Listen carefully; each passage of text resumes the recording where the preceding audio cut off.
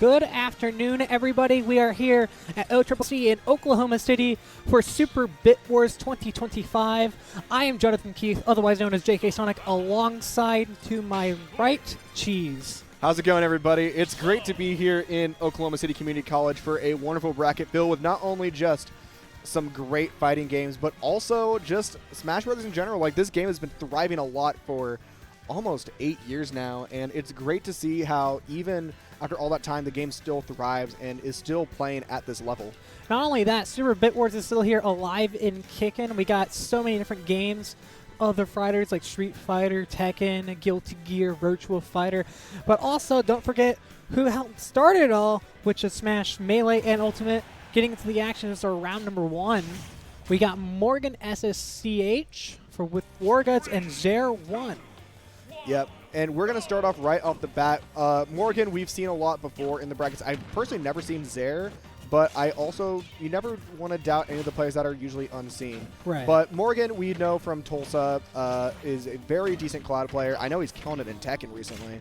He is an insane Tekken player, and don't forget, in terms of Ultimate, he might not have that much success, but he did win the Plummet, which was a invitational with players at a certain level, and he came out on top with the Cloud. Yeah, we know that there is a strong grind mindset, especially with these young players, and you can see it right now in this round 1. And so far, I got to give props to Xer, doing some really good jobs pushing Morgan off into these edgeguard situations and forcing basically forcing Colt into a reactive disadvantage state. Yeah, he's really keeping that center stage right now, and overall just staying with it, staying on the advantage, getting hit. Cloud advantage also strong, getting pushed over to the end. Colt tried to go for an edge guard. No spike on there, but it gets the dash attack to close out the first stock of today. Beautiful front end lead, but obviously it is very close that you can see Xer immediately bring it back, but with a limit already on lock, it is looking pretty scary, and essentially Xer has to be able to confirm off of a back air or even that up air that Inkling is known for just to even it up. Yeah, Inkling does have the ability to get those like straight hit kills right around this percent. Even a back throw would do it, but not face backwards, gonna have to go forward instead. Right now, Colt trying to make it back. Still trying to find a way through, lives at almost 200%. Beautiful DI, and I gotta say, I loved the blade beam that Colt did there, knowing that Xer was gonna go off stage, gonna go for that fair, try to get that sneaky kill. Just getting that tiny bit of percent off is just gonna help that lead that Colt has at the moment, and is gonna help push for that next stock. We're seeing a lot of aggression so far, and we're not even like 2 minutes into this game. But he gets the edge guard with the cross slash, and that is somehow gonna kill. Maybe a little bit suspicious DI we got going on.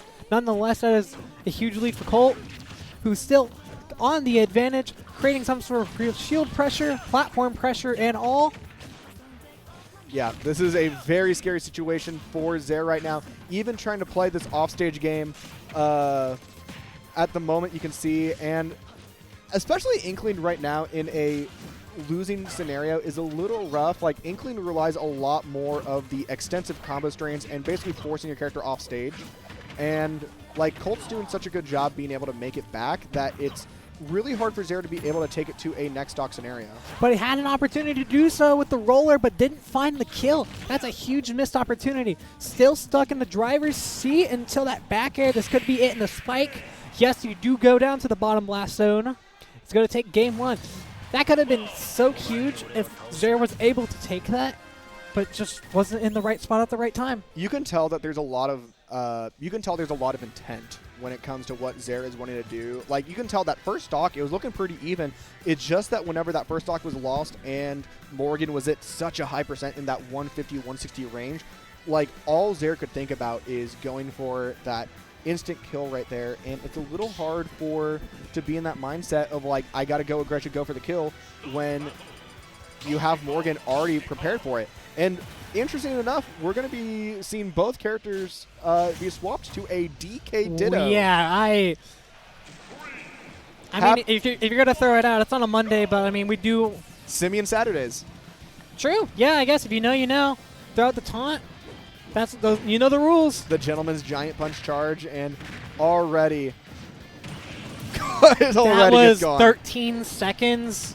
I didn't even have to tell you to point that out. it was just a fast stock already. And we got actually, okay, I don't know if they're going to notice this, but we do have hazards on. The stage is going to change. Oh my god. They could just play this out or, okay, they're going to Yeah, see. okay. I don't know. It's like they changed to the DKs, you know, to play the classic Ditto, but ultimately, like, as far as I'm aware of, like, who knows? They could have just played that out. I think it would have been funny if they did play it out. Oh, yeah, with no, the DK absolutely. Ditto, but at the same time, it is important that for the standard of the bracket, we got to get those hazards off because a lot of those stages affect that. Like not only PS2, but also both the Animal Crossing stages. You have, I guess Hollow Bastion isn't fully affected. Kalos is a crucial one. Yeah. Yeah, imagine on cows and there's just be 2 giant swords in the sky Yeah. going down. Is that Rayquaza? Yeah, just a nice little classic surprise. But nothing going to be surprising as we get actually in the game number 2. Previously was a false alarm, but we should be good now. And Yep. Once again, the Gentleman's into the Giant Punch, almost frame perfect between the two.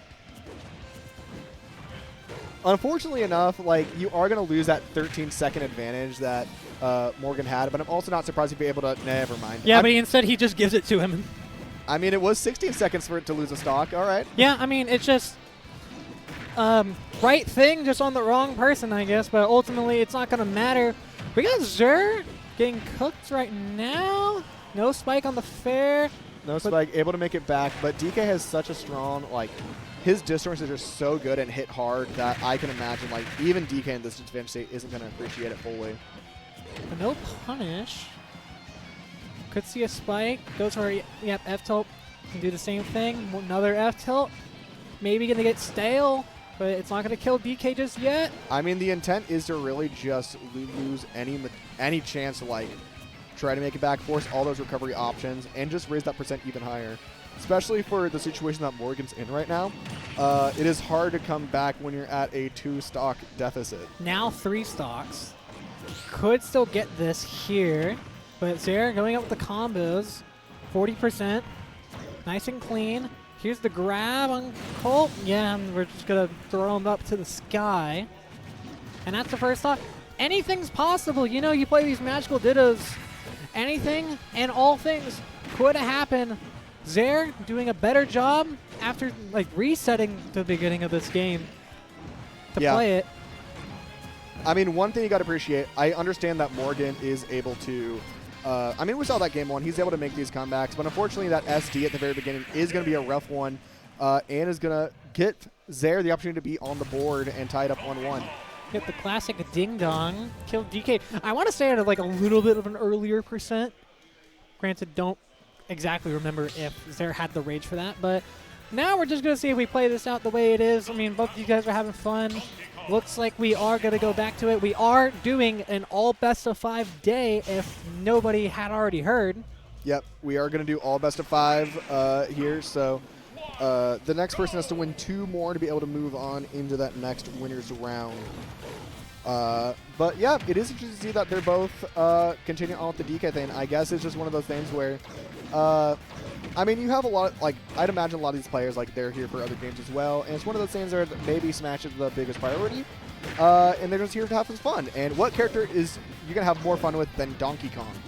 I was talking to Chillydorf earlier about, like, he's getting to the point where, like, a lot of people are trying to Ganondorf hit him the same way that people were trying to DK Melee. Yeah. Like 2 years ago. Where, like, Melee was just farming everybody in the Ditto, but they wanted to play it because the Ditto's fun. I don't think we'd see the same thing with Chillydorf in this bracket, but I mean, like, we've seen countless, like, top players, like, in our region try it and Heck, fail. we've had players, like, travel out of region to fight Chillydorf to do the Ganon Ditto. Like, you've had Poppin drive from Wichita. Yeah, Poppin currently in Japan right now. Yeah, Poppin's playing in Kagaribi. It's a huge weekend for Smash, not only in Japan, but here, right here in OCCC. There's the F-tilt, 98% on Colt. Yeah. Not in the driver's seat enough anymore, but he's going to force himself out of the corner. Morgan has the advantage and has that Giant Punch super armor that can be crucial if he can hold on to it. But the forward card throw's not going to kill just yet, but puts him in a bad position that it could lead to a smash attack. Unfortunately, forward smash came out instead of up smash. And we're going to try to go for a little nice jump, but you're going to get reversed instead. Nothing for a stock. But Xer staying underneath the platform, letting Giant Punch whiff. That's pretty good. I love the idea of going low and holding in, hopefully try to catch a bad DI that would have taken and cheesed Xer's second stock. But Xer had pretty good defense. Just said, no, I'm not going to let you do that to me. He was mentally ready for it. Unfortunately, was not ready for the hand slap Yeah, spike. that's the second one. Like, fool me once, shame on you, fool me twice. I guess I just lose my stock at like 50. Is what it is. Yeah, Xer can easily bring it back though. Like you have Colt at a low shield point right now. You have, especially at 65, like you're able to still get a lot of those ding dong percents at the moment. Yeah, and right now he's at pretty much the lowest ding dong percent potentially, still in that range, but trying to seek out an edge guard rather than a kill off the top. You might have to change your plans now. You're in disadvantage. I think one thing I'm finding interesting is that you're seeing Morgan do a lot more of those. It's best of 5. Yeah, it's best of 5, guys. Yeah, You're seeing Morgan be a lot more aggressive with those cheesy kills. Like you're seeing him go off stage, doing a lot of the forward air spikes. You see him a lot doing the down B. You're seeing a lot of those situations. You don't see that a lot with Xer. Oh no. But I mean, at the end of the day, it's not like these guys are playing their mains. They're just kind of having fun, trying to play some funny monkey dittos, as one would.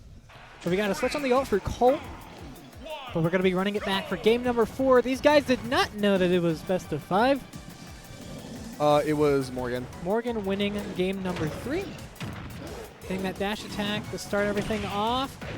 Racking up that damage rather quickly. Here's the platform tech chase.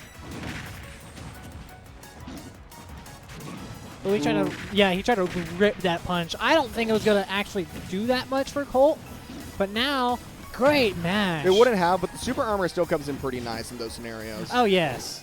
Just the fact that it's going to force the opponent off stage regardless.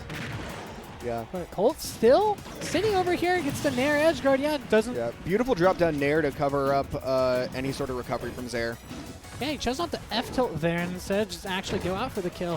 Haven't been seeing a lot of that going on, but the only time he's trying to kill him is like legitimately at like 20. He wants to cheese this dude. But Xer wants to play a little bit more optimal, gets the ding dong at pretty decent percent for that to happen.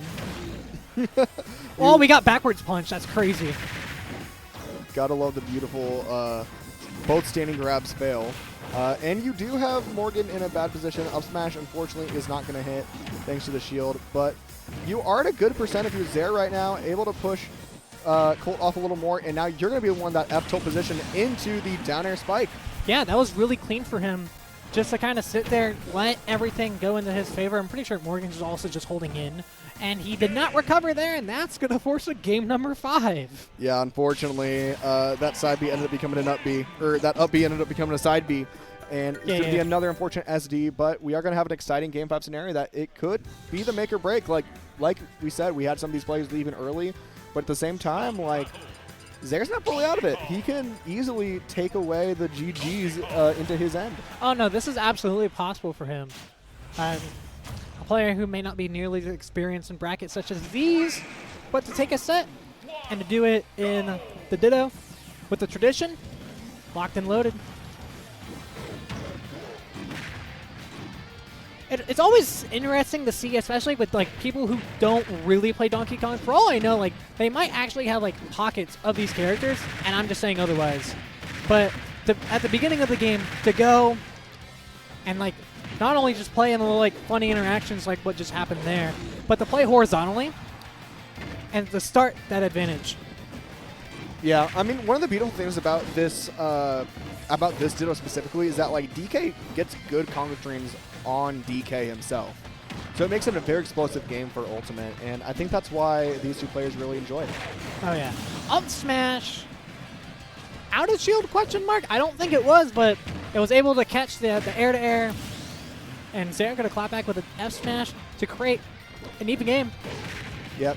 Super armor from the up B is going to push Xer off. Optimal for a dare. Not going to come up at that end, but another up B is going to keep on rocking up that percent. Looking very good for Morgan. Okay, he's holding in. That is not a true string, but you might just lose your stock off of that. Thankfully saved his jump, but another back air took it, and the dare spike. I was convinced that he was actually going to the ledge and not going to be that far back, but maybe switch the eye in that spot. But I think he was aiming for a little bit to the ledge, like tried to like change his idea last second, and unfortunately that dare didn't come in. But Cole losing, or at like not losing just yet. He's got 68%. He still has a chance to fight back, but Xer keeping that opportunity, just staying still, could get the kill off of here. But Morgan with the amazing mash. Good mash. Not going to be able to get the ding dong on himself, but takes it back to a final stock scenario. We've seen how explosive these DK streams can be. Do not count Morgan out of this yet. Sitting in center stage is Xer, just trying to stay calm and collected. Gets an immediate interaction. This could be the ding dong. Gets it correctly. The game is over, actually. Yeah, switched maybe a little early, but was able to get the set. That final ding dong is going to do it. And for the first set of the night, or the day, we already have an upset. Yeah, that's a huge upset. Like Morgan, already an established player, but just wanting to place in Donkey Kong, it does such in order to create that round one immediate upset. Yeah. Yeah, the star KO. Yeah, the kill screen. Yeah, sometimes it's a very good indicator. Like even then, like there's still false kill screens in the game. Like you will see it, like where there is a kill screen, and like in Rivals, I imagine it's guaranteed if you see that, right?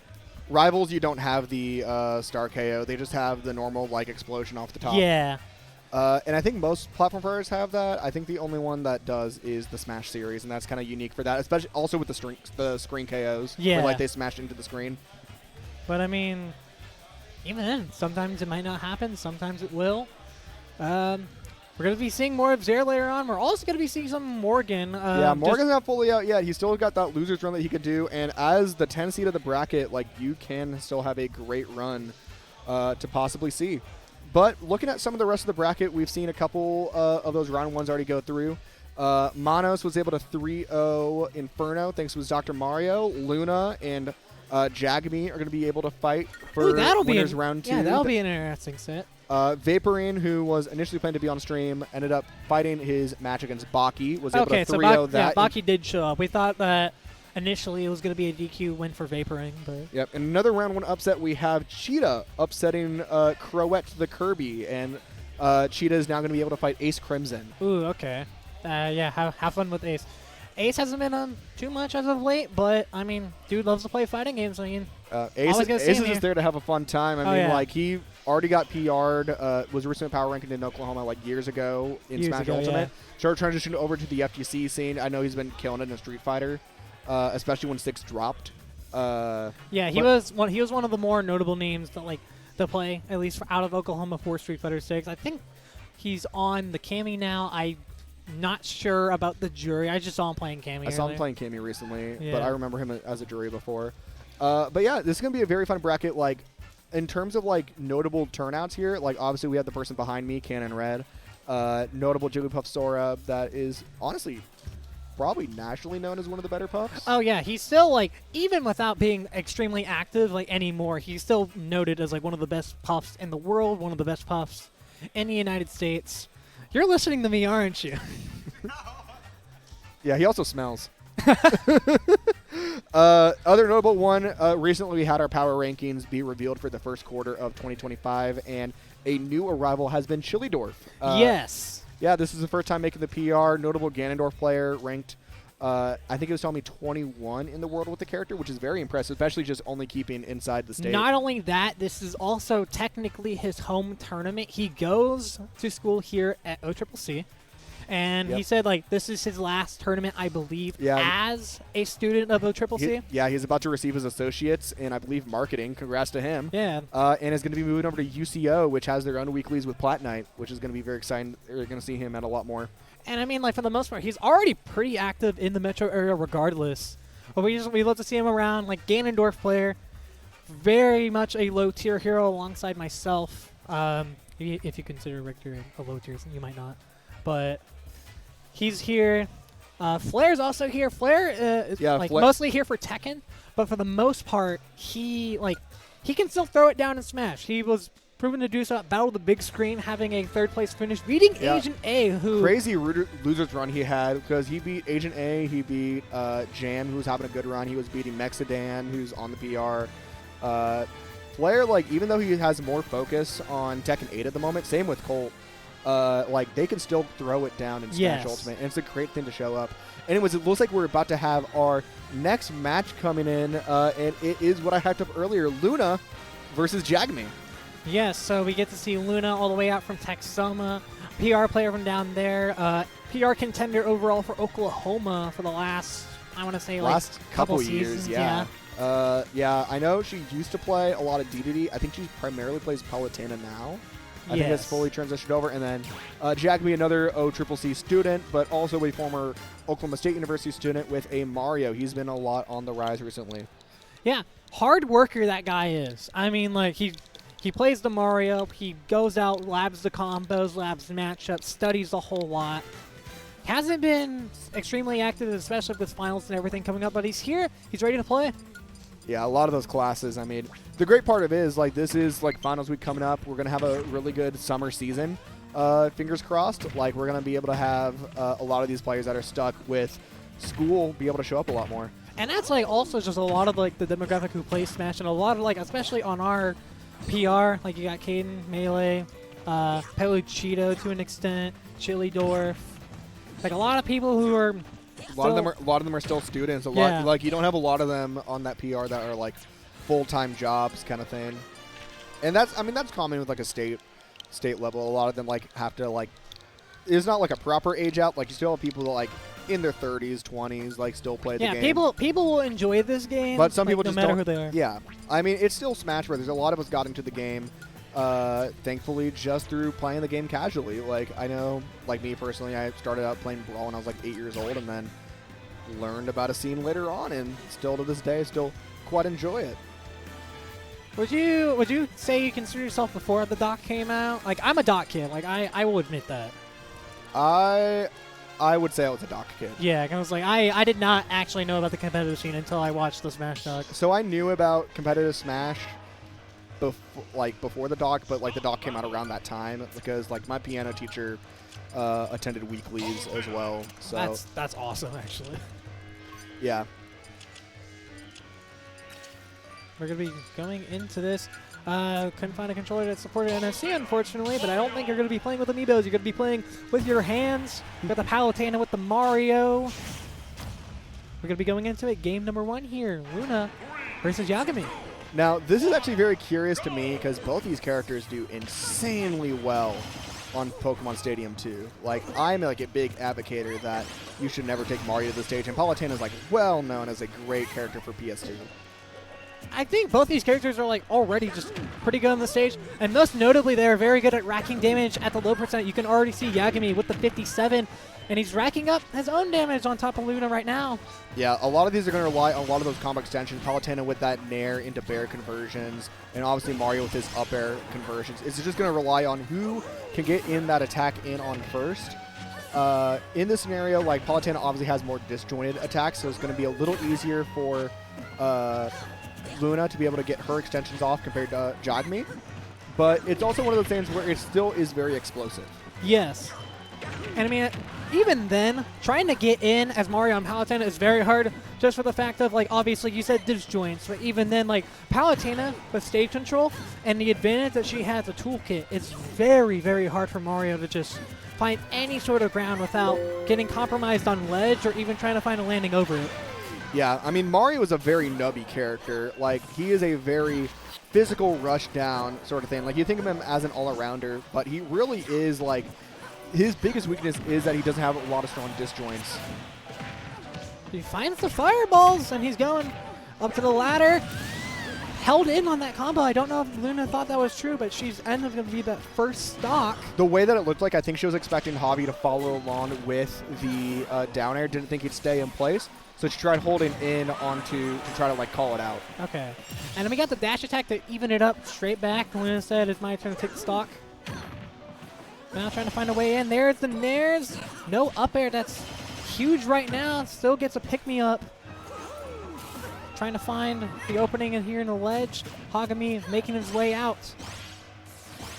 Unfortunately, trying to handle any sort of bear scenario, but I mean, Luna was just following suit, and you have Jagmi in a very real position, like especially fearful of those down tilts and losing all recovery options. There's not much you can do there. Yeah, the down tilt in the back air is pretty lethal at high enough percent. Especially on like a recovery like Mario's where you can time it correctly, get the 2-frame, can become very consistent alongside these combos potentially, but it's not going to get the stock. Yeah, tried to go for the classic forward aerial, but at the same time, sometimes you just got to know exactly where that position is going to be, and was not calling out that Luna was going to jump in that stake. Yeah, just had pretty good defense on that, Luna, she did. But trying to find a way in with these players rushing into each other, trying to find openings. Jagmi has to be careful with 6-7%. The damage it's racking rather quickly, and especially trying to get in on Palutena. Like, it could be curtains in a matter of like 2 more interactions. But to keep stage control and to keep Luna away while trying to mix up. You are in a scenario now, if you're Jagmi, that you could be able to land, like, if you could call it a landing, you could get an up smash off, and it should take the stock. But you're still at 93%, so you have to approach very safely, and obviously Luna's going to be ready for that. Yeah, and Luna is trying to fend off these pivot up smashes. Didn't get hit with the first one, but the second one landed. And landed Jagmi stage control and is trying to find a kill. Trying to find an up smash or an F smash, but she's staying very still, yeah. Yeah, she knows she's in such a strong position that she is just waiting for Jagmi to basically just approach, and she can just punish accordingly with either a dash attack, and no matter what she does, it's going to cause a good amount of knockback and push off stage and can go for another down tilt bear. And she knows that Jagmi's still going to try to even approach like that. There's the pivot up smash again at a very high percent. One interaction can take it. One straight hit can win this game for Luna. At the same time, we tried seeing earlier, Mario is a very explosive character that can kill off at early percents. If Javi can get the scenario where he can get that strain, it still could be very much his game. Yeah, and it's possible right now. You can see him trying to fish for it, trying to stay away, to not get compromised by this Palutena. And there's a dash attack, didn't even get whiffed, and nice DI out to get out. And that's a back throw going to end this game, and that is game number 1 for Luna. Yeah, unfortunately tried to get that up air conversion, but wasn't able to go horizontal enough to actually extend that trend, and that is going to give Luna that game. But fortunately, Jagmi still has 2 extra games to get the opportunity to try to claim that dub. I wonder if the rage might have just been too much for Jagmi in that spot. It didn't look like it. I feel like I've seen Mario get the combo at that spot before. I don't think the rage would affect that combo stream. Okay. But, I mean, regardless, fresh mindset here coming in the game number 2. Luna's has the game. Going to be bringing it back to PS2. Jagmi going off the offensive immediately. It's a combo here. Not going to spike with the fair. Thankfully for Luna. Yeah, she's able to make it back, but you are at a 66% deficit. Nothing that Palutena can't easily bring back. You already see her going up to a 40% there. But it is still very scary to see. You got to be mentally ready for that. And obviously Luna is a little bit prepared for this. Yeah, and obviously the defense has been some of the best opportunities that Luna has been able to play the game with, but it's going to take the stock. PS2, getting up aired, getting up aired and up-aired by Jagmi. Jagmi with his first lead of the set. Oh, landing up smash to start off the stock. And here's an approaching down air. Could have found the punish on the whiff. Who is Luna trying to I'm sorry. Who is she trying to grab? I think she's still waiting on, still thinking that Jagmi is going to be having an aggressive approach. But you are in a position that you can play a lot more patient. Oh, no, and that's the stock SDs right there. That's huge for Jagmi. Jagmi is set up to potentially take this game, but did a side B, shot out a fireball instead of a recovery. And now I've seen like that stuff affect Luna time after time, but even then, like, you're not completely out of it.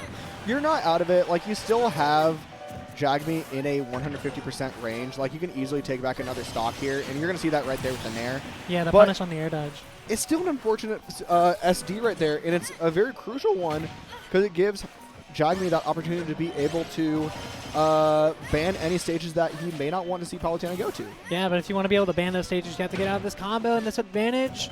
Jagmi getting lit up by the nairs, the combos, going over to almost mid%. That's a safe down air for him to get back center. F tilt to take back. And there's the punish. Little pick-me-up combo. Yeah, tried to use the fireball to gimp out a jump from Luna. Unfortunately, the spacesuit was not there. Up B trading with Nair. That is a very scary thing to see. And you already see those down tilt bears coming in really great for Luna, and she is already able to bring it back to a one stock scenario. That's a huge edge guard for her. Just finding the opportunity and even then extending it off, edge guarding with the Nair, knowing that it's going to compromise Mario in a spot like that. Yeah, you can tell right now that, especially with such a strong lead, like any player would start panicking in this scenario, and you can kind of see that with how Jagmi's playing. He really wants to be able to take that next game, but unfortunately, when you play a lot more panicky and aggressive, it causes you to play a little bit worse. This is such a strong mental game that you need to have that Luna isn't truly phased by the deficit that she was in before. And on top of that, like, Jagmi is just squirming for center. Like, ultimately, that's what he's wanting. He's getting it now. He got the one hit, the Nair, and the F smash. Got the one hit, saved the jump. Good job on Luna's end. Jagmi could close this out. Still has a lot of work to do. Same with Luna. A relatively tied game right now. And there's the throw, the down throw, back air. Into a back air. I love the reflect that was done there. I love also the up B against the auto reticle. Able to make it back. Beautiful grab thanks to Jagmi's end. Could go deeper, trying to play very patient. And the ledge trump back air is going to put Javi on the board. That is a very great mix-up. Just knowing that he had the opportunity to just go up, kind of stall with the cape. Not immediately cape, because there is that like ledge trump cape, or just a ledge trump in general. But to be able to do that and to just mix up, like he mixed me up with that. I didn't think he was doing that. Mm-hmm. No, I thought it was a very smart play to run up and do that grab against the F smash that Luna was trying to pull off. Yeah, just running straight into fire. Running straight in. If she didn't have the urge to hold that, then that would have been the game. Yeah, now, like, I feel like in a lot of those spots, we'll see it from time to time just to play, be like, I'm going to charge a smash attack, or you going to run in, and only two things can happen. They don't get the smash attack, or they get the smash attack, and you are humiliated. See that happen, like, and especially in this region, we see it happen way more than it probably should. Yeah. No, I mean, I feel like that happens a lot with these, like, mid-level states. Like, you have a lot of, especially at ledge, a lot of people do the same things over and over again. So seeing, like, a nice, actual, proper mix-up and calling it out is very impressive to see. Yeah, and to be able to crawl, like, back in and be able to take that game.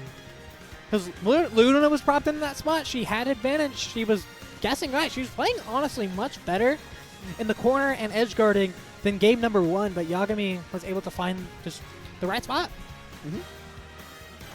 We're seeing a lot of time on that decision on what stage to go to. I'm curious if they're not going back to PS2, and then they're not. They're going to small. Yeah, it makes a lot of sense. Don't want to give Mario the room to play with, or you just want to lock your opponent down to be able to just give him less room to play with. Yeah, I think this is a better stage. I think a better stage in this matchup on Palu's end. Like, Mario can still get those conversions, but not as dangerously. So it's going to be very nice for Luna not to worry about that up air, up B scenarios. And going into like how the momentum of the set can probably be played out, like Jagmi is really just looking for air dodges like that and just buttons that like Jagmi can whip punish on Luna. But getting the up air, you're not going to get that much yet. You can't finish a full string. Yeah. I think he was trying to be a little bit more angsty, try to get that extra up air, trying to think he could beat out a Nair, unfortunately, there. You're going to be whiffing down until it's ultimately one of them is going to get punished. Jagmi found his way back to center, but keeping Palutena at bay. Palutena at bay, but you also have, once again, at the ledge, you're going to see a lot of those down tilts, and you got to play very safe when covering back to ledge, especially with that up B. That's very vulnerable. Yes, Luna has been punishing that a lot on ledge, and you see like the up Bs like that where it's high or just stalling, maybe horizontal with the ledge. Yeah. I also love the side B there, the explosive flame covering out that you knew that he wanted to go for that dash attack ledge trump, or that edge guard. Oh, yeah. Here's a back throw. Could see an edge guard. It's very hard to edge guard this character when you have a recovery like that that goes over ledge, and you have to like predict it, but you're going to read the jump, and that is stock number one of this game.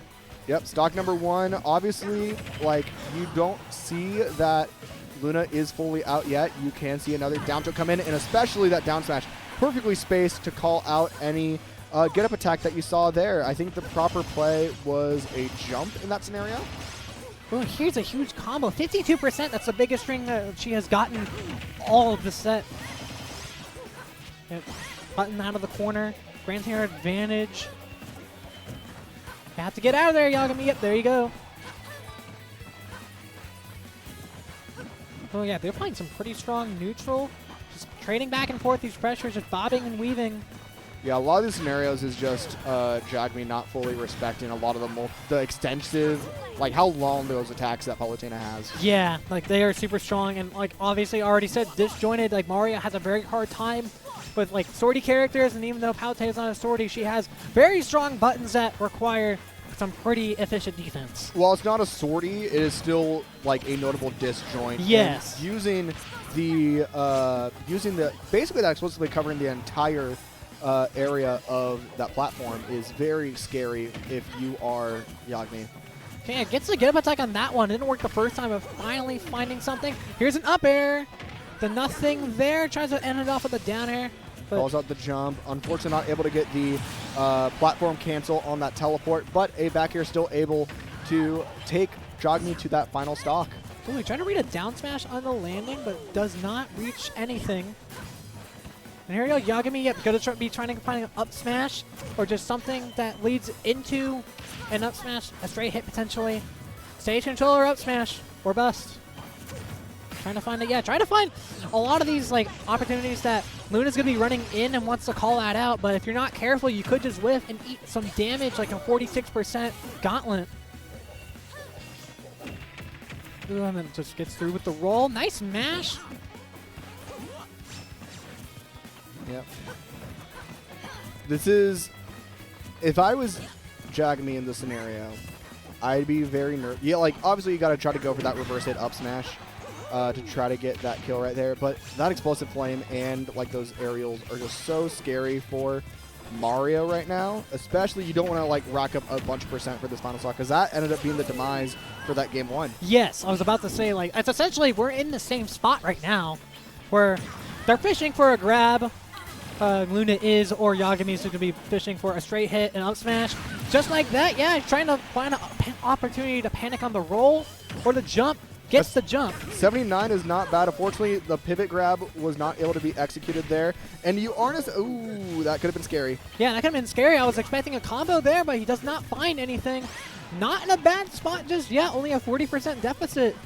But Yagami is finding his way out, and Luna's trying to defend against it.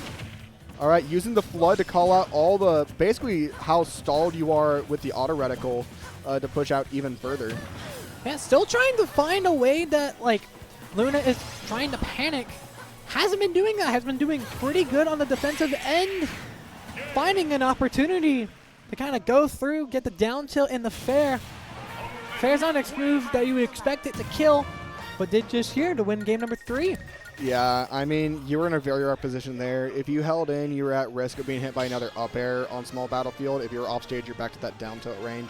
The best you could do is just try to recover low, either low enough that the down tilt doesn't reach, or try to go to that mid-high range that you know that Luna is basically looking at, aiming for.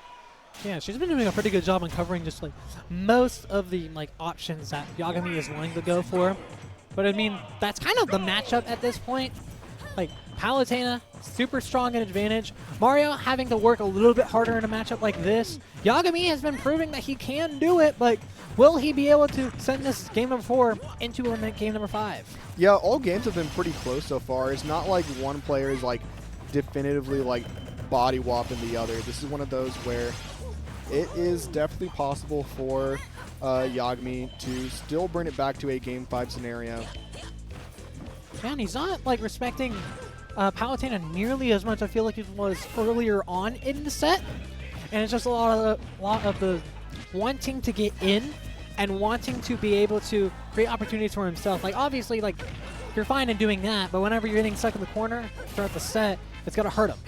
Yeah, it's a lot of like a mental drain that you have to have. Like you got to understand that full spacing that you need to have, and try to call out where Palutena is going to be at all times. And unfortunately, especially with time overlooting, it's hard to kind of identify that. Yeah, but he's in the corner, or not in the corner, just sitting underneath center stage, trying to catch any sort of option that Luna's throwing out, landing with a button.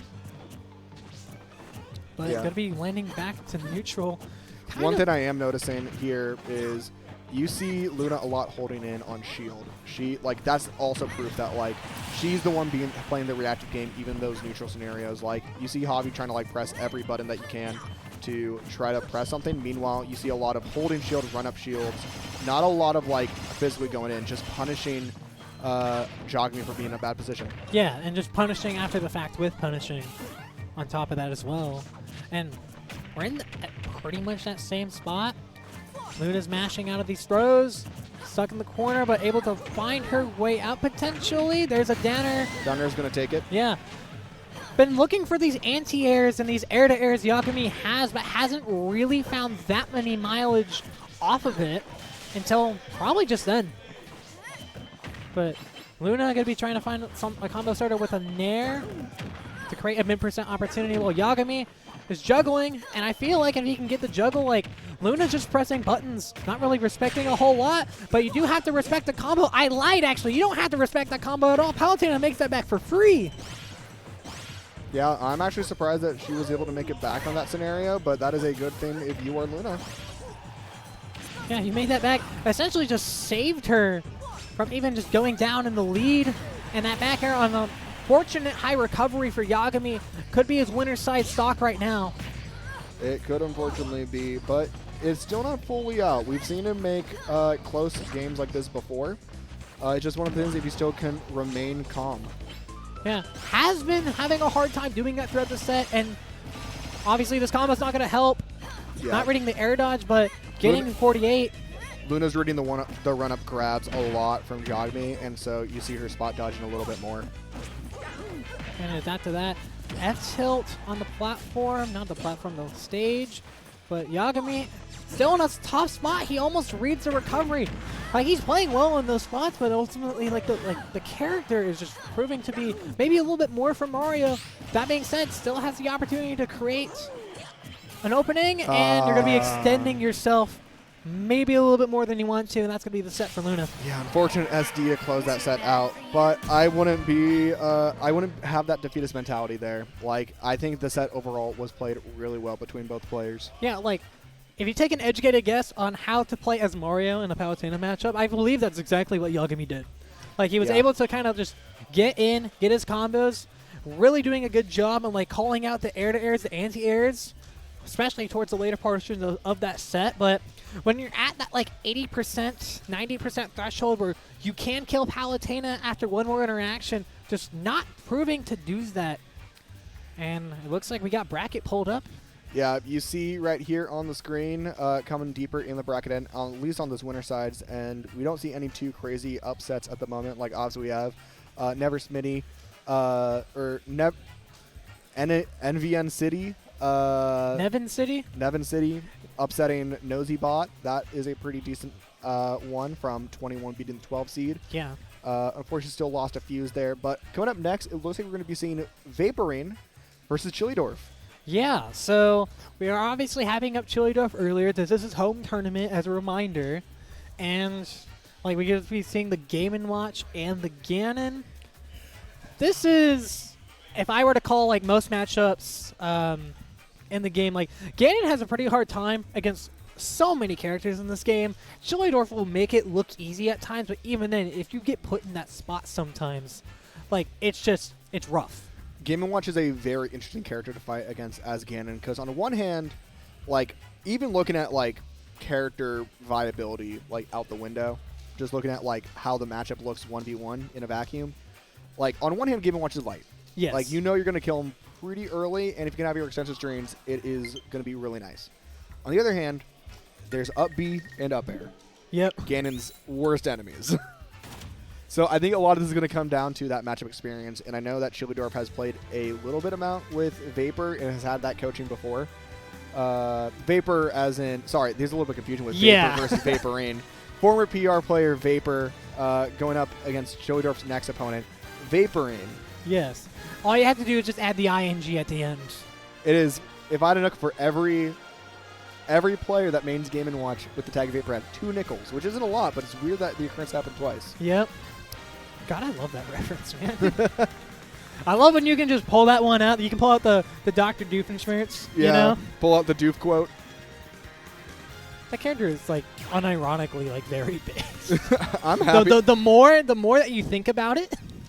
I am so happy that, like, there's a new season of, like, Phineas Yes. and Ferb Oh, coming yeah. out. If you don't want to get Disney Plus for anything else, like, at least maybe get it for that. Like, the relive your childhood, man. I grew up on that.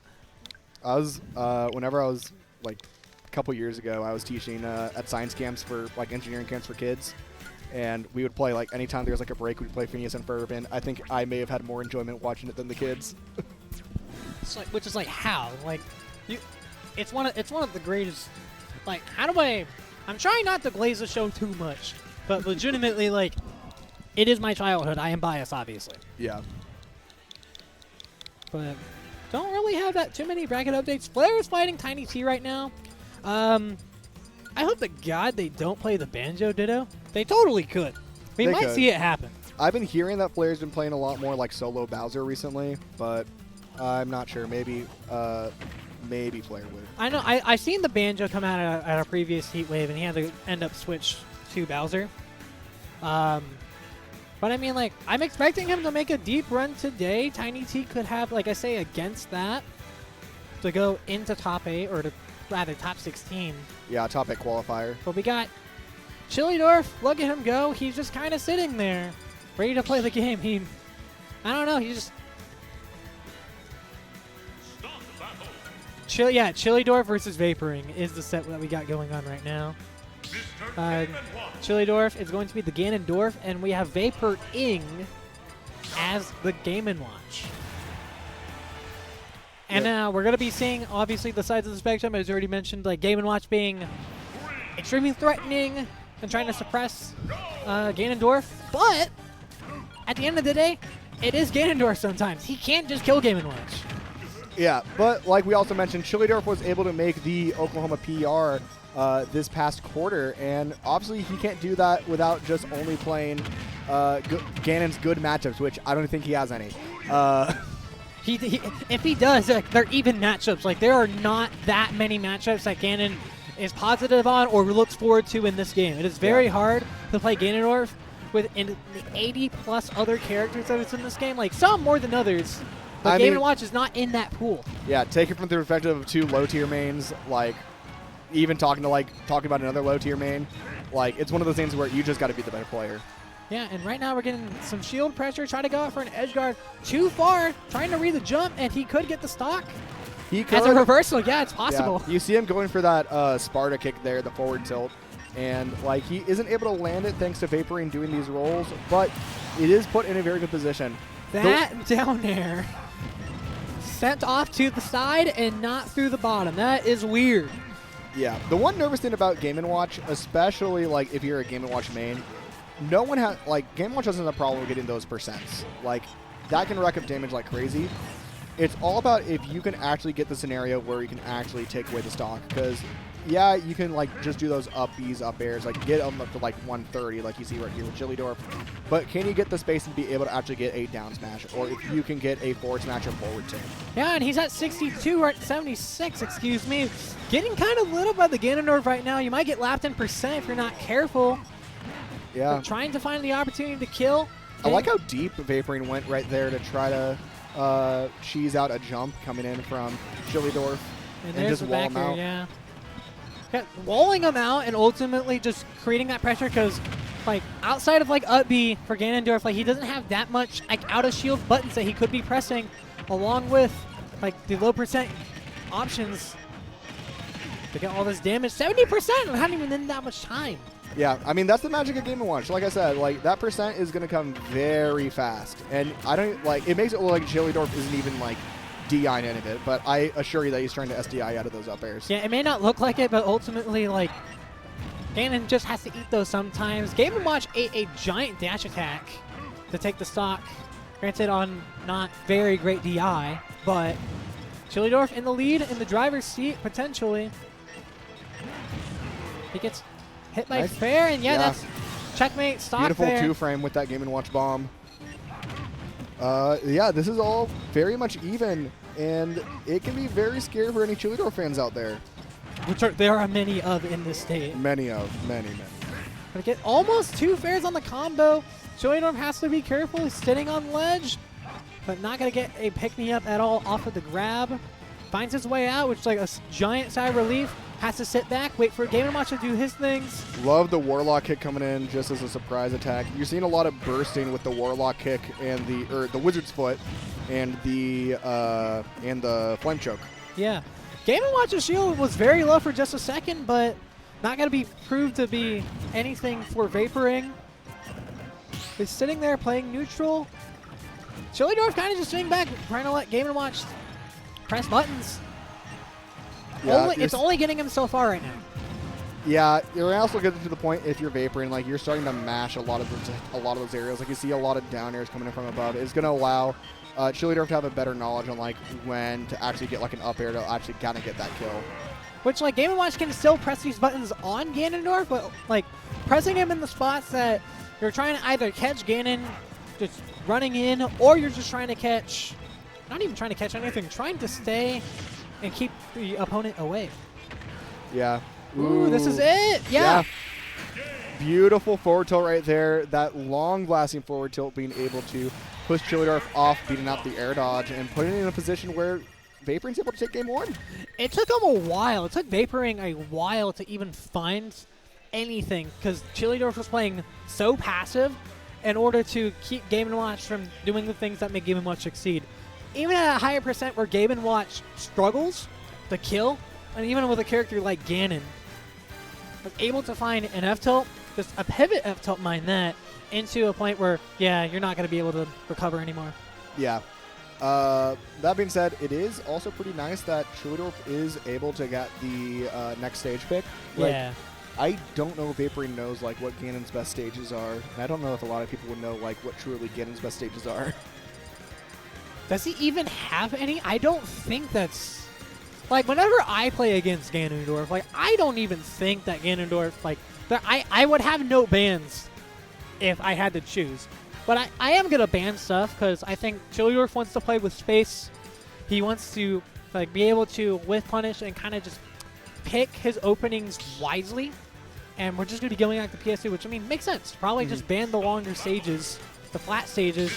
Because Game & Watch wants platforms, and Ganondorf wants to be able to abuse those platforms to stay away. Yeah, I mean, those up smashes and up airs can cover the entire platform range, so it makes sense that he wouldn't mind going back. Plus, you have that wall that will a little bit help with the up B, I think.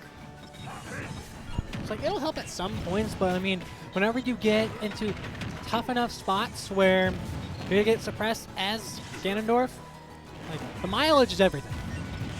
Yeah.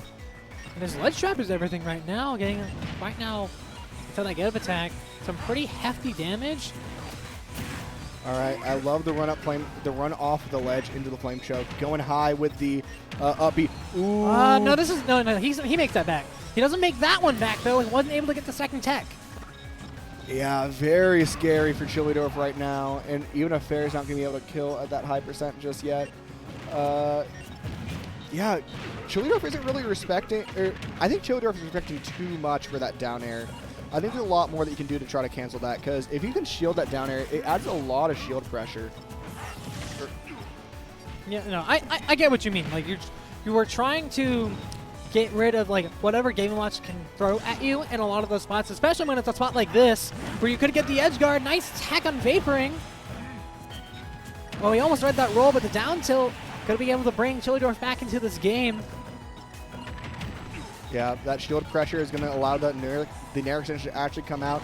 And you see, ooh. That was interesting. He, like... The ledge slip. Yeah. He slipped over that to try to get the Chillydorf faster. Chillydorf having the correct defense to get through and to not lose that stock. Yeah, and I mean, like, Vaporing hasn't yet taken a percent on this stock yet. And looking very good if I was him. Yeah. Hasn't taken a single percent just there until now. Yeah. Ganondorf makes that back, yes. And there's the up smash for with punish. Yeah, I would just neutral get up that one. I don't know if he was expecting an F tilt there instead of the F smash, but... Yeah, he's looking like he's just fighting right now. He's trying to swing, which as Ganondorf isn't really going to get you that far, especially with Game & Watch. He's comboing not true combos. The up tilt is not real. Chillydorf might not know that, and it's getting lit up to 100%. But he is a cannon still, and he can choose to be one if the time calls for it. If this is the right spot, if he guesses correctly, doesn't do so there, can get the stock. They're trying to find a landing, finds one there, trying to keep Game & Watch at bay. Love how he's playing the mid-range right now. He's just sticking to it, sticking to what he's got. Yep. But he's not going to tech that one.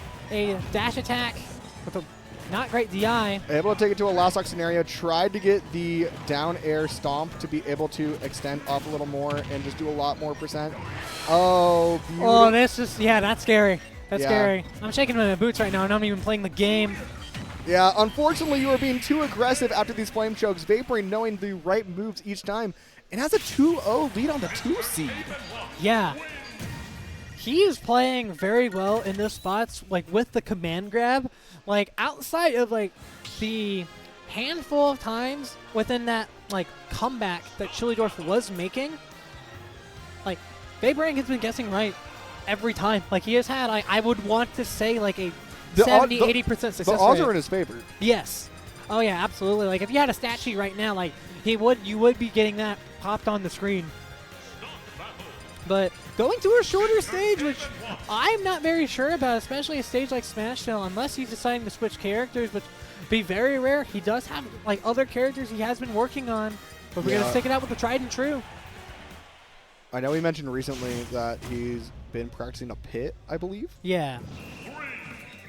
But we're going to see if a small stage works better for the character who wants to rush down or for the character that wants to get in and to keep away.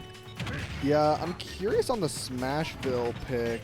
I don't think it's a bad stage, but it'd be interesting. I'm just kind of curious more than anything. So there's a, okay, yeah, there's a spike.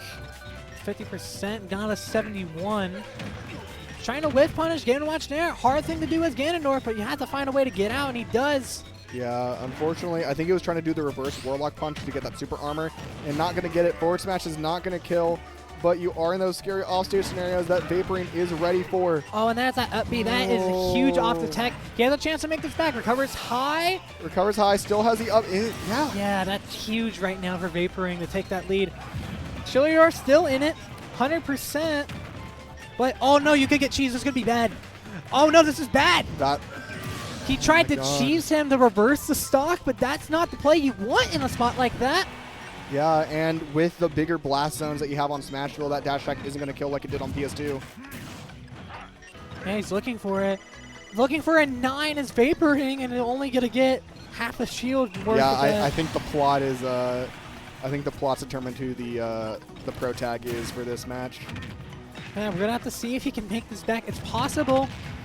Crazier things have happened in this game. Would you believe it or not? But Vaporing smothering Chillydorf. Chillydorf struggling to find his way through. There's a tech chase. Hasn't been having a lot of those success with that. He's abusing a lot more smash attacks, and as Ganondorf, like, yeah, they're long-lasting, but like they're very exploitable, and you can show that Vaporing is well aware of what's happening. Yeah, he's proving that he does know this matchup, and trying to go with the edge guard. Surprised Chillydorf made that back, but the get-up attack is going to get hit with a fair. I love how it went a little bit extra behind to not get covered by a get-up attack. Okay, yeah, he tried to cover high. Chillydorf goes low. Still having that passive pace, but you might not need that in a spot like this. Not that much he can really do, except just sit there and try to take it for what he can. Another get-up attack. Almost evening up the percent, but still one stock behind. Yeah, you are technically over the percent, and you're at a point where a down smash is fully the demise. But the dash attack gets there instead. Yeah, you're in a last stock scenario, which is good, but I mean, Game & Watch has so much to do against your shield that it is terrifying, and unfortunately the stage check isn't going to do it. That is Vaporing. 3-0. 3-0 on Vaporing. That is crazy. Yeah, nobody was expecting an upset as massive as this. I don't even know the math for that upset factor. I'm going to be real. Yeah, we might have to actually take a look into that if it's possible to do so. But Chillydorf going down, loser's side, he is going to be a threat down there. If you are in loser's bracket, even though he got 3-0'd in a spot like this, you might want to watch out because legitimately he could just wreck your bath and your day if he felt like it. I got to give a shout out to my friend Kelby here. Oh, like no. Oh no. I didn't Don't keep his name out of your mouth. He didn't call what was going to happen, but he did call that like Vaporing was underseeded. And like it kind of showed that he was right. I mean, if you look at the Smashers app, I can pull it up. Don't really know what Vaporing has been to, but a sleeper pick for a match like that, even in a set, like a match, like a character matchup such as that, you might, like at the end of the day, you have to be careful. Like a character like Game & Watch can smother you, tech chase you, edge guard you, juggle you, can do everything, but you can only do like 1 or 2 things. It led to his demise. Yeah. And we saw that out in display for an unexpected 3-0. Yeah, it's going to be curious to see how devastating a loser's path that Chillydorf is going to pull off now. It looks like he's going to be going against Xer, potentially, and also potentially the loser of Chaz and Luna. So all we have right now on Vaporing's profile, I kid you not, like there are more events that he has been to, from what it looks like. Nope, okay, I guess not. There are only 2 events on this the Smashers app profile. Which is Heartland Showdown and Smash the Record 7. Interesting. Yeah. Yeah. And he went 2-2 at both. So it's like not a bad player, knows how to pick himself off the ground and to be able to successfully go through. This is easily the most successful bracket that Vaporing has had. I mean, technically he's met his quota. He's 2-0 right now. Yeah. And we're going to be seeing more Vaporing later. We're going to be going into Fuze versus Flair, which 2 players that hadn't really heard from too much up until like maybe this season. Like Fuze, former PR contender. Yeah, Fuze, former PR contender, I believe is coaching, like one of the coaches for one of the high school teams, if I remember right. Yes, over in Edmond. Yeah, and then Flair, former PR player. He also, similar to what we talked about Morgan, he's been focusing a lot more on Tekken recently and has been having great results in that as well. But even then, I feel like Flair's starting to find the opportunity to balance both Tekken and Smash. Like, he has had very good results within these last couple of tournaments we went to. Obviously, mentioning the Battle of the Big Screen, 3rd place in that win over Agent A, and Paluchito. Former PR, he is Paluchito. But could see the Bowser, could see the Joker, could see the Banjo. We're going to be seeing the Meta Knight for Fuze. I know Fuze sometimes has a Pikachu, but I would be more surprised. Yeah, Meta Knight Bowser. All right. Yeah, okay. This, I'm not even sure where you even start with this, but we're going to be going into game number 1, I believe, on the Classic PS2. Yeah, I am curious to see how this one is going to go, because, yeah, Meta Knight is a zero-to-death character. Like, if you can get those up airs off, it is very scary, especially for, like, Bowser, who's, like, the heaviest in the game. But also, Bowser has really good disjoints. He's got armor. He's got really safe moves and a command grab. Flair, to me, is somebody that I believe just plays like a little bit more of a mobile Bowser. Like, he doesn't mind, like, running into the face of like, his opponent. Like, obviously, that's kind of the case of Bowser with a back air like that, which somehow killed. Yeah, I don't think Fuze was ready for that. Explain to me how the science on that worked. Probably it's bad DI. But most likely bad DI, but it puts Flair in a really good position already at the moment, and you could potentially, I don't think you could with Meta Knight, but if it was any other character, you could see the Bowser side. Yeah, you could. Okay, that is what we like to call jank. I'm not even going to try to explain how that works. Meta Knight side B Gober. Yeah, that's literally the best description of it that you can probably give. But, I mean, that doesn't mean these guys aren't going to stop slugging. Yeah, I love the use of the Flight Breath right there just to try to get any sort of extra 2-frame and extra sort of percent that you can get off. Like, obviously never going to kill, but really good way to rack up damage for Bowser.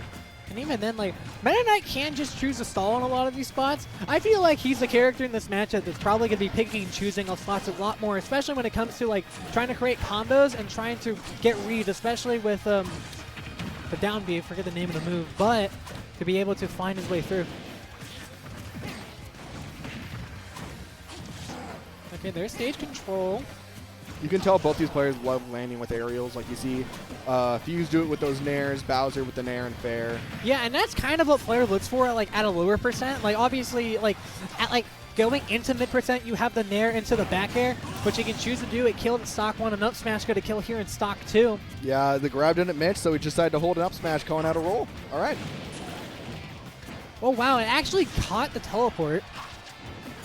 Meta Knight trying to go for an edge guard, and still able to stay on the gas, and an up B not going to kill. Bowser is a heavy character. Yeah, you're not going to be able to, I don't think you're going to be able to kill that up B just yet, but you are in a scenario where if you can get him off stage, those like, that raw bear could be deadly, as we saw right there. Yeah. Oh, yeah. Okay, he's going for some sort of tech that involves, like, kind of snapping the character's 2-frame, but Flair kind of mixing up his opportunities to grab ledge, and I feel like Fuze just has to adapt to that if he wants to get something there. I mean, one thing I could see Flair doing a lot more is just to cover that Bowser is the best get-up attack in the game. Oh, yeah. He does abuse that, for sure. But right now, he has to abuse this percent. He got 90%. Trying to go up with an up air, like, you don't see a lot of Bowsers doing that. 90%. We could see the command grab come in soon. Yeah, no, it's possible. Gets a flame breath. That's going to get a whiff punish and huge damage potentially. He gets the kill. opportunity to follow those Do we stairs. see it? That's it. We do see it. Wow, he come back from behind. That's a Meta Knight, man. Gotta love those Luigis. It is crazy that you just call like a different character Luigi. It makes the most sense. It makes the most sense. It's the same ways that like, I think it's crazy that like Ultimate's found its own like. Obviously, Melee has the spacey archetype. Meanwhile, Ultimate has just grown the Luigi archetype. Even though there have been Luigis in other Smash games, we just decided it was Luigi. Yeah, it's just the Luigi to try to zero to death and not even play the game. Like get the one thing, but it's disgusting. I don't remember how that tweet goes. It's like, man, they look for one thing and it's disgusting. It's the opportunity to kill you at 0. Yeah, without even a chance to play the game. It's devastating. We go change the scenery for this game number 2 on Hollow Bastion. I feel like this makes sense if you're the Bowser player. I think Bowser quite likes Hollow. Yeah, shortest stage to try to keep Meta Knight just trying to run in. And especially limiting recovery options. Like, Meta Knight's still going to try to recover high, but you can really only go to that platform, or you can really only go to, like, the side above, like, near ledge. Like, it's really limited on where exactly, like, Fuze can land right now. And Flair's proving that it's actually working out for him right now. Yeah, covering the roll thanks to that forward tilt right there. That could be angled. You could see a forward tilt disjoint try to handle a 2-frame, but you could do it safer with the flame breath. Yep. Kill percent right now on Meta Knight, but Meta Knight proving that you can still find a way to get through and to potentially bring this all the way back. Like, this is kill percent if you do think about it for Bowser, but Bowser's still in the driver's seat advantage. Chasing down with aerials. Yeah, I mean, that's the other gimmick with those Luigis. Like, normally they're pretty nubby, but if they can get that attack in, that's when they're the most devastating. And unfortunately for Fuze, Flair is doing a good job staying out of that danger zone. Yeah, the danger zone, finding a command grab off of that to get the lead. Ooh, nice spot dodge to avoid that. Could have been very lethal. But Flair getting a combo. Trying to read an air dodge, but doesn't get anything extra. Only 31. That's all he needs right now. He cheeses him. Caught on, like, I guess the iframes disappearing or the regrab. Yeah, I think it was, I think there's a little bit when you call out like a neutral get up or like a roll, you lose those iframes. Yeah, might have just dropped off ledge as well. Very much a possibility, but that's a huge lead for Flair. Stuck at this 94% threshold. So he finally gets an interaction. Catching the air-to-air with a nair. Has to be careful, 50%. If you're not, yeah, you have to kind of just sit there. Recovers high, makes sense. You want to get away. But think about it. This could be kill percent if he wants to read him here. Hit him with the classic, potentially, the WrestleMania. Yeah, heck, even you could also have like a forward smash, just a raw one, because it's pretty fast. You could just rip that out and it should KO Bowser. And he's not even going for these edge guards. Like, obviously, Flair's doing a good job mixing up on the edge guards. He's going to get hit with a side B, I believe, or not down B. Oh, he tried to sit on him. Not going to kill, but the up air chasing down Meta Knight is going to take that to even the setup one apiece. You don't expect Bowser to be the character that chases down Meta Knight in the air, but Flair is that type of player. Yeah, I mean, you can show that aggression is benefiting Flair in the end. Like, especially like with the Luigi archetype that we have in Ultimate. Like, it's one of those things that you want to kill them as safely and quickly as possible. Oh, yeah. You absolutely want to. And especially with opportunities that get presented to you throughout the course of the game. Fuze wasn't able to find any of that game because Flair just had the better defense, was able to just keep away, play the keep away, try to take everything one at a time. But even then, Bowser doesn't even have really one at a time. He just has like early, mid, late percent, which is mostly just early, mid, and then kill. Yeah. So going back into it, small battlefield's going to be the stage choice. Going into this game number 3, Flair with newfound confidence. Yep, going to small battlefield, this is a stage that we haven't seen yet for this matchup yet. And honestly, I don't hate it. Yeah, no, it makes a lot of sense if you're Fuze to go to the stage. Because I feel like, especially if you like look into Meta Knight, a lot of his stuff that works on PS2 will also work on the stage. Granted, you have the top blast zone that is a little bit longer, so it might not be nearly as fruitful as like other kills on PS2 could, but you're at least still getting the damage and the opportunities to have your combos there. Yeah. All right, you're going to see a little bit of aggressive down air from Flair. Going to be able to take... Now, I like how both characters are really wanting to shark each other right now. Like, you see, whenever one of them is on the top platform, the other is, like, very much directly under. It's all about trying to handle, like, basically handle the sharking before the sharking even begins. Yeah. I mean, Flair doing the best job with it right now. He's able to find his way out and get a back air through it. But even then, like, sometimes if you're sharking, like, over on the platform like this, like, you might just have to be careful if you're landing on that platform. Like, a downer can just reverse shark, essentially. Haven't been seeing too much of that, but the damage is starting to rack up for Fuze. You might need an interaction. Could have gone for a harder punish, but instead just opts for a dash attack. Yeah, Flair isn't really abusing that side. He really only calls it out in spare moments, but they've been benefiting. And the backer is going to hit it again. He's in essentially the same spot as the previous game. Yeah, like, and you see, I love the patience that Flair had. He knew that Fuze was going to go down and try to get the nair, catch like any bad jump, and try to follow suit. And he just stayed in that one zone, knowing that he couldn't risk going that deep. Yeah, he could not go that deep at all, trying to find his opportunity, and he did find it in the spot of the fair. Unfortunate SD. But the back air, not even the back air, the recovery move is not going to reach. And that is game number 3. I think they're going to go run this back. You know the universal signs? Yeah. I mean, I think I agree with running it back. It wasn't like, I think just that one game. It wasn't like, sometimes you can blame the save, sometimes you can blame the character. Sometimes you just know that you're just like, that one game was a fluke. Yeah. Like we saw in games early in the set alone. Oh, and we actually are going to mix up. We're going to go to Kalos. Yeah, he said, no, I do not want to run this back. I want to go to a different stage, which for Bowser, I think Bowser honestly likes this stage, but not his counter pick. But if he could, given the game, in a matter of moments, we'll see. This is game number 4 right now. Yeah. Flair just needs one more to move on to winner's semis, which would be great for him. Continue his run in the Oklahoma Smash Ultimate scene. Yep. Oh, here's a combo here. Okay, Air Dodge is out, and it's not going to make it back. Yeah, it's just kind of a checkmate when you're in that spot, even though he didn't get the combo. Maybe that was the choice of the stage pick, because he had those air dodges. If you even air dodge and don't die to it, you have such a high ledge that you have to get to that Bowser may not be able to make it. Yeah, and in spots like this where stuff is extending, that platform's going to help him out a lot, and he's not going to die here, but still has a jump, saved it. Trying to get an edge guard. Okay, yeah, still makes it back. Tries to go for the WrestleMania, but does not get successful with that. Probably just a missed input, honestly. Yeah, he hasn't been pulling out the WrestleMania too much. There's a fair. Okay, no fair. Nair instead doesn't get the combo that he was looking for. A little too high percent is Meta Knight, and he doesn't find his way back. The side B forcing Bowser to go underneath. And we're in a reverse. A back air going to take it for 1 stock on Bowser, 2 for Fuze. Flair can make this comeback, and Bowser is a perfect character to be able to do it.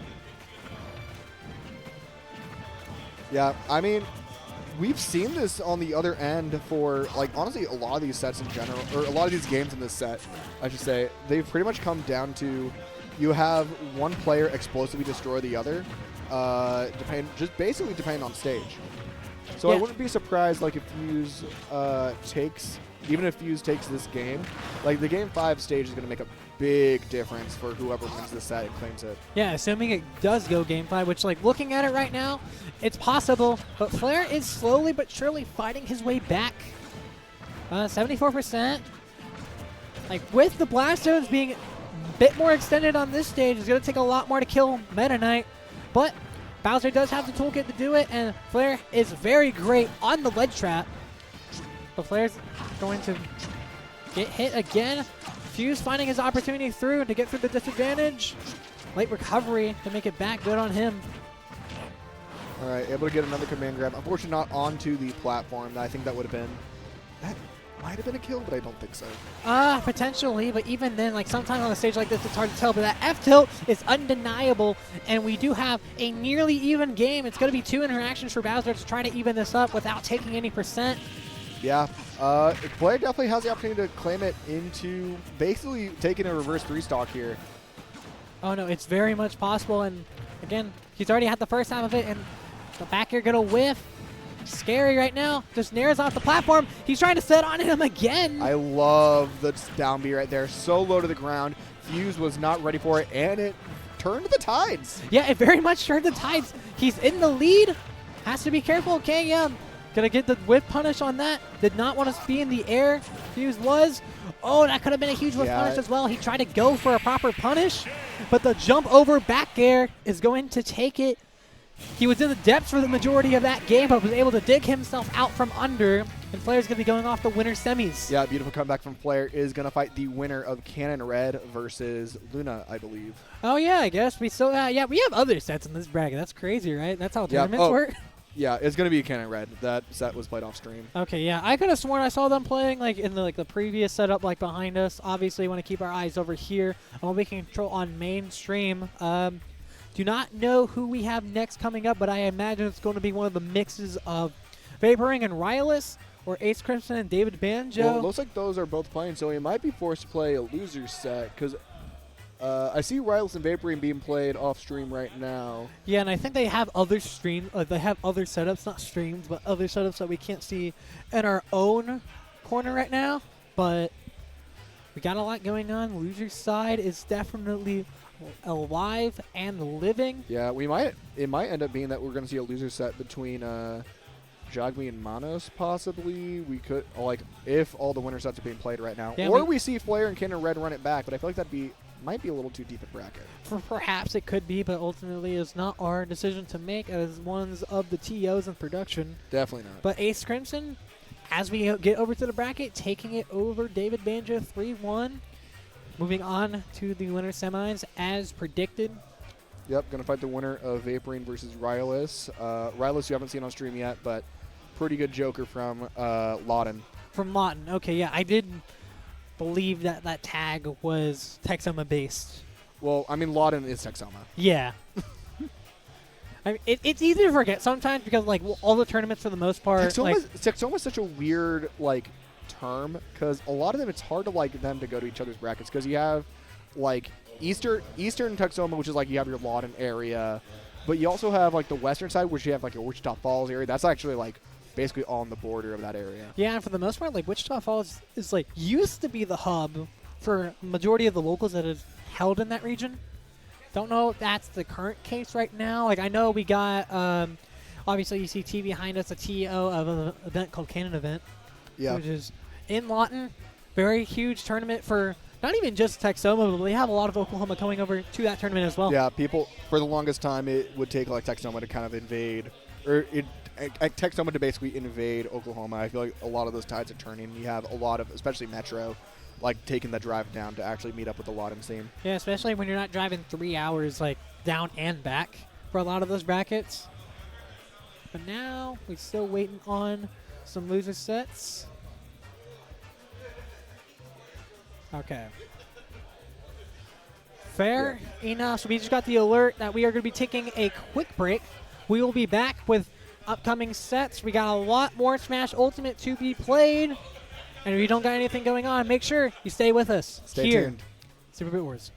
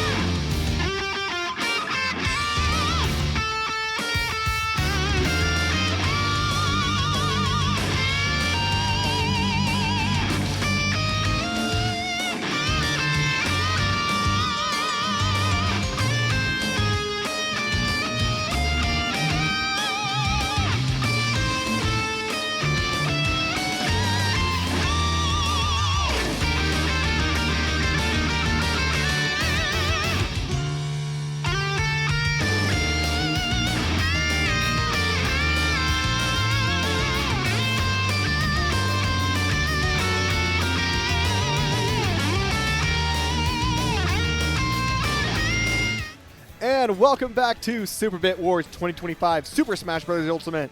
I am your commentator, Cheese, along with my good buddy, JK Sonic. Yeah, what's going on, everybody? We have had a pretty good day, all things considered. We got a monster warpath with Vaporing, who you see on the right. The, I believe, like 15th, 16th seed. A Cinderella story right here. Yes, against AceKrimson, going straight into it with the Game & Watch and the Fox. Yeah, Vaporing, not to be confused with Vapor, I know some people might, is a Game & Watch from the Oklahoma area that is really much on the come up now. And you can see that there. He already has upsets on Rylus and Chillydorf, and potentially AceKrimson could be on that list. And not only that, he dominated Chillydorf like throughout their set. It was a 3-0, his favor. Obviously in a matchup that Ganondorf can't really do much in, but this is not Ganondorf, this is Fox. Fox can play the game a little bit more against Game & Watch. Yeah, I mean, you have a lot of those fast attacks that are able to handle Game & Watch more. It's just the matter of making sure you can get those attacks and try to bait out anything that Game & Watch is going to pull off. But he's keeping the state control right now. Ace is, like, ace in the hole, not to be, like, pun intended, but to be able to just get in on Game & Watch is going to be very hard for him, especially since Game & Watch can be so nimble. He can just stay away. He can get in with the same amount of momentum that Fox can. Yep. But he said, oh my gosh, he F-smashed him and was able to successfully go through. Maybe a shield poke? It beat the Fox illusion, yeah. Yeah, Ace having a hard time actually able to get an approach in here at the moment. He's in there, yeah, trying to back air. It only works so far so well. But about to get lapped 10% with the Game & Watch just overextending a little bit more. Can find that one confirm, and instead just tried to rip it raw up smash. No punish on Vaporing, but you have to be careful in spots like those. You are now officially lapped 10%. Yeah, right now, I mean, you kind of see Ace right now. He's unsure what to do. He's really just trying to pull out raw up smashes at the moment. Like, no confirms, no anything. Just trying to see if he can get any single attack. Because you know it's going to kill. Like, you have the rage. You have all the percent. But unfortunately, Game & Watch can do that. Game & Watch can just shoot out a back air, and it can do a lot of the job for him. But you cannot re-grab the ledge if you are just anybody in this game. But I guess you're just not going to get killed for it. But Ace having a really hard time trying to lock in this Game & Watch. Just throwing out raw smash attacks, trying to get anything to land, but even then, like, Game & Watch is a light character. You don't need to throw out all those moves. Yeah. I mean, yeah, I really don't have much to say right now. Ace is just having a hard time really just trying to get in on anything that Game & Watch is doing, and Vapor is doing such a good job preventing that from happening. Yeah, just sticking his nose in to try to edge guard, try to create a lot of opportunities. Could go up, but you don't even have to touch the Fox right there. Game 1 alone is a 3-stock. Yeah, the 3-stock. Ace could not find any sort of button to contest whatever Game & Watch was getting thrown at him.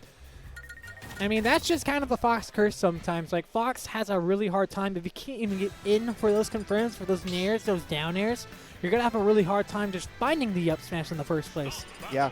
Makes sense why he was looking for it raw, but, like, still not going to be the answer to all your problems. But see if you can find anything to seek in this game number 2. All right, we're going to go to small battlefield for this game 2. Maybe a stage that will be slightly better for Fox in this scenario. It's like Fox has a lot of those like low percent strings, like, you know, the up tilts, the dash attack, the nairs. Game & Watch will have an answer with these up B to get out of those, but that doesn't mean you can get like short strings like that, like a dash attack out from a nair. Yeah, it's one of the things that, I mean, you can see it a lot from Ace, but he's just having a little bit of a hard time executing it. Yeah, and he just got back aired 2 times, did not even make that back. Not sure if he didn't have a jump or if he got like comboed out of it. He could have side B'd as well. He just went for a straight up B. Yeah. Interesting. Don't see that too often, but the interrupt on the combo break with the up B. Vaporing in the driver's seat. But Ace kind of sitting in that spot, not going to kill. Okay, can we talk about that Waveland down smash? Yeah, he did kind of just do that. That was kind of slick. Yeah. It's like, obviously, like, has the ledge strip, has a lot of different tools that we may not be familiar with Game & Watch having. Yeah, this may be the rise of a new PR contender if he's able to go to more. Yeah, if he's able to go to more and is still able to take, like, this run as far as he can. There's a dash attack, not a dash attack, a bear, excuse me. Full stock lead. But Ace not out of it. He was able to find a confirm off of the nair into the up smash previously, but he's landing on Game & Watch. That's going to be room for so much trouble. Getting stuck over here, trying to find opportunities is Vaporing. Vaporing can even land a down smash. Just trying to see it over here. Maybe going the kill percent.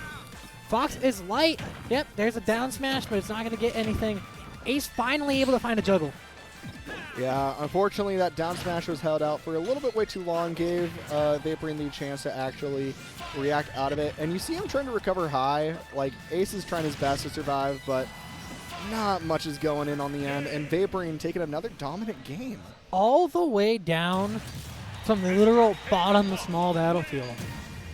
He is getting a little bit manhandled right now. I won't lie, but Ace is a player that, like, whenever he plays more, he can pick it up, and he's made it this far in bracket. Not even off of a fluke. He is a former PR player. He is able to do this with Vaporing. Super, super hot right now. And what is potentially his breakout tournament. Yeah. I mean, we talked about it before. Apparently, he's only attended 2 brackets before, and both of them were like 2-2 brackets. This could be the start of something truly magical if we see a new dominant threat. And we are able to see, like, so much more potentially. Future's bright for Vaporing right now, but he still has to get through and potentially 3-0 AceKrimson. Ace is still capable of this comeback, but with how this set has gone and the momentum with it, it's going to be a very tough task. Yeah, I mean, right now you have the percent lead on AceKrimson's favor, but you don't have the opportunity to give a chance to, like, you really don't have the chance. Like, Vaporing's not really staying grounded a lot. Like, he is in the disadvantage state. He is on the ground immediately in the air, on the ground immediately in the air, on the ground immediately in the air. You're not seeing a lot of, like, static movement with Vaporing. Yeah, but even at the same time, like, Ace isn't giving him enough of a reason to throw that around. Maybe with that back air and taking this first lead of the set, could we be seeing that now? But, I mean, the general Game & Watch game plan of nair at low percent, get the combo extended and started, potentially go for an edge guard, potentially go for a ledge trap. We're seeing all this and more from Vaporing, and even with Ace trying to challenge a down air like that with an up air, he's only getting there like less than half the time. And that up B's not going to help with Fat Finger. But seeing him in spots like this, like, he's panicking a lot more than I think I'm expecting him or used to him being. Yeah, this is a lot more of a stress, and I've talked about it before. We used to have a former Game & Watch player that would dominate the region as well, that kind of in his retirement era now, and this, like, you have the Game & Watch that a lot of these players don't have that Game & Watch experience anymore. Like, a lot of it was from years ago when Vapor was still a dominant player. Now with Vaporing showing off that Game & Watch still has it in Oklahoma, a lot of these players are kind of checkmated. Yeah, he's adding that ING to his tag, and right now extending the lead. Okay, that up air going to keep it right now. Able still to fight right now against this Game & Watch. Yep, there we go. Finding a way to punish him, extending, and a lot of these options that he has been throwing out and not really getting that much punish off of. But Ace looking like he's rallying up a lot of steam. Okay, I tried to go underneath the platform. Yeah, I tried to call like a ledge drop or something, like maybe like a drop down fair. Yep, and looking so much better now that it could be curtains right now for this game. But that's gonna do it, yeah. We got a down smash, and Vaporing has a potential opportunity to end this set. He has to get back in there. If he is able to start off the damage, horrible air dodge is going to help him out a lot. Trying to go for a judge. Tried to go for I think that was a little too high a percent personally that he would go for that. High. But, I mean, just the fact that he is willing to go for this means that he wants to do anything he can to take this game. A footstool, random footstool at Vaporing that. definitely isn't fully out of it. He can play very safe right now to confirm that he can still take this game. That being said, an up smash from Fox, an up air from Fox, like any confirm, like it should end Game & Watch's game right here. Yeah, but he's back in advantage in that driver's seat. Well, until he got center stage back. Has to be careful. 64%. Fox not going to die over here, but one more interaction just like this could meet his wit's end. No jab lock. He misses it. Very rare on that. But the back air is not going to kill. Stale move. It looked. Yeah, looks like a little stale. Back air's going to no. cover. Oh, no. This could be it, and it is. Oh, my. Vaporing with the 3-0 on AceKrimson. Vaporing, the 15 seed, third tournament ever, already in Winners Grands. Wow. Or Winners Finals. Winners Finals Yeah, for a hold dude. on. Chaz, I got to ask you something, okay? So you're familiar with the previous Vapor. What are your thoughts of Vapor compared to Vaporing, especially when you fought Vapor at his peak and seeing Vaporing right now? So one is from Stillwater, and the other one, as far as I know, is not. Yeah, that's about as a Chaz answer. There that you could have it, probably Cannon get. Red, everybody. Yeah. Cannon Red on the scene. That is huge. And even then, AceKrimson was in control of that game for the majority. He was just panicking. He did not want to be on ledge versus Game & Watch because he knew that would mean his demise at an eventual point. But even then, I think going high a lot of the time, like, that's kind of all he did for the most part, unless he was forced to go low, which Vaporing was covering. Vaporing would cover, like, he would fast fall back air a lot, which would, like, benefit him a lot in those scenarios. And I've seen it a lot against, like, when he'd go against a lot of the other people. Like, we saw it with Chillydorf, we saw it with Rylus. Or I saw it with Rylus because that was off stream. And, I mean, we saw it again with Ace.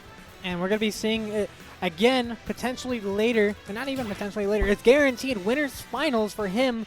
Top 3 guaranteed. And he's going to meet one of these players who are sitting and getting ready to play. We got Mr. Hold Forward Cannon Red versus Flair, both under the War Gods banner. Yeah, this is going to be a team kill here, but like we talked about here, we think this is our first time we've seen Cannon Red on the stream this time around. But we saw a little bit of Flair action earlier, but Cannon Red, notoriously known Sora and Jigglypuff player in Oklahoma, still catch that comes out around and likes to goof off, but is also considered one of the best puffs in the U.S. In the U.S. and in the world. His Sora adding to that mantra. We could be seeing some of that today, and gets it locked in immediately. Well, they have to yeah. swap because of the name thing. But I mean, looking at it, like Chaz in Cannon Red, he is a hidden boss now. He is considered a hidden boss. Yeah. More than like a lot of other players. Like, he's still active enough to get on the PR, but you are not going to be seeing him that much or that often. But thankfully, you get a treat here today. You get to see him and more going into this Winners Finals game number 1. Yeah, I mean, I would say right now, a lot of the Oklahoma City scene, a lot of Oh, their that's the players are hidden WrestleMania! bosses. The WrestleMania is not going to kill. But Flair is just trying to eat Chaz alive. Yeah, already looking a little interesting. Sitting on him again. Wow, this is an interesting way to rack up damage. If you were to say that he was going to be doing it with several down Bs and a WrestleMania, I would not have believed you. Yeah, this is that the stock? Yes, it is. That is a huge stock lead. First stock lead for Flair. All right. So, interesting start. I mean, I think this match is going to be very similar to what Flair was fighting against Fuze. Like, Sora, not as much as a quote-unquote Luigi character, but has a lot of those long-lasting air strains. They're going to be a very annoying as a Bowser player to kind of fight against. And even just like generally as a heavy, like heavies cannot get out of combos. And we were seeing that earlier whenever Flair was getting hit by the Zero to Death against Fuze, the Vendor Knight. But going to see some of that to an extent. He does have kill confirms, Cannon Red does. But he's going to get edge guard before he can do any of that. 3 stocks to 1 with 140, 150, still living as Bowser. Yeah, and I respect it. Yeah, I respect that. I respect that so much. to try to kill the cheeser himself at 0. Yeah. not many people can say that they have actually done that within like the 7 years of this game being out. Absolutely.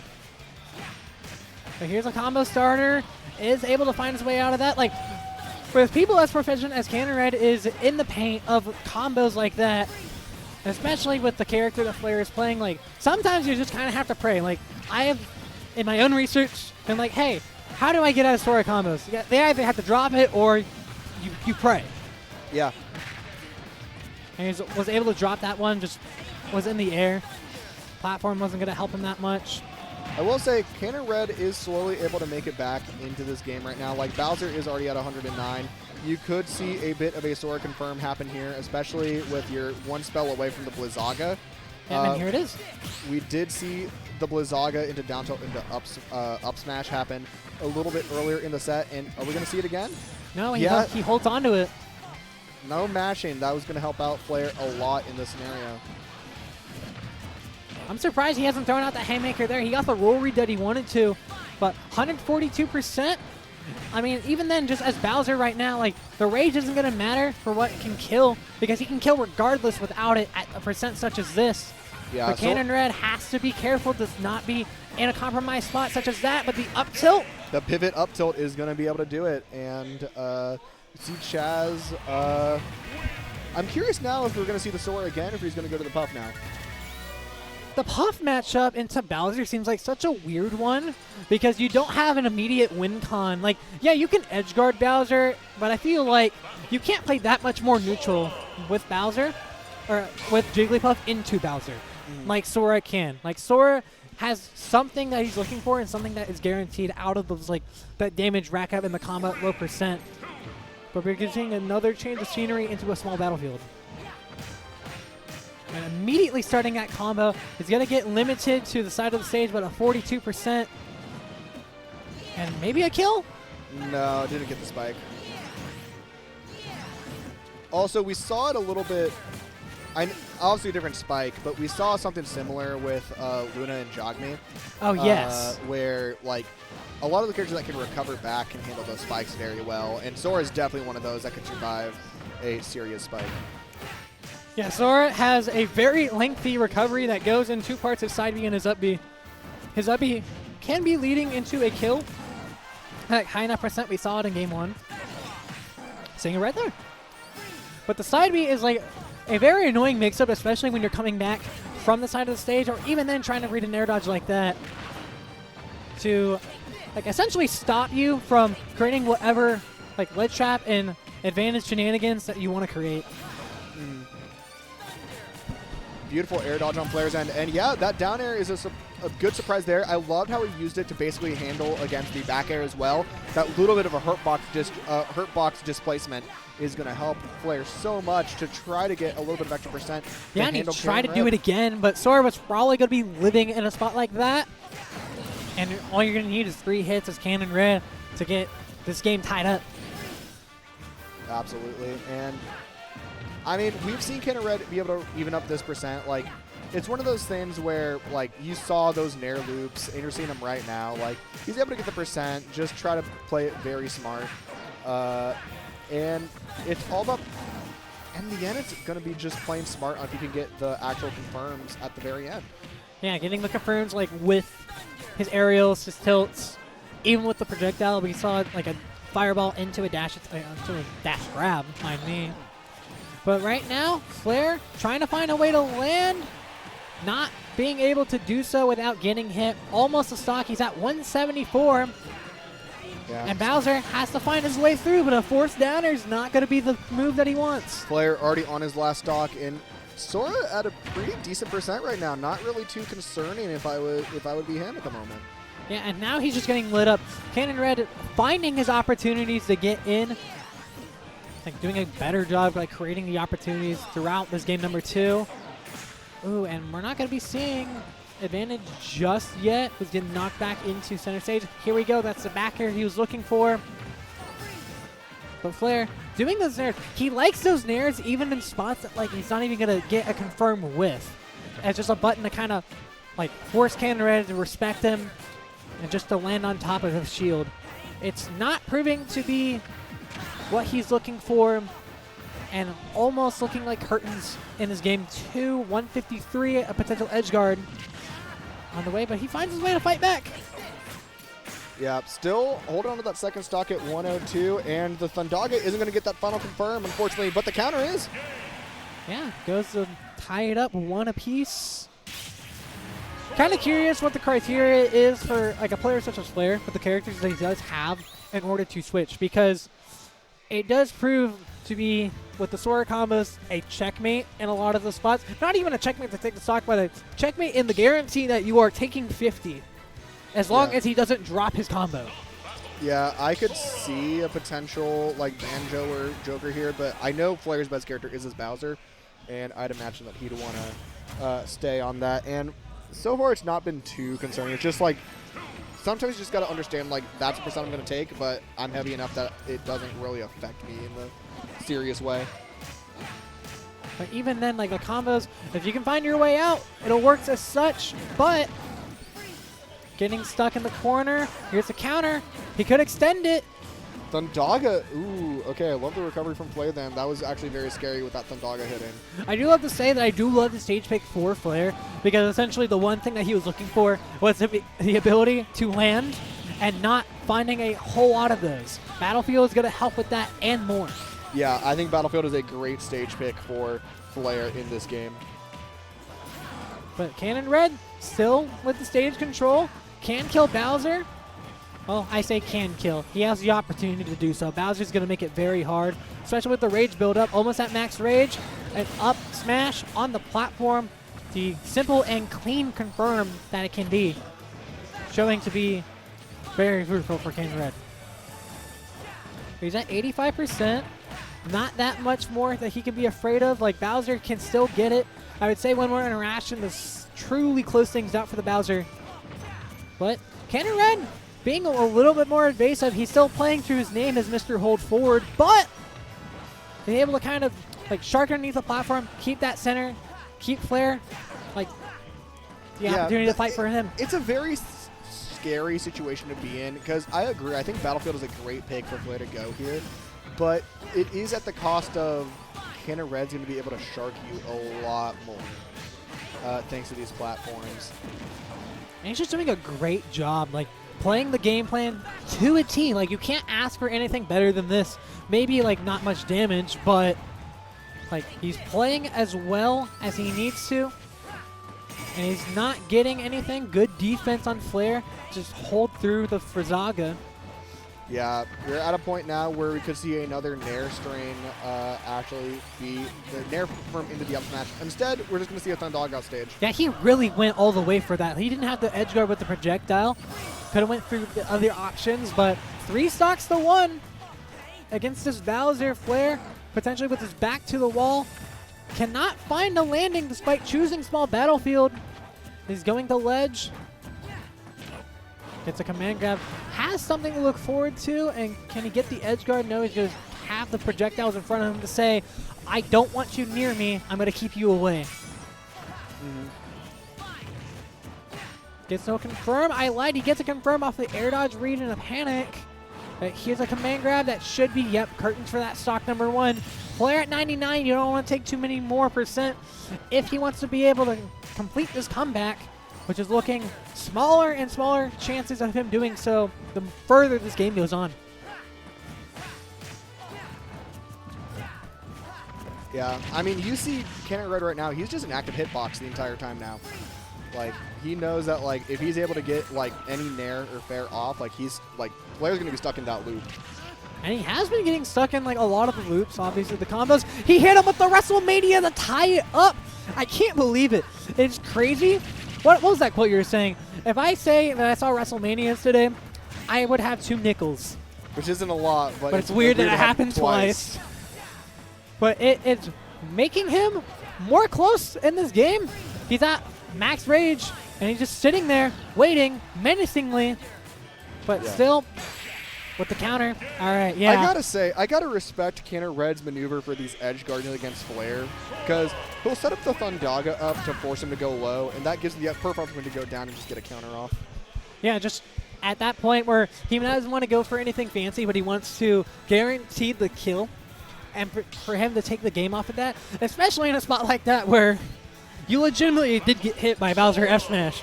You die at a low enough percent to give Flair maybe a sliver of hope to make this comeback. But he's going to be sticking it out with the Bowser. We're going to be going into this game, number 4.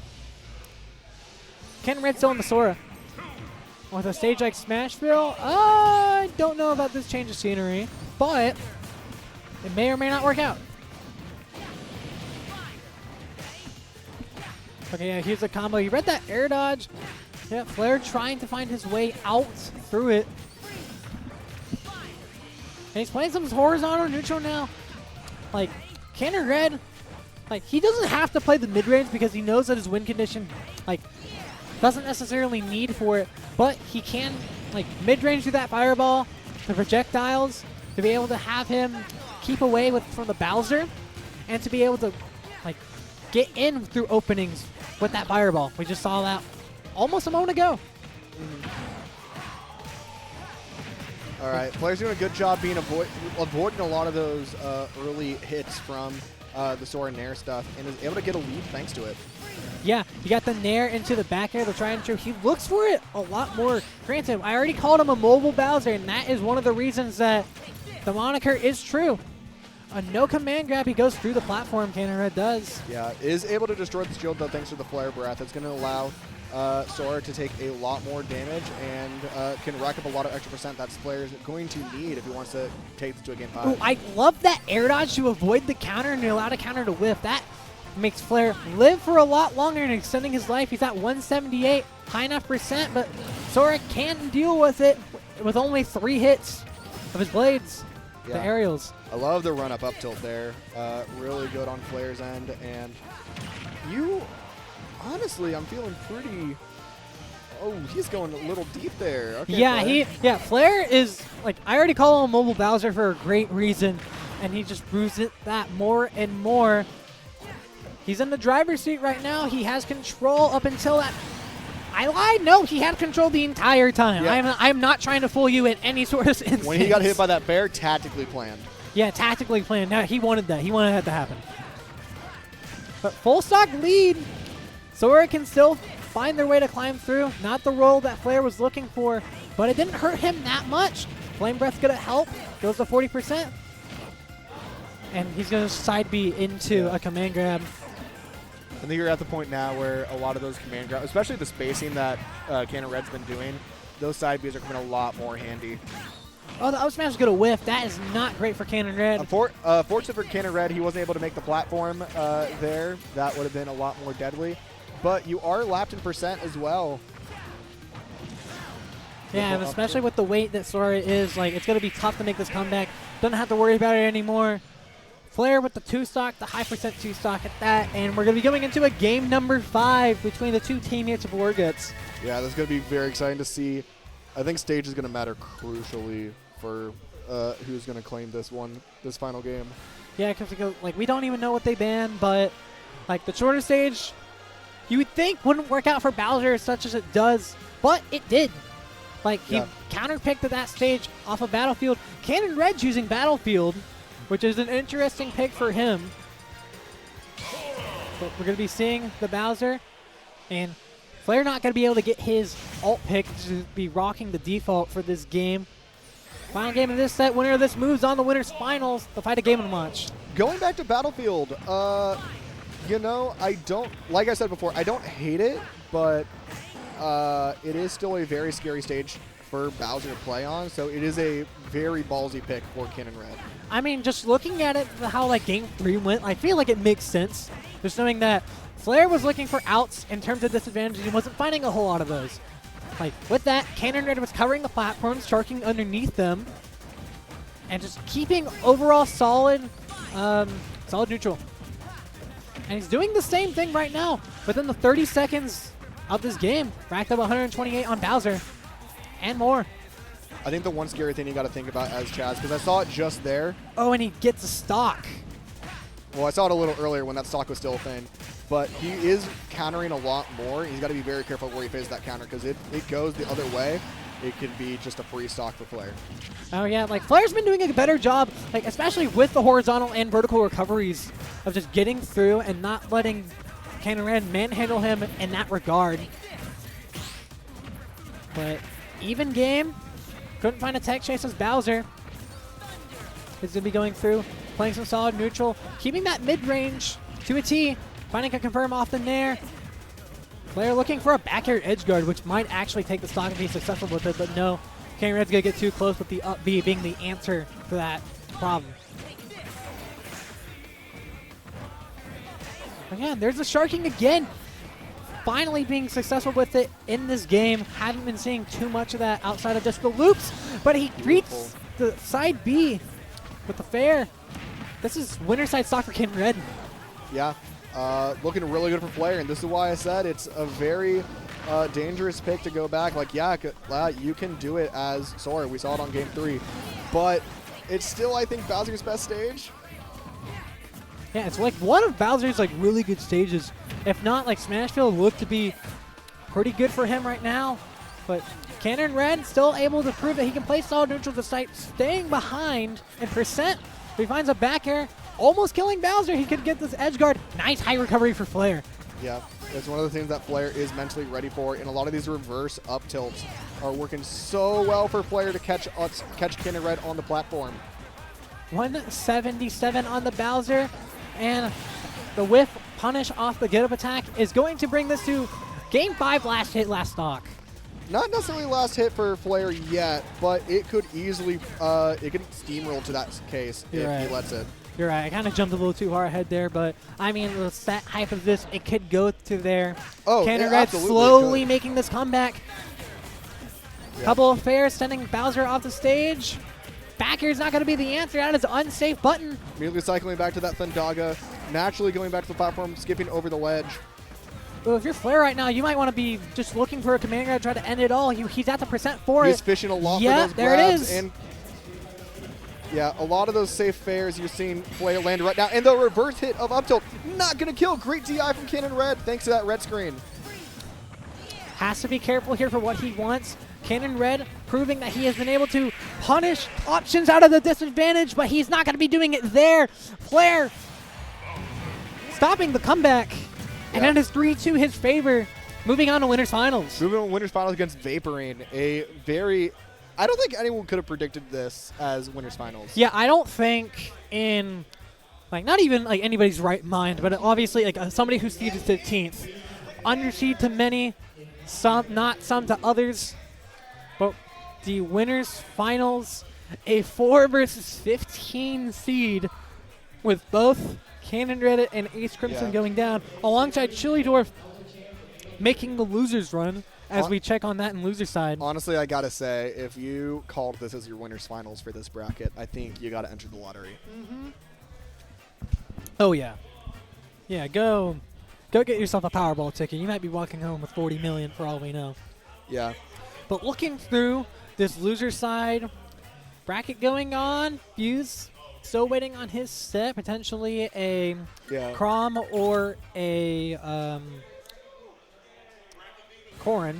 Yeah, we have Rylus and Manos. That's going to be a team kill right there, unfortunately, for Luna versus Chillydorf being played. I think they just called that. Yep, we can see the set being played. Yeah, starting to be played off stream, a little bit scary. David Banjo versus MorGanssch Vs.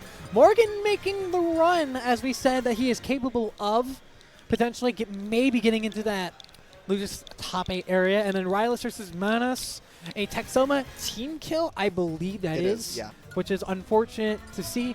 But you never know what's going to happen with these brackets. Rylus was not supposed to be down there. It was actually supposed to be Vaporing or another person. But the nature of these brackets, it's going to be going there. We're going to be seeing MorGanssch Vs back on stream with David Banjo. Yeah. I wonder who David Banjo plays. Falco. That's crazy. I don't know. JK Sonic, the Belmont main. Hey, I don't know who they play. we don't need to talk about this. Anyways, David Banjo is a banjo from, I believe, the DFW area, but I know they attend a lot of these events as well. So I'm actually not sure if they're actually from DFW or just like kind of that in-between area, like in Ardmore kind of thing. Yeah, might actually take some moment to research and see who this player is. We saw Morgan earlier, again, winner of the plummet from about almost this time last year. Give a few months, but a threatening player with the Cloud.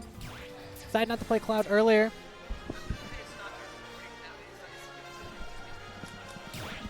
We got the David Banjo. We got going on. We have haven't seen him play in a minute. He's been around before. See if I can confirm what region that dude's from. I believe he's DFW, but I could very much be he just travels to multiple events. So looking on his profile, he travels here. He's DFW by technicality, but yeah, hasn't been to too many events. There's a lot of Freaks, Freaks Denon area. I do see Low Tier City. I do see a Sooners and a Skyline. So I'd imagine Denon area, I would probably say, yeah, wins. He's got wins on Fudge, Grapezard, Blue, a lot of DFW. Had a skeleton win, which is crazy. Yeah. But despite who you have wins on, you still have to get through to the opponent next to you. David versus Morgan, starting off on PS2. We were going to say David versus Banjo. Yeah, I was about to say David versus Banjo. I had to catch myself. I'm yeah, he's just fighting himself. Sometimes you might even be fighting the opponent. Sometimes you might even be fighting your own hands. I'm fighting my own battles. Yeah, the crowd, the temperature of the room, the GameCube adapter, the monitor. But obviously right off the bat, you see that Morgan had limit, but percents are pretty even. A lot of them are just going to try to disjoin each other right now because obviously David can have the zoning game as Banjo. You have the grenade, but you also have those crazy backers and disjoints. And from a Swordy versus Banjo perspective, I think a lot of it just comes down to you can outrange Banjo pretty okay. Not too worried about the zoning stuff, but it's just more of pester, Mega Man pellets kind of thing. The real concerning thing is try to bait out those Wonder Wings, in my opinion. Yeah, trying to bait those out, and I think the same thing goes with the projectiles that Banjo has. You can have an answer to that if you have a disjoint. He's obviously going to get the up smash to kill for the first knock of this game. But whenever he's throwing out eggs and grenade, you can use the grenade against his character, and at the end of the day, David Banjo, if he gets too close with the eggs, he's just to get punished out of shield. Yeah. And he's just kind of dancing around him right now as Morgan, trying to press these buttons, and he's not being very successful with it. He has limit again. Colt is a player who will just press the limit button if it feels like if you get close enough. Just like that, the blade beam in the face of his shield. Yeah, you're seeing right now, you have David Banjo kind of circle camping with the Beaker Blaster at the moment, and it was able to help get that first stock away from Colt. But you're also at 107. You already, never mind, you're at one stock. Yeah, you don't have that stock anymore. He just kind of went for that edge guard. Was able to find something out of it. Caught David Banjo holding in. Yeah, he tends to be. I'm noticing David likes to react a lot with when he's in those bad situations, just react with attack and rather not an air dodge. Very much so. And Morgan in control right now. Outside of one hit, but still able to keep center. David Banjo playing towards one side of the stage. Only really approaching with a handful of options on many of those just being projectiles. He's getting whip punished for those. I think he's starting to realize that now and playing a less of his fingers on the trigger than anything else. Yeah, okay, you can't go for that edge guard. He just Wonder Wings early. That's good on David. All right, yeah, try to see another ledge trump from not Flare, Morgan. They are on the same team. Same team. They're both Tekken prodigies. Oh, there's a limit again. You're at kill percent as your Banjo. And you're going to be jumping into that blade beam, which does kill in that spot. Okay. Yeah, it looked a little bit deceiving. Looked like with maybe the perfect DI could have done it, but even then, still says that he can take that game, and that's a convincing 1-0 for him right now. Yeah. I do think that David has the opportunity to kind of make it back. Just got to be a little more strategic when it comes to using those Wonder Wings and just respecting a lot of the back airs that you're going to see from Morgan. Yeah, it's just Cloud has very good buttons, and with that, very good aerials. Throwing those out in a lot of the spots that proving to be detrimental for David Banjo. Like throwing out buttons and up B out of shield. Very good button as well as that. So good that he tried to go for it again, but he just whiffed. But like buttons like that, buttons like fair, bear, like landing dare sometimes, but that one's gonna get punished. I'm surprised he didn't rip it there. He's known as a player who just doesn't charge, like after charging his limit, doesn't hold on to it for too long, but doesn't need to in spots like these when you're just reading the jumps. Yeah, it is a little interesting that like usually you'll have a lot of Cloud like hold on to it because you get to keep that airspeed that you get the buff with when you ever have the limit, but Colt does decide to just kind of hold on to it. Or just not hold on to it, just immediately lets it go, just get like a burst attack with the cross slash or a blade beam. Oh yeah, and just keeping that mid-range away so that David's forcing him to go in, or that David's getting forced to go in, excuse me. But reads the Wonder Wing high, getting that stock, first stock of this game, picking up pretty much where he left off. Yeah, like I said earlier, like these Wonder Wings, like you got to be very, like you got to use them sparingly and got to use them smartly because you're in a lot of end lag after those, and it's very easy to kind of predict where you're going to be landing after that. And you can see that Colt is very punching it like egregiously. Like yeah, he's punishing it. I feel like more than he was in the previous game. Where like sometimes he tried to set up for a ledge trap and was not getting that said ledge trap because he was just too close. Wonder Wings that hit you while you were trying to set up for the advantage in the ledge trap. But racking up the damage, closing on mid% right now is Morgan. But quick combo, that is on David Banjo. Hasn't been getting too many of those at mid%. I feel like it's been maybe predictable with what he has thrown out, and Morgan's been punishing him and whiff punishing him for that. That's what it feels like as well. We haven't really seen a lot of that from David Banjo just yet, and you're seeing him catch a lot of these landings with there now, and a beautiful Wonder Wing to just call out the limit charge. Yeah, and like really good call. That's what you want to see from that's what you want to see from like Banjo advantage state. Yep, and Morgan immediately clapping back with that. Yeah, you don't see a lot of like Wonder Wing edge guards. That is like one of the few that you don't see that many times. But Morgan gotta keep David Banjo at bay. The mid-range still kind of breaking it a little bit. Here's the up B. Not that much of a whiff punish on it. But David Banjo, we're seeing this a lot more. We're seeing with the air-to-airs, just catching with the up air, juggling Cloud, which Cloud is a character that can get susceptible to that at times. Has a response to it in a down air, and this is anybody's game. Hits him with the grenade. We're going to be seeing... Nope. Nobody's having any opportunities to press on the gas. Except Morgan with the blade beam once again. Okay, oh, he did not get the air dodge punish off of that. Huge for David, but it's still off stage. Has to be careful. Could get Wonder Winged if he's not careful. Hadn't choose a commit. There's the back air. He had the ledge jump, the tried and true. And that is 2-0 right now for Morgan. Yeah, 2-0 for Morgan. Doing a great job just using those aerials and that are very safe, very long distance to be able to just push Banjo out. And it looks like they are going to run it back to PS2 one more time for this game 3. 2-0. Yeah, it is 2-0 right now for Morgan. Going into this game number 3. Morgan looking pretty good. I would say, like, scrapping a little bit more than you'd probably want to see a Cloud player, but at the end of the day, if it's working, if it's broke, don't fix it. But the up B, want to hold off on that. Doesn't get punished that much, but contesting, getting in.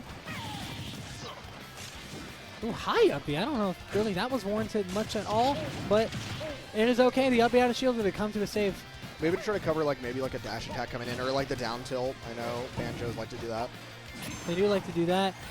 Do like the Wonder Wing and goes through it. Okay, just mistimed it.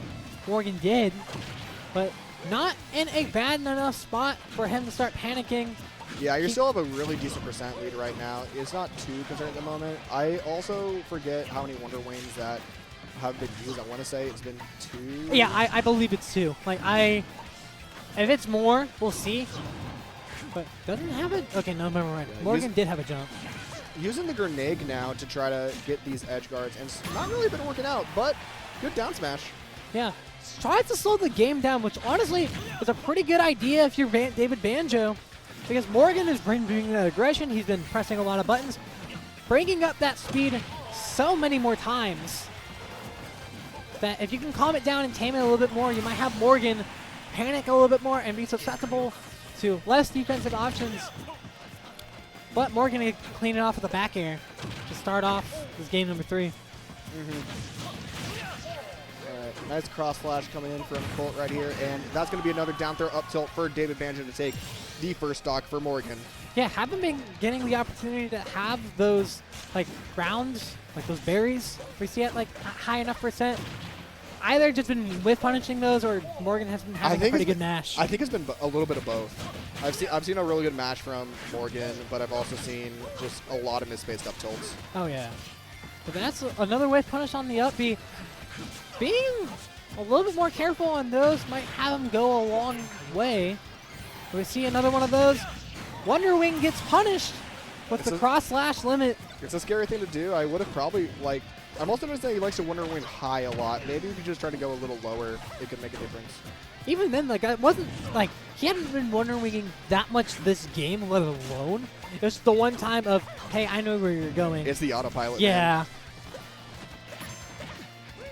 Which I haven't seen that many combos from the eggs, but can't get that much from it. Colt dealing with the defense. Like, again, training partners with Flair has the Banjo experience potentially. Yeah. He does have a little bit of a Banjo experience, and I don't think Cheeks plays Cloud anymore. That it like David Banjo would have like a lot of Cloud experience per se. Yeah, Cloud's a common character, but at the end of the day, there are 80 characters in this game, and a lot of regions who may or may not play them. Yep. But Morgan doing what he can with his character. See if he can call it out with a cross slash or a blade beam when seeing those two options. For the most part, tries to call it out. Down smash to cover his button. I was expecting an up smash from David Banjo. I'm gonna be real. Yeah, close quarters. Don't be seeing like that many flubs right now, but it's turning into that, and that is going to be the set for Morgan SCH and F-Tilt to close it out with this 3-0. Yep. Moving on to loser side top 8. Yeah, despite losing his round 1, Colt's still able to make a very impressive run to go into the top 8 pool. That being said, it is kind of a bloodbath for that top 8. Obviously, you have Cannon Red, Chillydorf, possibly Luna, Cannon Red in that area, possibly Fuze. Like, it's going to be very intense, and looks like it'd be Morgan going against the winner of Manos and Rylus. Which looks like to be Rylus. Rylus winning that set 3-1 with a interesting set of characters. Actually, they just played random. I'll say interesting set of characters. Imagine just playing DD, Kirby. No, they just played random. Yeah, and I'm looking back now. It looks like Luna was able to beat Chillydorf there. Which that's a huge win for her. So unfortunately, the second stage of this tournament going down at 9th place at his last home tournament. So gonna be graduating from OCCC, but yeah, once again, congrats to Chillydorf for that graduation. Oh yeah, we love getting smarter out here. Yeah. Getting the next, I'm degrees. curious if Fuze and Von Riegan are playing now. So actually, you mentioned that. So yeah, Jagmi losing out to Manos. I didn't actually see that previously in bracket. So Manos, I didn't notice that either. Going out at 9th. Jagmi losing in like the Mario versus Dr. Mario bloodbath. Yeah. Gonna be a 13th for him, unfortunately. So yeah, Von Riegan, the Corrin. Don't know if we're going to be seeing that set or if that set's being played off stream. I see Fuze just kind of sitting there, so I'm curious what the next course of action is, or if we need to go to a break. We'll try to figure that out. Yeah, but either way, Flair, Vaporing, waiting on a winner's finals. Yeah, we're unexpected winner's finals. We're very deep in winner's bracket, and we still got to catch up on losers. So. Yeah, and it looks like Fuze is making his way over to the setup. Yep. So we are going to be seeing that last spot for loser top 8 being contested in a Corrin versus MetaNet. Yeah, that is going to be an interesting matchup. I think I've played it once as Corrin against Fuze, and I think it's definitely possible. You just got to be very smart with how you land your up airs as Corrin. Yeah, you're confirmed at that. I feel like Corn's going to be a character like is going to be expecting the Meta Knight to just kind of land on top of them, try not to overextend. If they overextend, you do get punished. Yeah, the scariest thing you're going to have is if you don't do your up B right, because it is a active hitbox, like you could be very scared out by a Nair from Meta Knight to beat it out. And that being said, haven't seen too much of Von Riegan.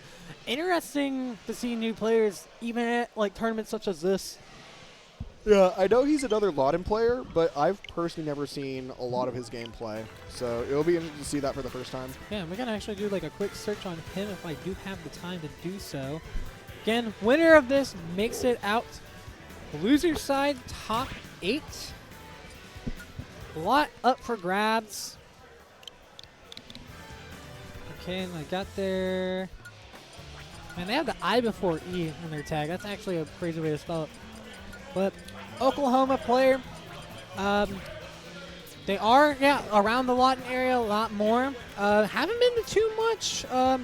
Last notable event, Fight Club The Return, a Texola local Canada event 14, where he did go down to Lorenzo Atlantis, going 1 and 2 at that bracket with the Corn. An appearance with the Roy. Secondary is Bowser Jr. Don't know if we will be seeing that, but for all we know, things can happen at any point in time. Yeah. But notable wins include Jam, Yagami Bacon, Colorless, Lemon KW, Manus. Like, we have like players that are pretty established in this region for the most part. They're skill levels. Yeah. But looking calm and collected right now, getting ready to play. Imagine we go to PS2 as the start, but we see the Pikachu instead. Potentially? He has it locked in right now. Nothing confirmed just yet. But we do see it. All right. Interesting start. A bit of a throwback for him. Fuze pre-COVID was playing Pichu, and obviously Pichu is not the same beast that Pikachu is today, nor Pichu is as of late now. But definitely a different dynamic in the matchup. Yeah, I'm also curious how this matchup is going to go, because I don't think I've seen a lot of Fuze's Pika. So I'm going to be intrigued to see how it's going to turn out, or if it's going to be like maybe like a one-game thing and then like switch back to Meta Knight later. Yeah, potentially. I mean, this is a secondary at this point. Like, so leaving the Meta Knight on the reserves. No jump for Corn, but that's not going to matter at all. Yeah, I know if the back air was the right play. I would have gone for an up air there. Okay, just kind of lose control. Doesn't get punished over here. The side B. Okay, quick confirm. Going high. Nice job on Fuze reading the jump. And Sour Spot is going to save him for now until he gets F-smashed as a quick rebuttal. Yeah, I'm not seeing a lot of... I mean, obviously, I'm a little biased because, like, Corn is one of my favorite characters to play in the game. But I'm not seeing a lot of, like, fair extensions from Von Riegan right now, and it's allowing Fuze to kind of just combo, like, give him the opportunity to, like, beat combo. Yeah. Fuze is kind of playing that little grounded game of I'm going to sit back, let you kind of take control and let me punish you.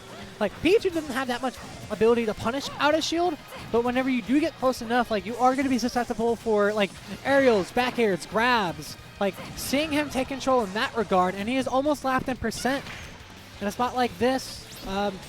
Stuck in the corner, but the tipper F-smash, I don't even think Corn has a tipper. I just kind of said that. It does. Okay.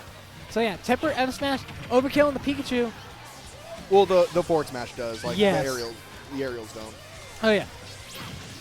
Okay. Ooh, almost had a confirm off of there, but just misses that side B. Tries to recover low, does so. Okay, spot dodge not going to be any sort of susceptible left to the... You do see that Von Riegan is trying to shark with that up air. Corn is obviously known for being a really good juggling character thanks to that, and is already slowly even up the percent that way. Unfortunately, was not able to get a actual hit on the Dragon Shot, but is still holding on. Yeah, and even then, slowly making this comeback. It's just a couple more interactions, and even then, you might be able to take the stock with Pikachu right now. Yeah, no, there's a pin. Gonna be able to force him off stage. All right, we'll see the recovery. Doesn't time it correctly, but gets through. Okay, some jink. Oh no, he had the opportunity. He read that pretty well. But has to catch a landing and just meets him in the middle instead with the up air. Yeah. 131 left on that stock right now. Pikachu has the opportunity and many different opportunities for kills, whether that be straight hit or just edge guard. I think you're going to be at the point right now you're going to see Fuze do a lot more dash attacks, potentially, especially if Corn is on the stage now. But Von Riegan doing a good job just kind of keeping that space right now, like I was talking about. Yeah, he's definitely playing a much better neutral than he was at the beginning of the set. Like, not having any sort of command to Fuze right now, but gets the edge guard, kind of just waits out the jump. Like, Von Riegan kind of like expended that a little too early, some may say. But now we're going to have some party time. Could get combo extensions. Nothing right now. Spaghetti, the up B is just forced out. Okay, I could be seeing him like laser camp a little bit more, see how Von Riegan interacts with that. Instead, Fuze is kind of running in face first. Yeah, I mean, you can notice right now that Von Riegan's mainly handling it by jumping, and that you could probably punish that thanks to like a back air or a forward air from Fuze's end. Goes a little too far, overshoots Fuze, but still in neutral and advantage. Oh, that is not the thunder that you want. That could have been the it. Ooh, F smash just meets him with the side B and the Holds SCI out. out. Okay, yeah, good on him for that. Kind of dropped that pin. You don't really see a lot of that with Corn players. It was a good point to drop the pin. It was very bad spacing that a back hit, like maybe the back hit would have hit, but definitely the front wouldn't have. And if you try to use the back hit, if you miss it, then like you're going to be in a bad position, especially on this last stock scenario. And then like looking for a dash attack, Fuze could be, but ultimately it might end up being one hit, and he beats out. I don't know if the T-Jolt was the cause of that, like a hitbox extension. I think it might have been, but either way, it's a good play on Von Riegan to just extend that and to make sure that he can seal it out. Like, disjoints work against that, against Pikachu in many different ways. It's just that we haven't really seen too many T-Jolts, and maybe that was for good reason. Maybe you just don't want to be susceptible to stuff like that. And we are going to be seeing the Meta Knight looking like, yes, want to take away from the Pikachu. Yeah, that's what I kind of thought was going to happen, like lose one game and then go back to the Meta Knight.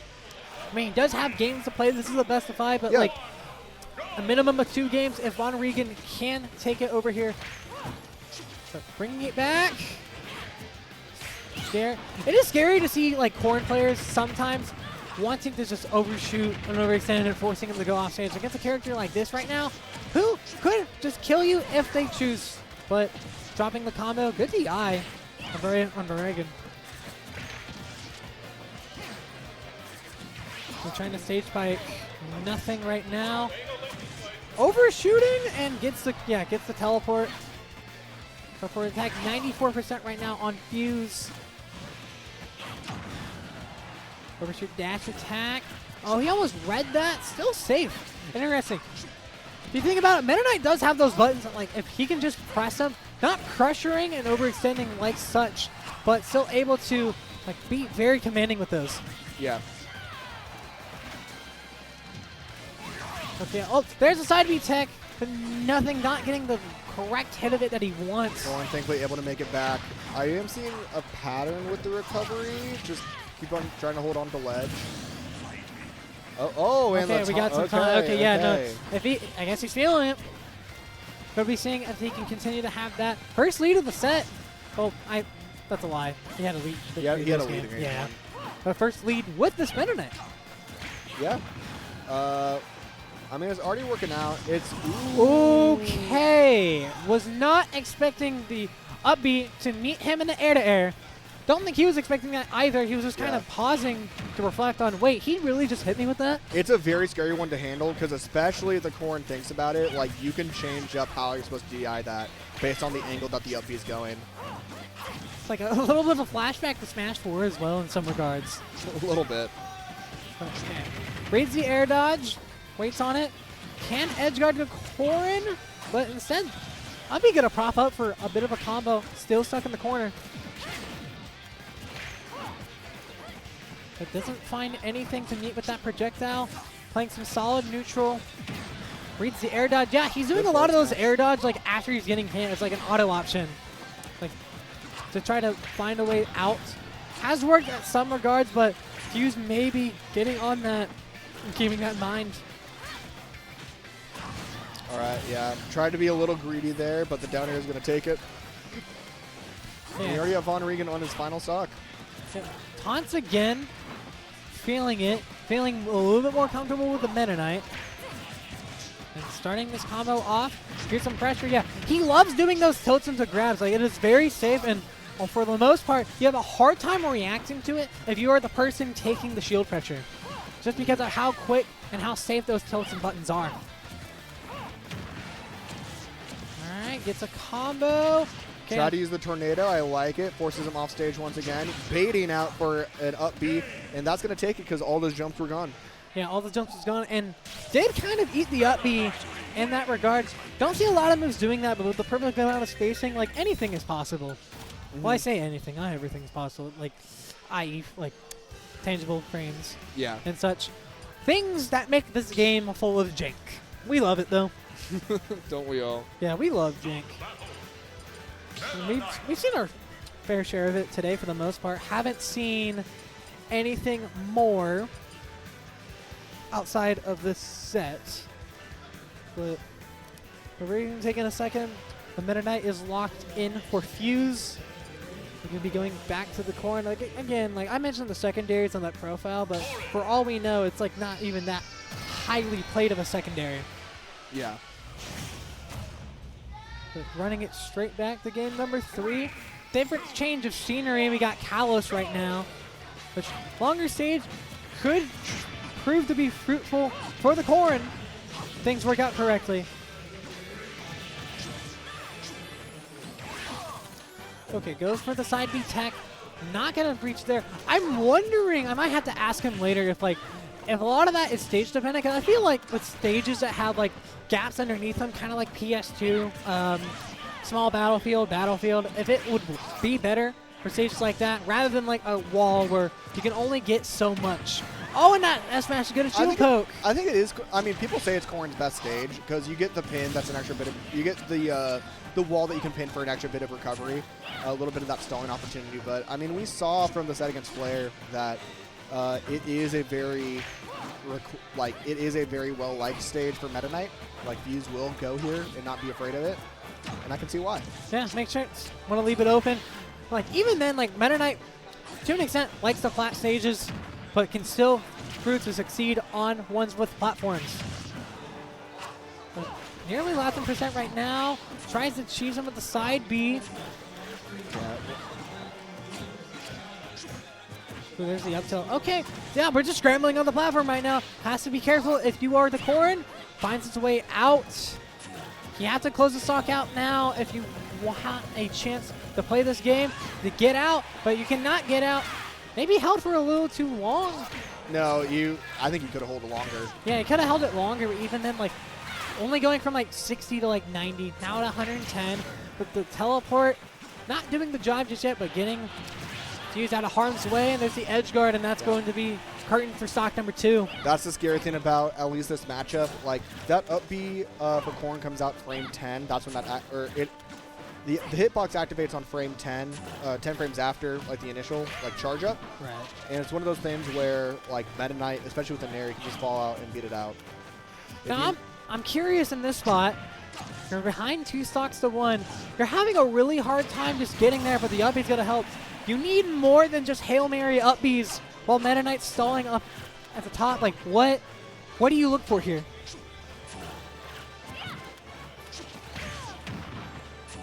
Like I mean, 4% off potentially. Yeah, you can kind of see Von Riegan going in, just trying to figure out, because Fuze is jumping over like everything, trying to play like an aerial game.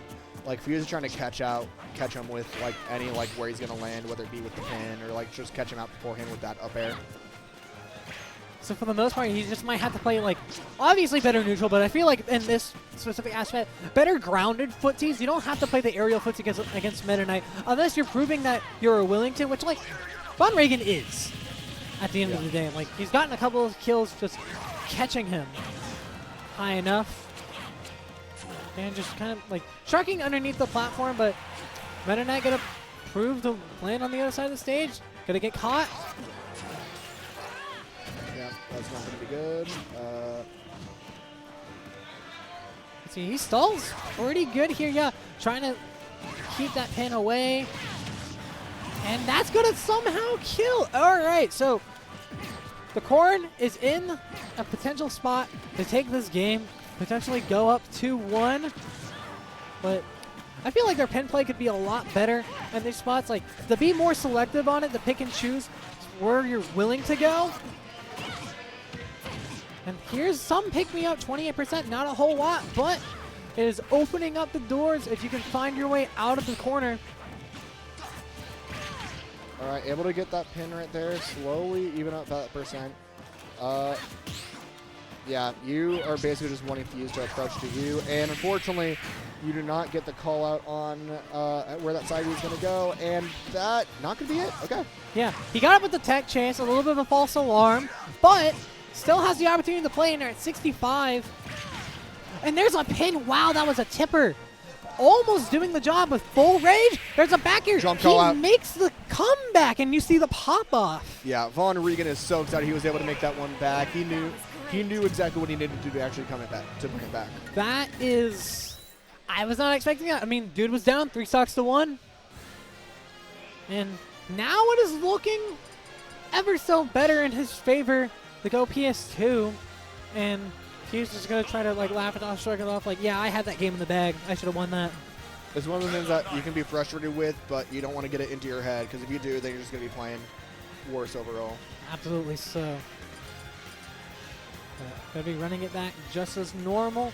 To try to give Meta Knight stage, like, obviously, like, probably just ban the short stage against Meta Knight so that you wouldn't feel very suppressed. And kind of looking like how this set has gone, Von Riegan has proven that stage has been his friend, even if it doesn't mean landing a hit.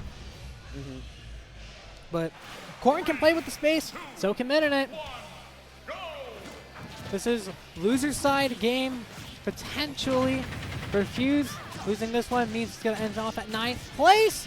But maybe you don't even have to worry about that if you can get that 0 to death within the first 12 seconds of this game. Fuze is pissed.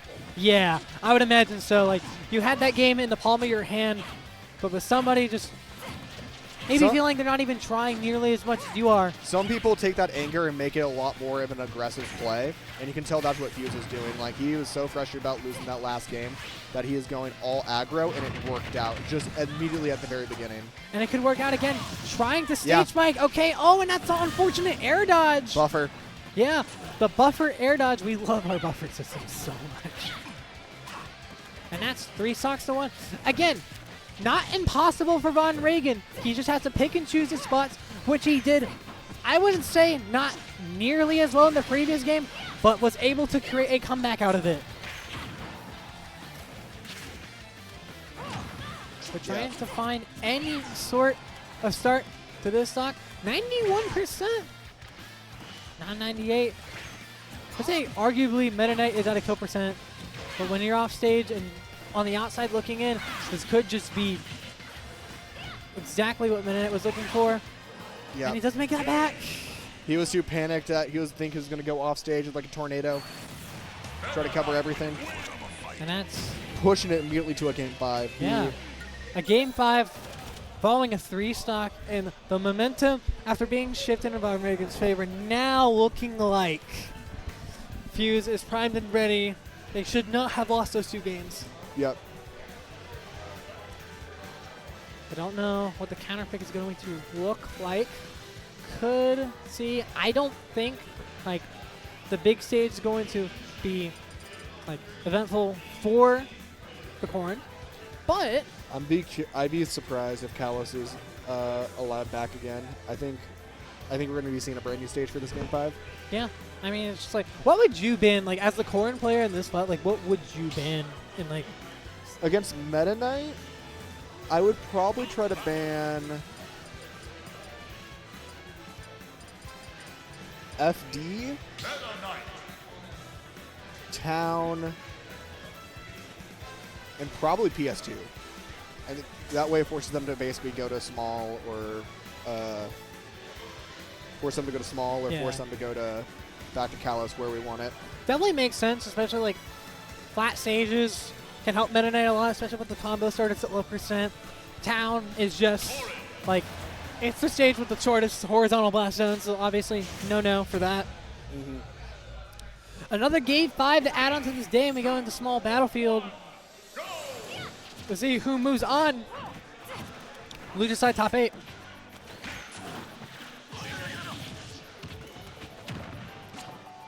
Yeah, not as, you can tell already off the bat, like Fuze isn't playing as aggressive as he was immediately on that game 4. He is going to play a little bit more aggressive in that. Ooh. Oh, and it catches the jump. Okay, it's not going to matter. I think he tried to drop and jump, but tried to do like a drop up air. I don't know if he has tap jump on or not. Maybe that's what he was trying to go for. Even then, it's like it might be harder to miss time than you would think in spots like those where it's like, hey, this is game 5, man. Like anything could really happen. You want to be able to succeed. Don't want to end off at 9th place. Despite that jump's gone. Oh, and that's not going to make it back. First shot going to Fuze. And now he's just pressing a little bit more buttons. Like, makes sense. This is kind of what you needed to do. And on your footstool, and that's the stock. Wow.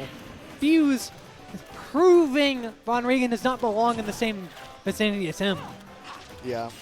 He got that first lead, able to catch the jump, and immediately he's like, okay, this is going to be a lot more of an aggressive play right now. I can punish that right here. So yeah, that was all intentional on Fuze's end. And Von Riegan is just pressing so many buttons. He's shooting for so many Hail Marys and trying to find anything to get, like, Meta Knight stock done. But looking like it is harder, but able to get out of this combo. Does not have resources except for the jump.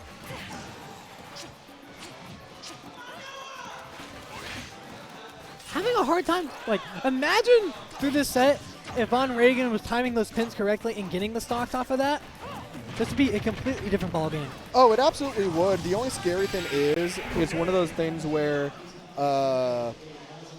as the opponent, like, you're going to be using pin a lot, and because it's always a set location, like, you can't angle it at all. Like, it's going to be a lot more of a struggle. I think one thing that Von Riegan could have possibly done to try to make it, like, mixed up more, if you try to hold on those forwards, like, do a lot more forward smash, like, charge it up, get that chainsaw out. That covers against that shield. And he was doing so at, like, at the beginning of the set, but it wasn't proving to, like, catch Meta Knight in the spots that it should have. And just looking like he was struggling overall, especially when Fuze was getting, like, the handle on the set, but Fuze going to bring it back. Game 5, winning 3-2. Von Riegan's going to be out in 9th place. Yeah, And still not a bad run for him. Oh, yeah, definitely not a bad run. For all we know, it could have, like, matched it or exceeded it. Caught it with another, like, 2-3 stocks in a row that, like, finishing it off, reading the air dodge with the side beams, going off into that right side of the blast zone. Yeah, we're going to see Fuze, after winning that Game 5, going to be going against Luna in the first, in his next round in Losers Top 8. Yep. Morgan versus Rylus on the other side. And then the winner of Morgan and Rylus is going to go against Cannon Red. The winner of Luna and Fuze will go against AceKrimson. So, still have a lot of Smash to be played. And I believe I just got the cue. We're going to be going to an ad break. Yep. Stay with us here for all things Super Bit Wars. We'll be back in just a moment.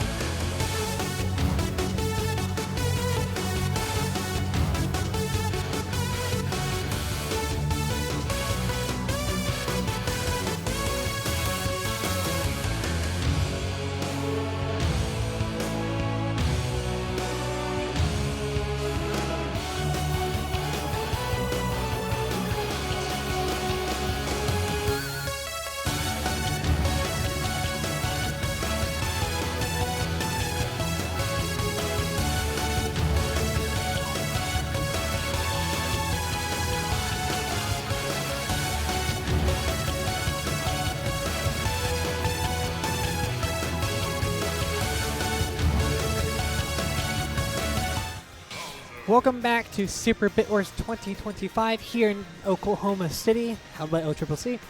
We are going into winners finals. We have had a hot day of Smash Brothers Ultimate, and we are going in with the unexpected, which now you have to expect. We got Flare versus Vaporing going into this game 1.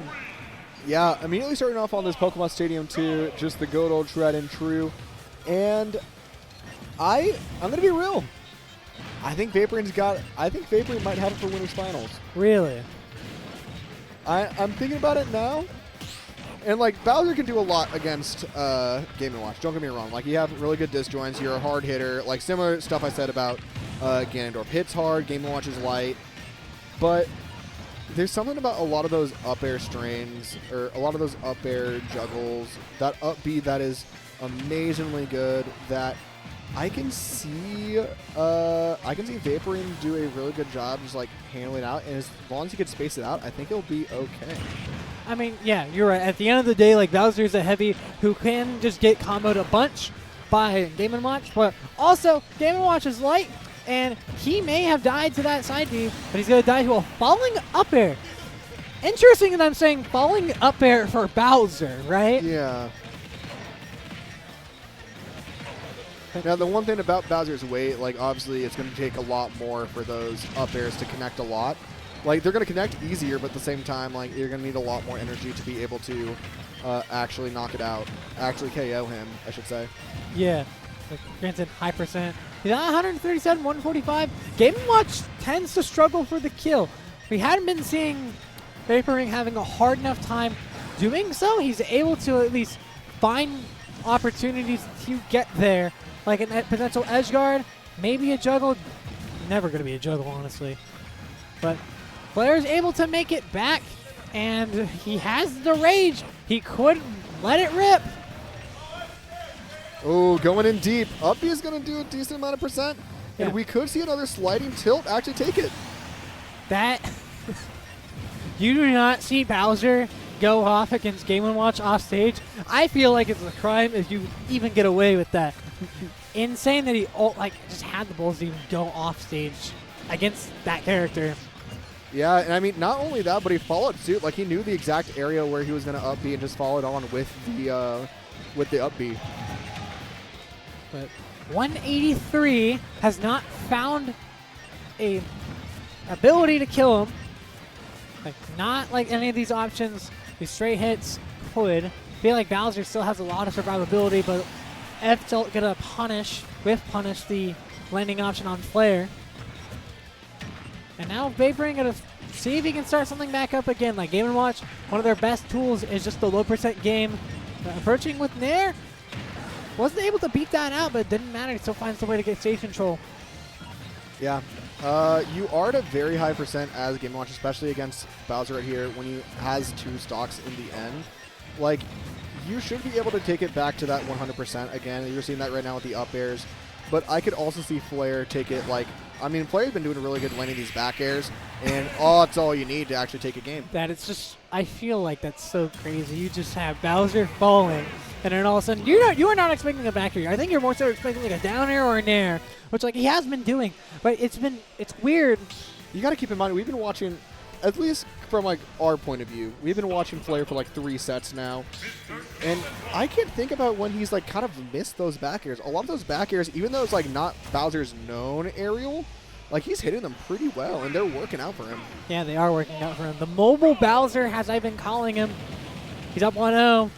2 more to go to Grands. Ooh, nice platform tag chase. That's 63. That's major damage on Game & Watch. Like, and there's a back air, catching him running in. Could see a ledge trap. Not gonna kill him. Not off the top, not off of a spike, but has been using the Bowser bomb a lot more than I would expect him to. Super Armor F-Tilt gonna be beating out. There's basically a 0 to death minus the final hits. The Super Armor winning. Yeah, I mean, barely any percent on Flare right now, and already has a strong lead. Not looking pretty good for Vaporing at the moment. Yeah, this is probably the most amount, and I say most amount, like he fought Chillydorf and probably like experienced the same amount of pressure. Like, this is the most trouble he's been in all day. as he gets this. No, he doesn't get the ledge shot. He was too low. And now do we see an edge guard? It's possible. Flair has been going out for these, but he overextends. Is not going to eat too much damage for that. But Vaporing pressing a lot of buttons to try to cover it. Here's the command grab off a platform. 97, you are not going to be taking a stock just yet. But the opportunity is there. No kill yet on the fair. All right, you are having... Oh, yep, there's another bear. Man, that is crazy. He's going out for these, and he's winning against Game & Watch. The curious thing I'm really seeing when it comes to Flair's back airs is that Vaporing is spacing it out just in the sense of like, oh, a fair's going to come out here. Let me go to the other side. That way I'm not going to avoid it. And every time it happens, we see the backwards drop kick come in. Yeah, just has him beating it out. Smash just reading the jump again. Very good on those. I'm surprised he hasn't used bucket there. I don't think he actually knows. It's happened enough in this set. He doesn't air dodge. He could have made that back. And that's a JV3. JV3, yeah. Yeah, I was about to point that out because he doesn't seem like a player who has used bucket. Just kind of sticking to that tried and true aerial game plan. But Bowser bucket, you can get so much bucket off of that. Yeah, you can. Okay, I don't think he has a crawl. Maybe for all we know. Would be crazy. Maybe a K rule though. That's right. If you know, you know. Okay, yes, change of scenery to Smashville. Makes a lot of sense. You want to give Bowser less of a chance to room. And it's working right now. 63 and growing until that nair. Like, kind of lock Bowser, like, whenever he is juggling. Locking Bowser from just landing and being able to just roam freely on the stage compared to a PS2. And there's a nair into an up air. You have to be careful with those nairs. He fishes for those, and he wants them. Yeah, you have Flair at a much higher percent than what he had him at before, but at the same time, like these wall strategies that you had working against Ace and you had against Chillydorf aren't fully working out as you'd want to versus someone like Bowser, because at least he can angle some of his recoveries. I mean, he's able to mix it up a little bit more. Wow, I'm gonna ask him about this, like using that. It has been proving that the mileage is going very good for him throughout the entirety of this day. Disgusting. Yes, I know. I guess like what, to catch the jump or just to catch immediate ledge options. It makes sense because most of the time you use it to break shields. He has not broken a single shield with that all day. No, he only uses it as like a ledge guard call out, and I kind of like it. Yeah, no, it makes sense. And it's looking to be very foolproof. Like, granted, I feel like just either waiting it out or just trying to roll away from it, perhaps. But Vaporing in still a rough spot. This is his winner's stock, by the way. And he reads the spot dodge. Good on job waiting on that. Has a chance in this game. This counter pick has worked well for him right now, but he has to be able to take this. That is the first time he was able to take the last shot and the hitbox extension. Yep. First time he was able to take a lead, but that lead did not last that long. Flair 3-0 moving on to winner side grands. Well, Vaporing is going to have a lengthy wait in this loser's bracket. Yeah, I believe a lot of the loser 7th matches are currently going on at the moment. If I can try to turn around and see maybe a match that's happening. Yeah, I have no idea. Like, I don't know if they called potentially. I don't know if they were leaving stuff for stream. Yeah, I got no clue either. I mean, we got a lot of Smash Brothers left to be played. Riley, Flair, getting talked to by Morgan over there on the stage. By the way, while you're, if you're still excited about Smash Brothers, and once this ends, you want to check out some more. I mean, now's a better time than ever. At 6:30 Central Time is going to be the start of Kagaribi 13. Oh yes, biggest Smash tournament of all time. If you are not tired of watching any Smash Brothers, you should definitely check that out. It's essentially like what Smash 4 Civil War was, but for Ultimate. Like it is what I think 92 of the top 100. Something like that, yeah. Which is... And, like, it's all the top 10. I want to say it's only missing, like, 1 or 2 from the top 50. Which is... That's ridiculous. It's a ridiculous stack tournament. They were right when they made Ultimate and Everyone Is Here thing. Yeah, I was going to say that. Like at some point, everybody that you could possibly think of who has done something in this game. Whoever wins this is like legit in debate as like one of the best players of all time. Who do you want? Who do you want winning that tournament? North America bias. I would lean towards Spargo, but I also wouldn't be too upset if like we saw like a like obviously Doramigi had a good run at level up arena, something similar to that. I could also see obviously like I'm as an old head for Ultimate, like MKLA would be hype. And then I'm a little biased towards Shattuck. I'd like to see him. No, it makes sense. Texas own. Yeah. It feels so hard. Like it feels, I guess, like easy enough to call it right now, but like with a 3,000 something person bracket over in Japan, like you never know, like that.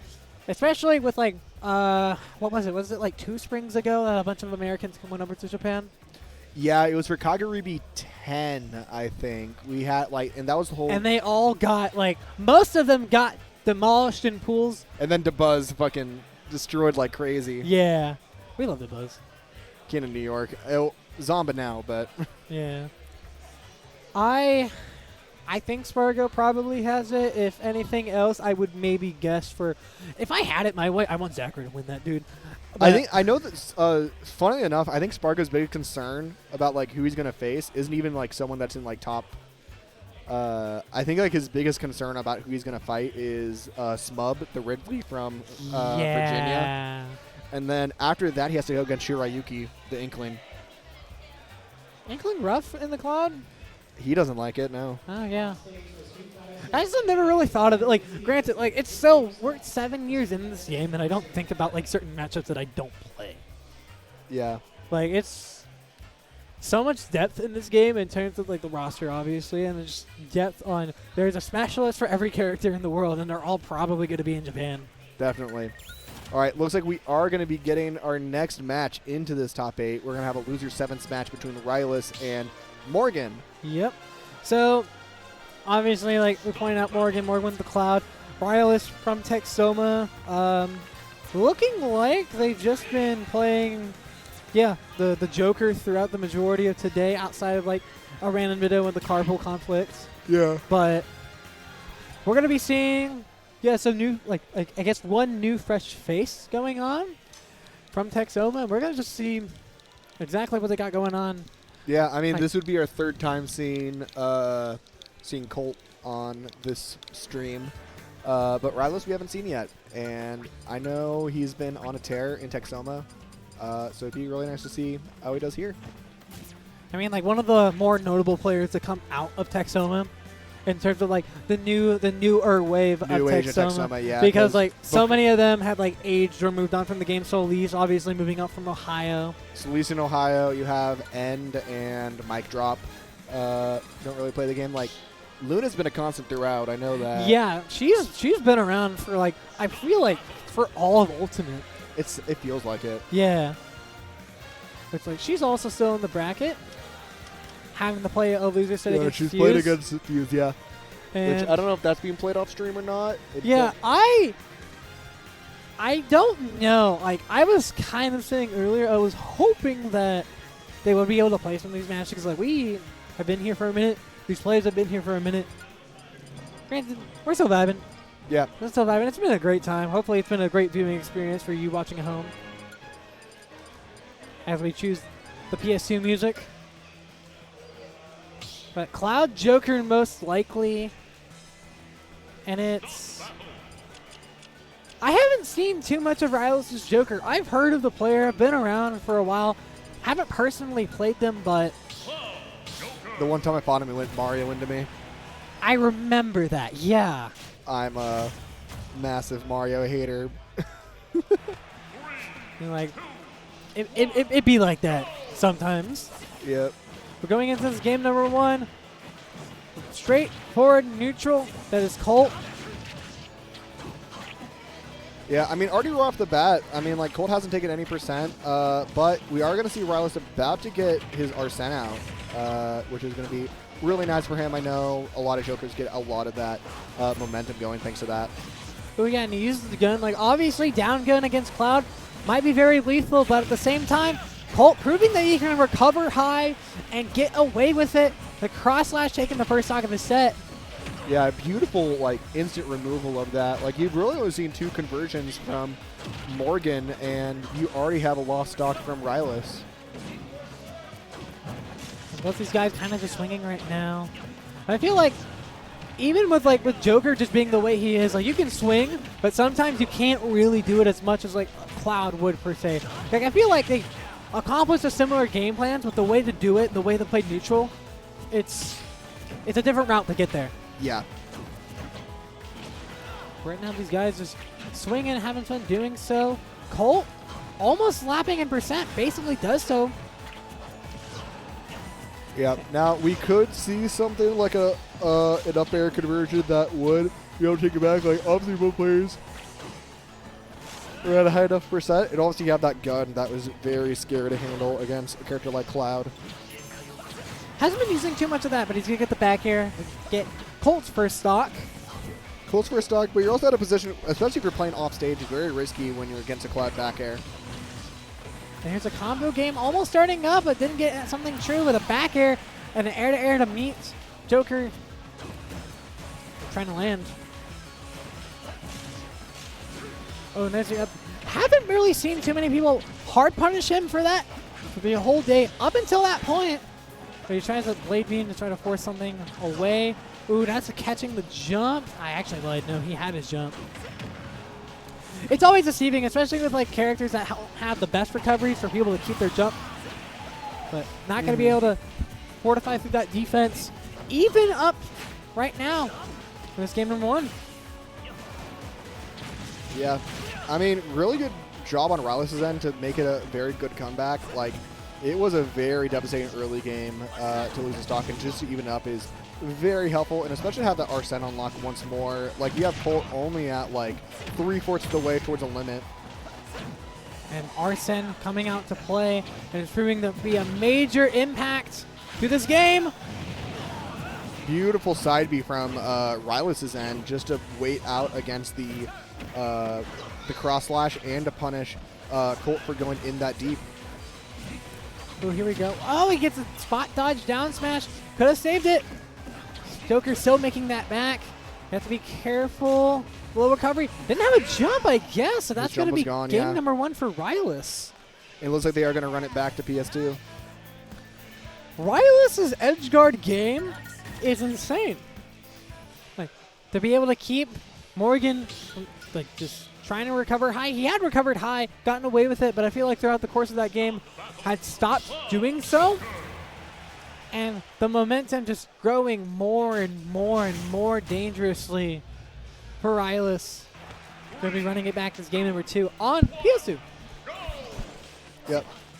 I'm curious to see if there's going to be any neutrals change coming in from Rylus as well, and especially from Colt. Like, Colt has a really strong advantage state, as we've seen in this set and many before, but that disadvantage can sometimes be a little not fully there. So maybe if he can be a little bit more safer, if you're going to see him play a little bit more safer or not. Yeah, and especially when it comes down to like using the up B, just like out of hit stun, out of shield, he has been having a harder time just getting out of stuff, getting his jump red, and this could be an edge guard. Nice cross slash to prevent that from happening though. Like, he definitely knows in certain spots that he shouldn't be pressing a lot of buttons, but he should be knowing when he can press those, and he knows those a little bit better. Again, jumping, not catching that jump. Rylus kind of going through the gap of projectiles and could have gotten the stock from there. No down gun, but reads that jump again. Morgan has to be careful abusing that ledge option. And that's Rylus' first lead of the set. Thought it could have been early confirmed. But nothing, nice parry. So you are like halfway up to another Arsene, which could be huge if, oh, never mind. Yeah, Arsene's gone now. Well, not gone, but gone for now. Yeah, I mean, every The thing about Jokers, everyone's guaranteed at least one Arsene to make those big crazy runs. It's curious to see if you're able to get that second Arsene out, and that could be a big benefactor for Rylus in the end. Oh yeah, and especially with like what Arsene can do and like the prowess that he shows himself to be in the game, which just it powers up Joker. It's like literally exactly what he's looking for. Stronger hits. Lapping him in percent, not lapping him in percent, but going over in percent. Cole finding his way through, forcing his way. Yeah. What a grab, like gun, like wave dash grab, gun dash. I forget what we were supposed to call that. I don't know. But it does look pretty cool, and is keeping Rylus in this game. There's a down gun. Finally seeing that being used to fruition to close out that stock. Yeah, take away a lot of the recovery tools, and it's not looking good for Colt. But it's still even. Yeah, still even. Just whiffs the grab to get F smashed for that. Nice split finish on Colt. Which player can start this advantage first and keep it going? There's Baron across slash, a nice little pick me up. Yeah, already at 73%, but a lot of this stuff comes from Arsene that's able to help Rylus even it up once more. So it all relies on if Colt can play safely around it now or not. Which, like, I feel like he's been doing decent about it up until he is in the corner. Which, speaking of which, it's not what he wanted. Tried to go for that ledge jump and got what he wanted, but not in the correct order. It ended up just leading us to his demise. Kind of just gave up to Rylus on the silver platter. Like I said, it's pretty bad when those things happen, and yeah, it's a little rough there. I know, I can imagine Morgan's a little kind of beating himself up for that one. Yeah, and especially now that you're down 2-0, you're going to have to create a reverse 3-0 opportunity for yourself if you want to take the set and to continue on in this loser stretch. But there's the up B again. Hasn't been doing great on the defense end, but can continue it off with offense. Trying his best again with the uppy. He didn't get punished that time, but with Arsene over here now, you want to make what you can with the advantage. Which, no resources here. Yeah, you don't even need a counter there. Overextending. We talked about before how aggressive he likes to pop out those limits, and we're kind of seeing kind of the cause of some of the demise on that choice end. Because if you were able to save those, like save up and keep your up Bs there, like this would be a whole different story. But even then, he's not even that far behind and was still able to get confirms. He might get the limit recovery. He doesn't. He gets underneath the platform. This is his loser side stock.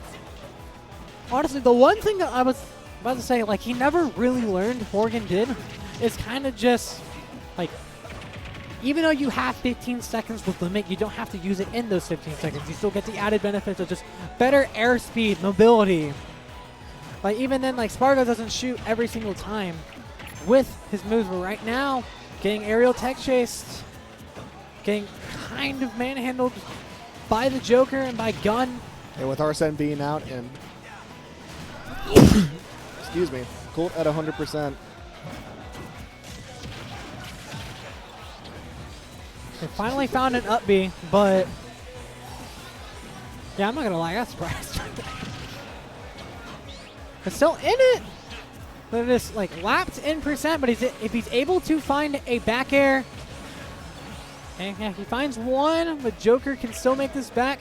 Can he find a recovery? Yeah.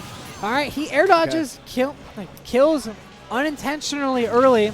He's not fully out of it yet. There's no Arsene on the field, but you're at 100%, and you're at a point now where you could see a very dangerous, like, just 2 back airs could be able to end it. Yeah, 2 back airs with the Arsene, even just 1 right now. There's a spike. Okay, doesn't. Good DI. Catch the side B. Another catch, and that's going to be it. And the Iha is going to take it. The aerial one gets a 3-0 for Rylus, one of Texoma's finest. Going to be moving on to continue in this loser's bracket to guarantee a 5th place. Going to be fighting Cannon Red for okay, yes, I was about to check that. And I don't know if we're going to be seeing Fuze Luna next. It is a possibility that we do have otherwise they must have just played off stream. It is very good odds. I do see Fuze standing there and talking with Chillydorf, so I think they are going to be playing on stream. But yeah, Morgan and Rylas going out in Rylas' favor, 3-0. The fight cannon red. That'll be an interesting set, assuming that we do get the puff, but hard to really tell in this current iteration of where we're in the bracket. Yeah. But the winner of Fuze and Luna will fight AceKrimson. AceKrimson also fighting his way out in Street Fighter. I don't think he's playing on stream as we speak, but still in the bracket, still has the opportunity to make it out. Yeah, I did see he was in. I think his next eight. match is top 8 qualifier. Yes. Which may or may not be against Fuze, not Fuze, Quote, who is one of the best players in the state. Yeah, he's a Zangief. Lily. Lily, okay. Unless he switched characters, because the meta has changed in that game, handful of times since the last time I played it. But yep, I do believe we got a loser set going up. I see Fuze. I see Luna. All right. We got best of 5 action for both of these players. It's been a while since I feel like I've seen these two face off in terms of just being at similar brackets. Fuze used to travel up to Texoma a decent amount. Is a part of the VFam. Yeah. I know he was known for traveling a lot now. I think he sticks more into the metro area nowadays. Maybe he'll travel down to Texoma because that's VFam headquarters, essentially. But oh, yeah. That's really it. I mean, for the most part, I didn't really know too much more about Texoma other than that. It's arguably not as strong as the region used to be in terms of he used to be in it, but one person who has been a remaining constant has been Luna. Yes. Probably going to be seeing the Palutena again formerly with the DDD. Yeah. Always a possibility. You never know. I would imagine Palutena. I don't think I'd want to see. I don't think I'd go DDD in a meta night.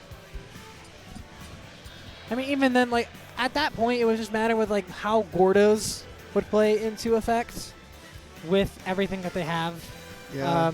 I feel like even then, characters with those joints do very well against it, but not always the case. Palutena would probably do pretty well into Meta Knight, and we are going to be seeing that Palutena going in this game number 1. It's just suffering immediate pressure, taking turns, having their each confirms. It's going to take a lot, I feel like, for the Palutena to lock down Meta Knight, but still has the opportunity to find it. But platform pressure, nothing. Scrapping right now, Meta Knight finding his way in. Nice high recovery. So we have been seeing the side Bs all day for the most part, and having decent success with it. Fuze has, but with a character that can just recover high and not have to worry about that. But you do have to worry about a down smash killing you at 70% off the top. That sometimes, I mean, I think a lot of that was a little bit of a bad DI, but it is very unfortunate to have that in a position for Fuze, but is still able to get out thanks to the Dimensional Cape. Yep, we got Cape going on here. Even pretty much even, yeah, 1%. Here's a confirm. Gonna get the up air. No, doesn't land into that. But catches the high recovery, the teleport. No tech chase off the platform, but still in the driver's seat. Here's a fair. I feel like Perry, one of Perry's games that they're lacking, or it's Luna, formerly known as Perry, it's just the ledge trap. I feel like their ledge trap game isn't nearly as developed as I would say their neutral or their disadvantage. We can see the down tilts, and it will work against a lot of characters. We saw it work against Yagami earlier, but it's not going to work against a character like Meta Knight, I feel like in most cases, unless you can actually time it. But you can get the up air to meet with Fuze being up there, being punished, bringing Luna the lead. Yeah. Now, I mean, I don't think the percent that Luna's at is not the. Fuze can still make it back. I think that's what I'm trying to say here. As long as he can get a good offstage string going on. Unfortunately, a lot of these multi-hits coming out from Luna is making it a little bit harder for Fuze to be able to hold on to, save that last stock for basically like Luna's potential last one. And on top of that, like having that high recovery and being just mysterious about where exactly they're going to be and how exactly they're going to go in. I feel like she's been doing an amazing job mixing up everything, but still able to make it back despite not teching underneath PS2. And could see an up air, would have done it there, but the cape is going to bring us the last stock. Luna wasn't ready for that. Yeah, she definitely wasn't, and she's only at 88%. You can definitely make it back at this time, but it's going to be a little bit hard for you just to fully be ready for that. And you see, like, he already racked up a little bit of 28% right there. And it's a little dangerous to play, like, that ledge game against Palatana, who we've seen multiple times handling, like, ledge really well thanks to that down tilt and back air. Oh, nice job landing. She kind of was, like, angling it towards the platform, but still landed underneath it. But can see it once the back air teleports out, gets center stage. Has to be careful. Choose wisely what you want to begin this with. A dash attack would create some opportunities. An air would force you off. Hasn't found anything yet, but we all know Luna's just looking for a kill option. Now back air doing it. Maybe a back throw in certain other spots. All right, you see Luna's trying to find that right opportunity to be able to get a down throw back air. Is this going to be the one? No, it's not. No, I think she's like way too high percent for that right now. But can predict, try to get the ledge option, try to get the back throw. Has a lot of options, but Fuze is playing more elusive within these last minute than he has like pretty much all day. Yeah, he's playing a lot more passive with that dimensional cape. Unfortunately, the percent was so high enough that Explosive Flame is going to steal that first game towards Luna. Yep, that's game number 1.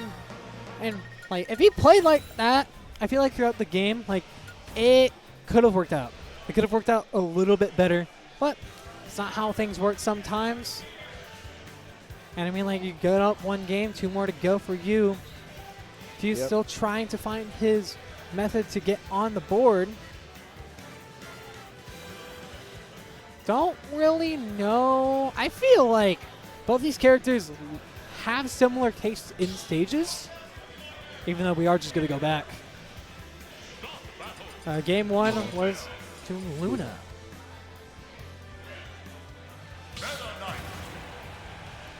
Remind me, has Luna always been a GameCube controller? I feel like she's always played Pro. For the most part. It looks like a Power A, like...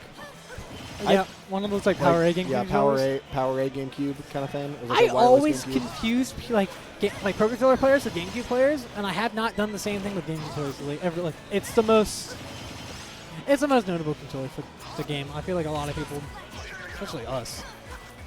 Yeah, I mean, I know I played Pro initially, then swapped to GameCube, but I still think Pro is like still. I think Pro would be a lot more used if it wasn't for the connectivity issues. You know what? Respect that. We have to respect the downer. 90% on Fuze, but is able to find his way through. Here's a back air. Sus the eye, question mark, but it's not going to matter. Using the Mach Tornado to try to catch any teleport landing. Yeah, trying to see if he can recover, like cover the recovering high. There it is there. A nice tape, but it went the wrong direction. Yeah, I like the DI out, just trying to avoid getting hit by the that back air. And I'm also loving, again, I talked about the dimensional cape. It's been working really well for him the past couple times he's used it. Usually as like an offensive option, but that time he used it as a more passive option to try to bait out Luna, basically doing an option, and you saw there with a standing grab. And he got the stock for it. What an insane interaction that was. PS2. Yeah, we love PS2. Universal starter. Mm-hmm. Definitely nothing wrong with the stage, especially if you go underneath it. True. He's a combo starter. Hasn't found a way out, and there's the... Wow. 40%? You're dead. A 0 to death, I believe. Like I said, Luigi. Crazy how you can say the name of one character, and it describes like 3. Nice counter. Is that going to take the stock? No. does not. That was kind of given to them, but just undershot that. Back throw going to take it. Has a full stock lead. See if Fuze can keep it here. Tie this up at 1 apiece. He's trying to calm down a little, make sure that he can save that energy and make sure that he doesn't choke. And really good play right there, not going for the tomahawk. And they're just playing a little bit more passive right now. Fuze looking for his way in, trying to create some more damage. But keeping Palutena. Okay, here comes Palutena. Keeping him at bay initially, but now back and forth we're seeing here, even though it's not a true back and forth. He's having that lead. Unfortunately, sad spacing for that forward smash. Stalling here. Tries to bait out the down tilt. Yeah. I like that. I like that. Ooh, wow. Okay, trying to grab it. Gets beat out with the down tilt.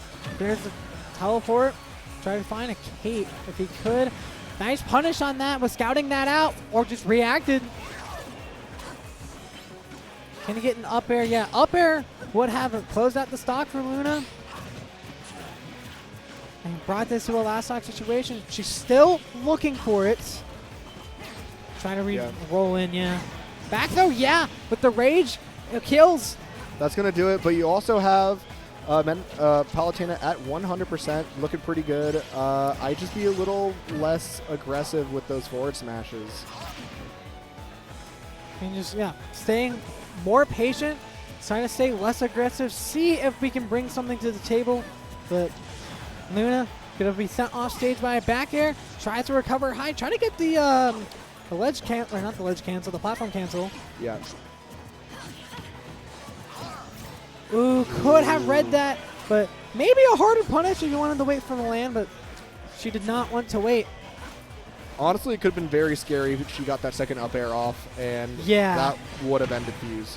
That kind of ended things, but Fuze nearly caping out of that situation, but trying to shark underneath, down throw, back air, forward air, no, nothing. Yeah, after two very early stocks for Fuze, like Luna has easily brought it back to a last hit scenario, and just all about like that extra patient game. And it's a little frightening. Like, you're gonna see, like, you can tell that like Fuze is like terrified from interacting with his Palutena, but at some end you really can't be. And just one bad call out, and you're already getting red screened. Nearly, but that cape is gonna work out. Was scoping out the first couple, but wasn't able to successfully outmaneuver the second. One game apiece. Yeah, no, Luna essentially had that game won up until the very, very last second. Yeah. It's one of those things where it's clear that Fuze can take more games. The question is if he can get as much as a momentum as he did on that game to be able to continue pushing it. Oh, no, it's very, very much possible. And especially the momentum has swung in the favor of both players, I would say equally in those two different games. Granted, Luna was able to close out game number 1 after Fuze was kind of leading the charge throughout it. And then we saw the opposite going into game number 2, where Luna was essentially leading up until like a different moment in the middle of game number 2, but she was able to find it even and out up until she got unexpectedly hit by a cape. But choosing their counter picks wisely is this is for 7th. Winner of this, I believe, was it Cannon Red? AceKrimson. AceKrimson, okay. Going to the Palutena, and we got the Meta Knight unlock. 1-1 on the board going into this game 3.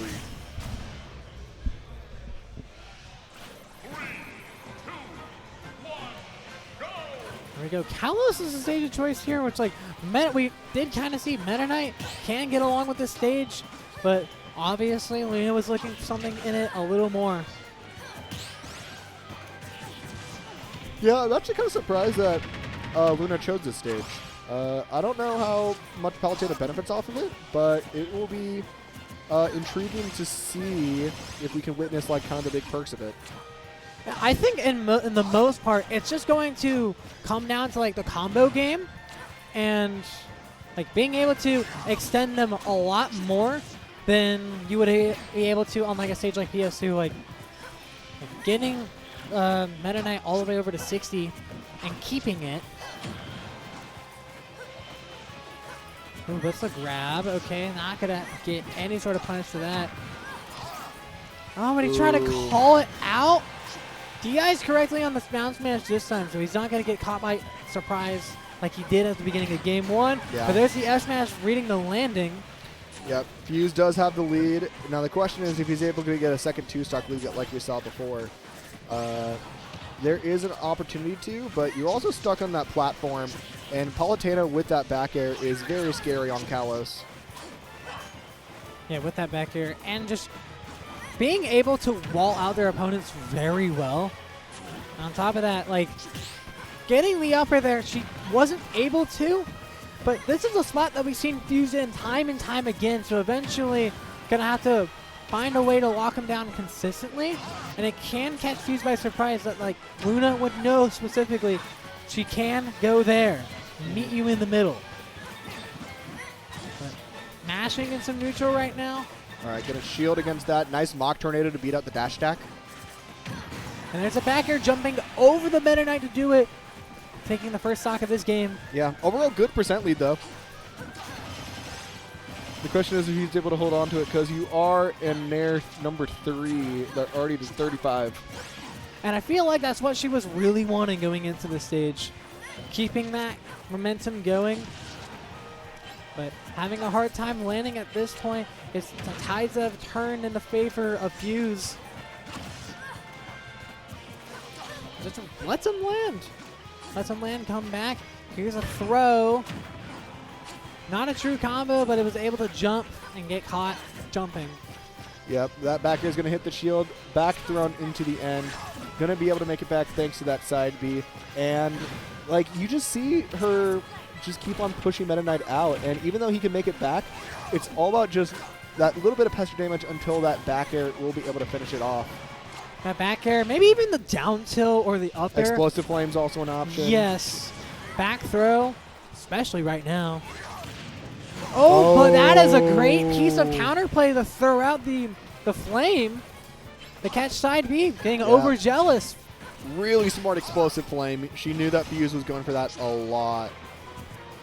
And now, yeah, to take advantage of that could mean this game, but Fuze not completely out of it yet.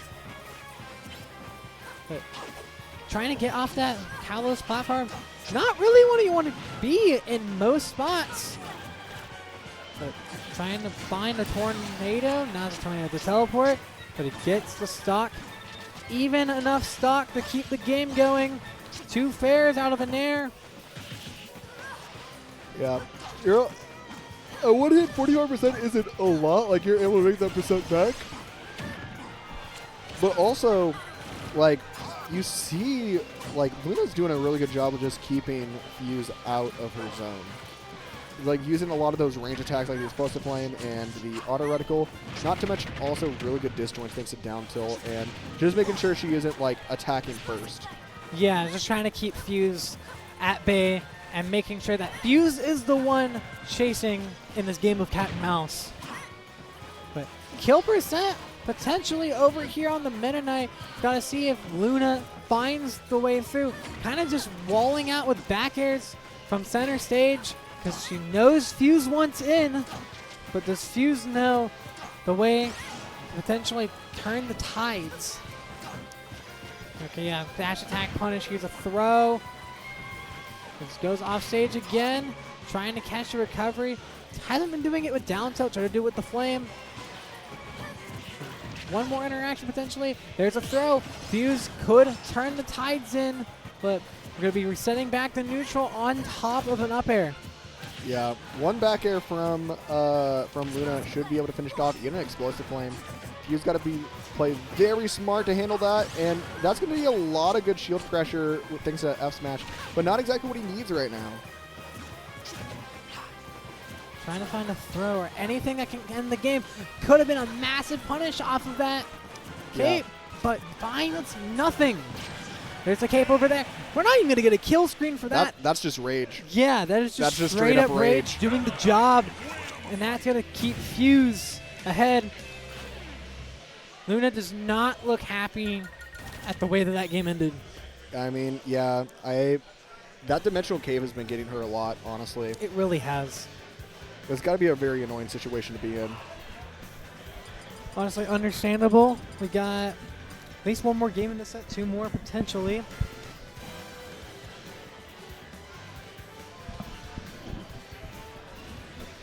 Yeah, gonna have to take a second after that one. Like, try to calm down, try to keep things moving, and to be able to give yourself the best confidence and opportunity to try to take the game. Maybe force it to a game 5. We've seen a lot of those game 5s today. Have to think back. I think specifically with the set that Fuze had previously with Vaughn. Like, Fuze can get out of those spots. So ultimately, we're just going to have to see how the game ends up playing out. Going into this game number 4. This is game point here for Fuze.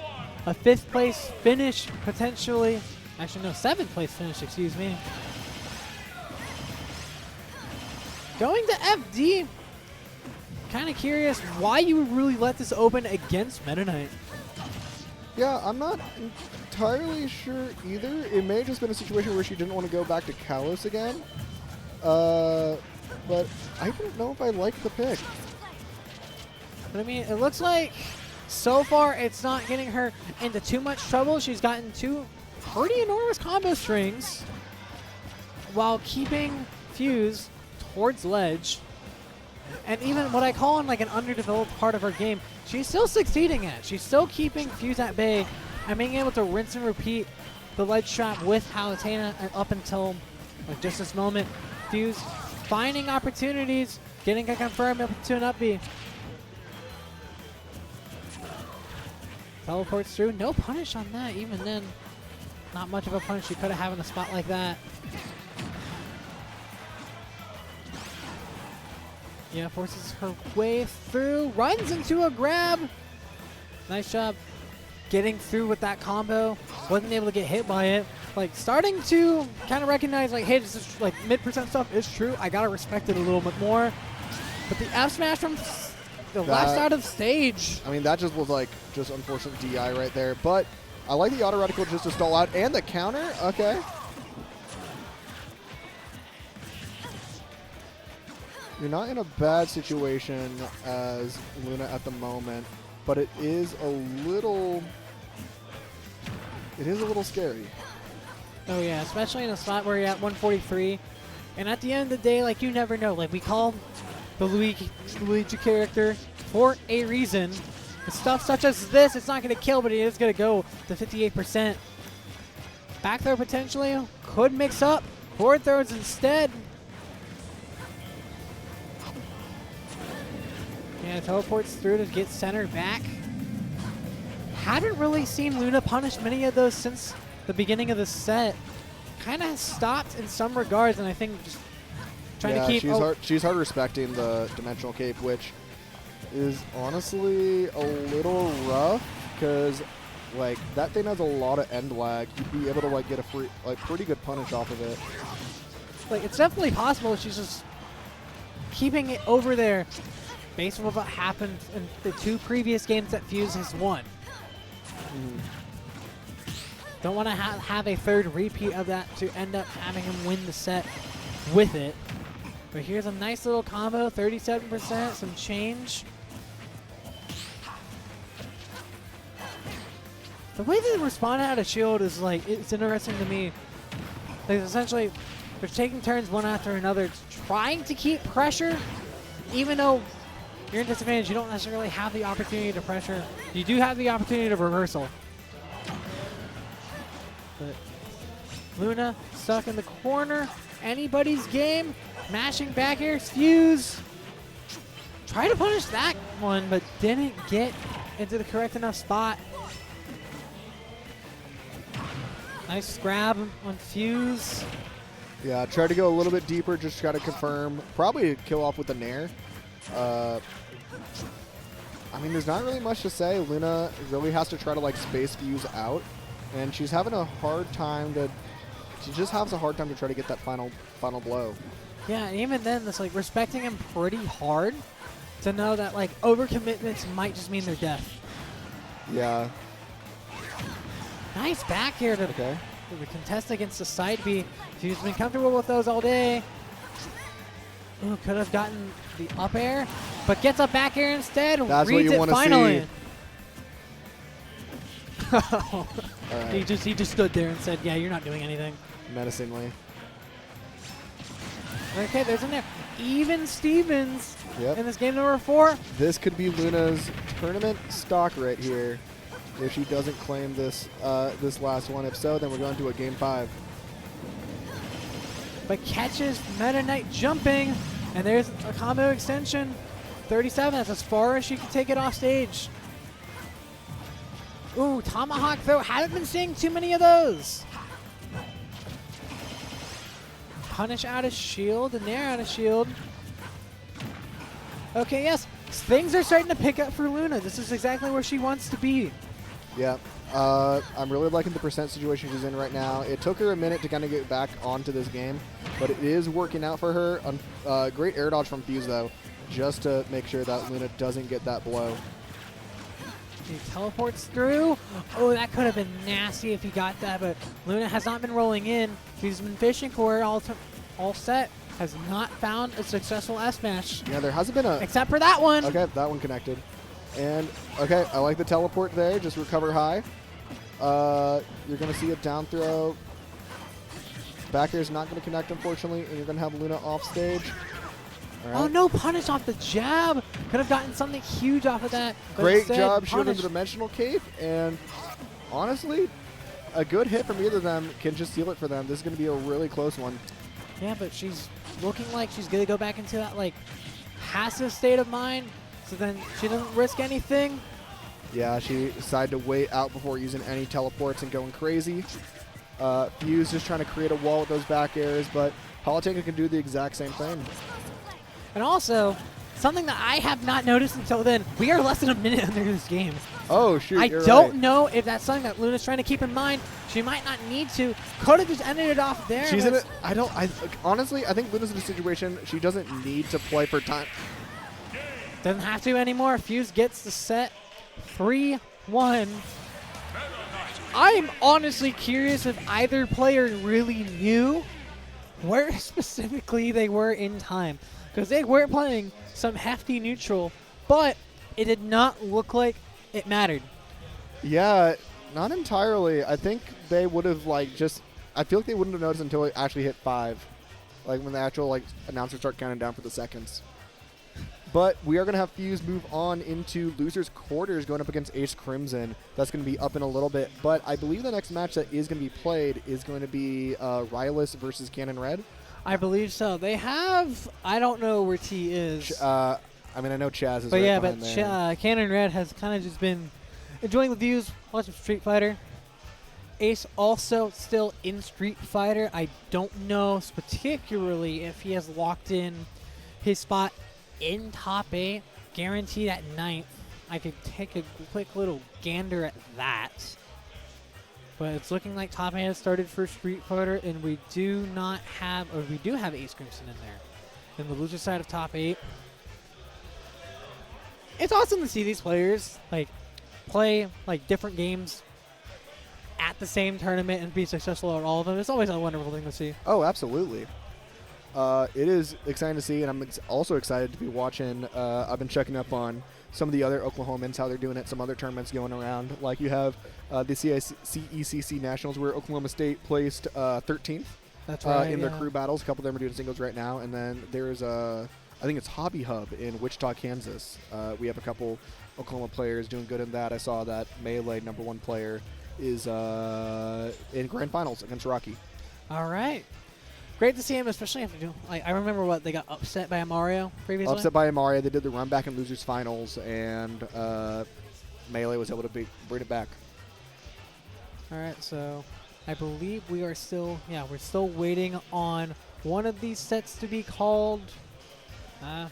Winners finals had already been played, so at this point, it's literally just waiting on losers. Yeah. We have the two losers quarters, semis, finals, grands. We got 5 matches left. we got 5 matches left and a lot more best of 5s to be played. So we're going to be seeing if one of those comes over here momentarily, and I believe Cannon Red looks like he's going to over the there. stage. Yes. So we are going to be seeing Rylus versus Cannon Red. Yep, wherever Rylus may be. I don't know if, honestly, I don't know if they have met before in bracket. So this might be a new, fresh face. I don't think I've seen that either. I'm going to be real. Some Fatal Fury playing over there. It's kind of cool watching this beach and egg. Yeah, go the game crazy. just came out. I can't believe that there's like Ronaldo and Salvatore Ganacci. yeah, Salvatore Ganacci, a And DJ in the game. Yeah, they're also adding Ken and Chun-Li as DLC. Yeah, that's right. I had like mixed opinions on like them adding like the celebrity characters in the game, and it looks like the game has had a pretty good launch. It's been interesting seeing like kind of like the 180 that Salvatore has kind of had, where people started realizing he's like a Mr. Bean kind of thing. Like it's not like a guy; it's like a character that's portrayed by the same guy. Yeah. And when people kind of connected those dots, it's like, oh, okay. And like you can tell by his gameplay, like everyone's having fun with it. And I've been told that like Salvatore's like a big fan of Fatal Fury, anyways. So like this is like a dream for him. That's cool to hear. Finally getting both of these players set up. I'm very curious to see what we're going to be... Okay, so it looks like we get the Sora locked in. Not going to be seeing the Jigglypuff.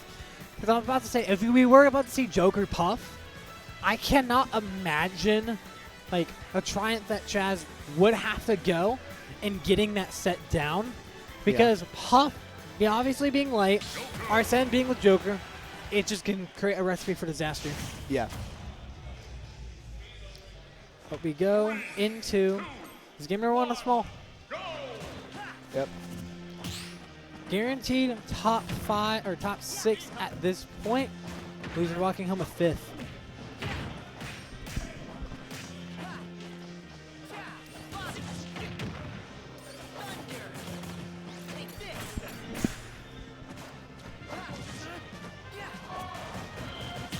So I'm noticing right off the bat, like you see, like usually Chaz is like the hold forward kind of guy. He's not really doing that so far. He's kind of letting Joker do his guns and Aha as he's just kind of standing in place waiting for, basically letting Rylus do his own thing until it looks like until Big Daddy Arsene comes out. Yeah, that's a pretty good description of that. Like Arsene's now out. So the tides can change. High enough percent, Sora can die. You are at a pretty high percent. You do have your Thundaga as your next spell slot, which I think is a good one to have, especially with Rylus being so close to the ledge. Oh, there's a dash attack. Rylus doing a better job of keeping center for now, but Cannon Red, the force the Thundaga out to try to get this stage control back in his hands. Not really looking that way right now. All right, relatively even game. He's at 171 as Sora. That is insane. Yeah, and like you can see that Rylus is playing a little scared to try to get that final closing back air. He was just kind of waiting to see if Chaz will do anything, and we're not seeing anything. We're not seeing a whole lot. He did have the opportunity to go for a kill confirm, but was not finding that much. Kind of just dropped it. Like, had the right idea. Down throw up air. Trying to find a reset. Get more damage. Nice smash on Rylus. I feel like that's on like with parry as well. Like, they have very good mashes. Mm-hmm.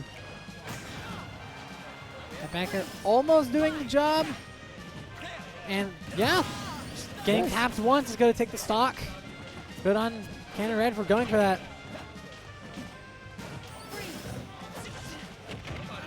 Okay, yeah, Naren fair. Extending this 76%. Not in the realm of kill percent yet. What was all of that? They just whiffed like maybe 2 or 3 grabs in 5 seconds.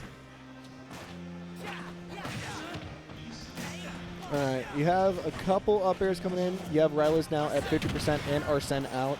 I'm curious to see. Yeah, we just have Rylus is just waiting for Ken Red to make it back safely. Okay, the down gun's working over here, trying to get a back air or a spike, but nothing right now. Trying to land over. See if he can get an up tilt to kill. Arsene almost out of the way. But Kenred just going to roll back to center. Get as much Arsene out as he can before it eventually goes away. Oh yeah, no dash grab. But getting in the face. The Joker getting punished for it now. He's living a very long time so far in this set. Yeah, I mean, I think one thing that I'm noticing, at least with Rylus, is that like he's not really able to get, like he's not doing a lot of like dangerous like going off stage. Like we saw when he was playing against like Colt, like he'd go off stage, got to go for like basically make a wall of Arsene barriers. He's not doing that against Sora. And it's understandable why. It's a very scary situation to be in when Sora can last forever in that offstage game. Like he's lasting forever, and even on that, like he's making Arsene like not feel nearly as powerful. Granted, like the recovery mix-ups are showing to be a clear sign of like not the success that Cameron has had, but like just the fact that he's been living for so long. There's the up air after an air dodge. Mm-hmm. In a relatively even game. Guys playing their hearts out. They're taking a lot of the clocks off so far. Oh, and that's a whiff punish. Down gun, okay. Nothing more. Mashes out. Hasn't been finding too many different combos. And now with Arsene almost here, he's having to think. Arsene comes should be in one hit from Cannon Red that he will be available. Yep, there it is. And then, yeah, it just kind of relies on Chaz if he's able to actually kind of get that important confirm that he actually needs. Because I don't think, like, he's definitely not out of it entirely. Oh, he absolutely is not. He's been having a hard time, like, finding the confirms, and Rylus is doing a good job of staying elusive within the mid-range and fighting back when necessary, just like that back air to reset out to center.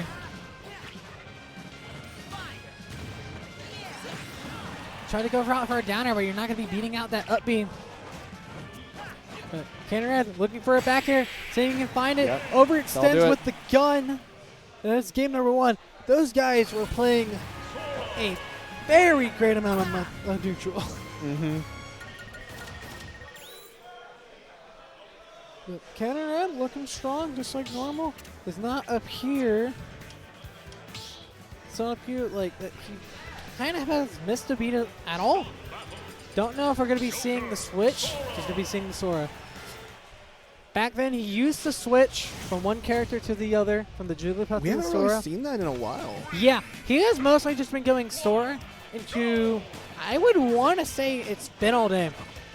Yeah, I mean, for what I've seen, it's all been Sora. But I also think it's been a lot of rough Puff matchups that Sora just does better. Yes. Like, I know Joker's like one of Puff's worst matchups. So going Sora here, it makes perfect sense. Bowser doesn't seem like a pretty matchup for Puff either. Okay, try to go for a space fight. I would say a little earlier than expected, but to each their own. Try to find something. No punish off the up tilt. Here's a confirm. No tech chase. And I feel like what's going to separate Cannon Red out from Rylus is just a matter of taking control and obviously stage control and extending that advantage. Haven't seen too much of it up until this point, but Cannon Red finally keeping it where he wanted to. Yeah, I mean, he's doing a good job keeping the spacing right now. And I mean, Rylus is respecting it. Like, don't get me wrong, Rylus is doing a really good job respecting what Cannon is wanting to do. And sometimes, like, you see him being a little bit more, like, in the sense of respecting, like, knows, like, this is the time I can go out. And you could see that he's trying to experiment with that when he went out there against the Thundaga. Oh, absolutely. Good edge guard off of the back air. Kind of, like, did the same thing that we saw against, I think it was Morgan previously. It's like going underneath the projectile to then kind of punish him afterward. Yeah. Like, very good on him. Brought this game back to even from that. And we finally see an answer to Sora's side B. I feel like that move is very elusive. A lot of the times whenever Cannon wants to abuse it out of the corner like that. But Gun, I guess, works out as an option for that, or just calling it out in those spots.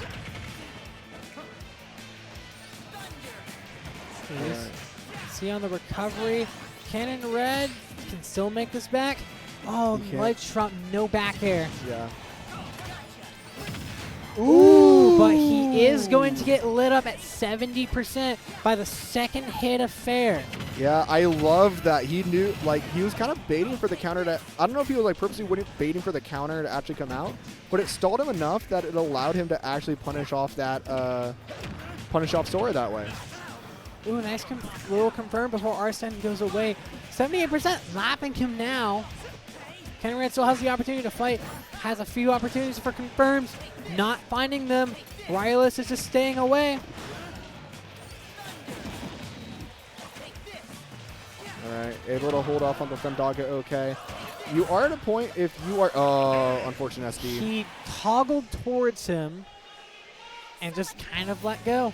An unintentional play for Rylus, but I mean, like, it's going to take the game over here. Yep, 1-1 both times. Yep, 1-1 for both players.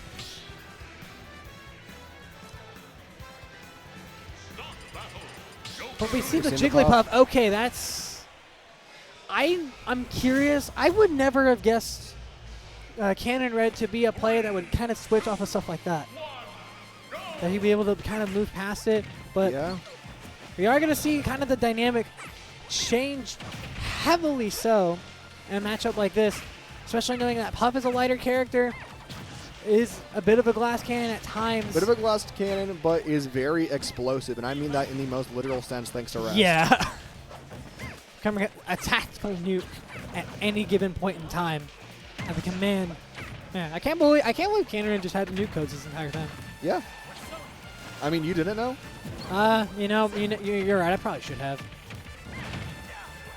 We can already see it's like a very, like, I mean, when he was playing Sora, he was playing a lot more patient. Like, this Puff is going hard in. Yeah, this Puff is going at him, and Rylus hasn't had, like, to answer much to it just yet, other than trying to stick towards the stage.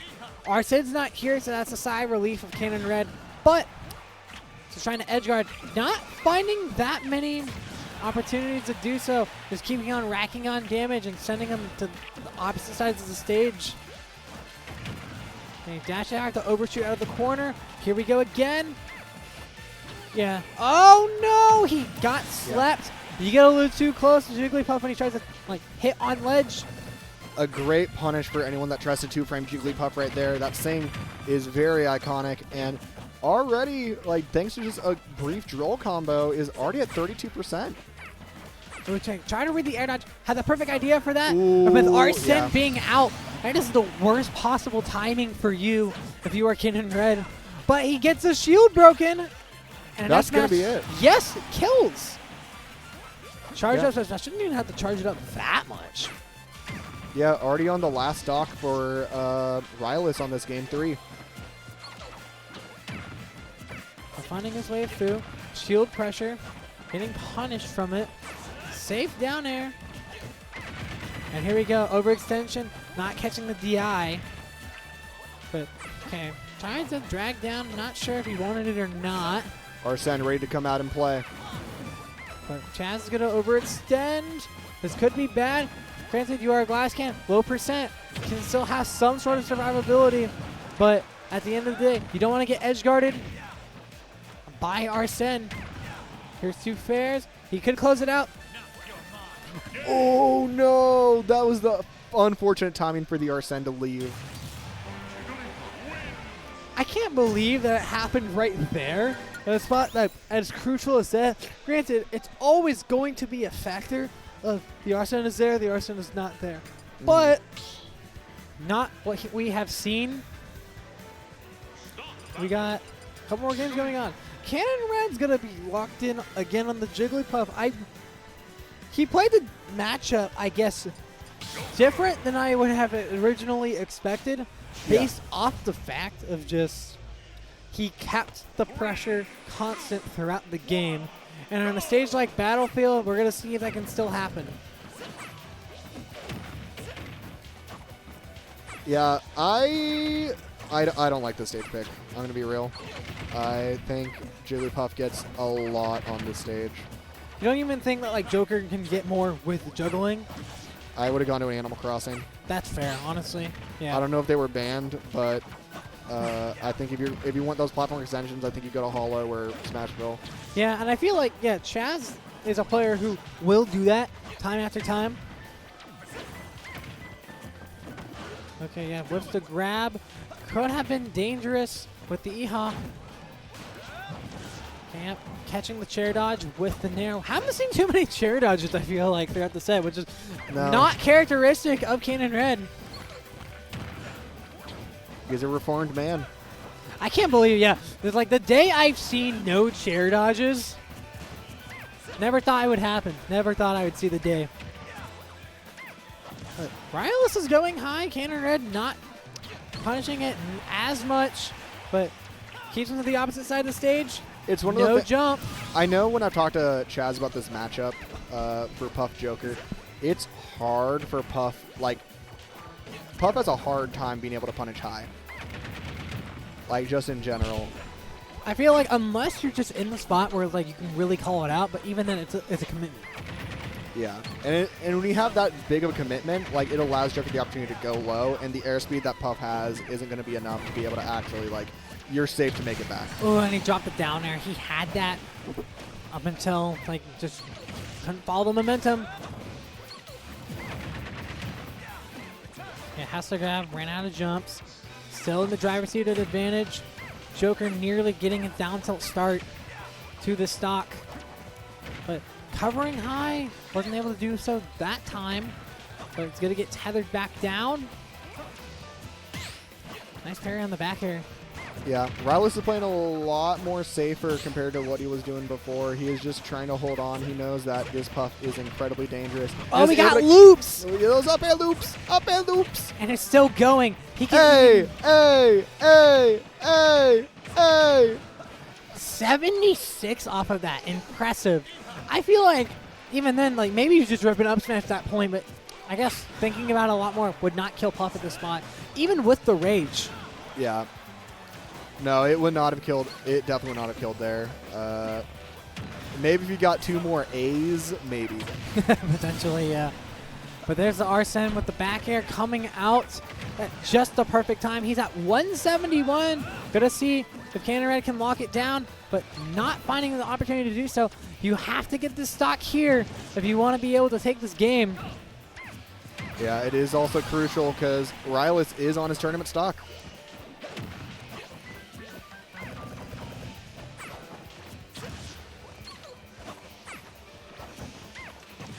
Okay, gets in with the down tilt. No, not the down tilt, that tilt. Okay, finding some confirms. Could not stop Jigglypuff from covering high. So one that I've kind of been fearing about, I've always feared about Chaz that I'm not seeing a lot in this game is that he does such a good job with like these rest confirms that it just doesn't seem like it's the same anymore. Well, I mean, at the end of the day, it's muscle memory, and the muscle memory can only go so far, especially when you're not playing this game nearly as much. Granted, despite not playing nearly as much, he's still in this spot. And catches down smash. Yep, and that is the set. It is 3-1 to Cannon Red. Moving on to losers semis. Yeah.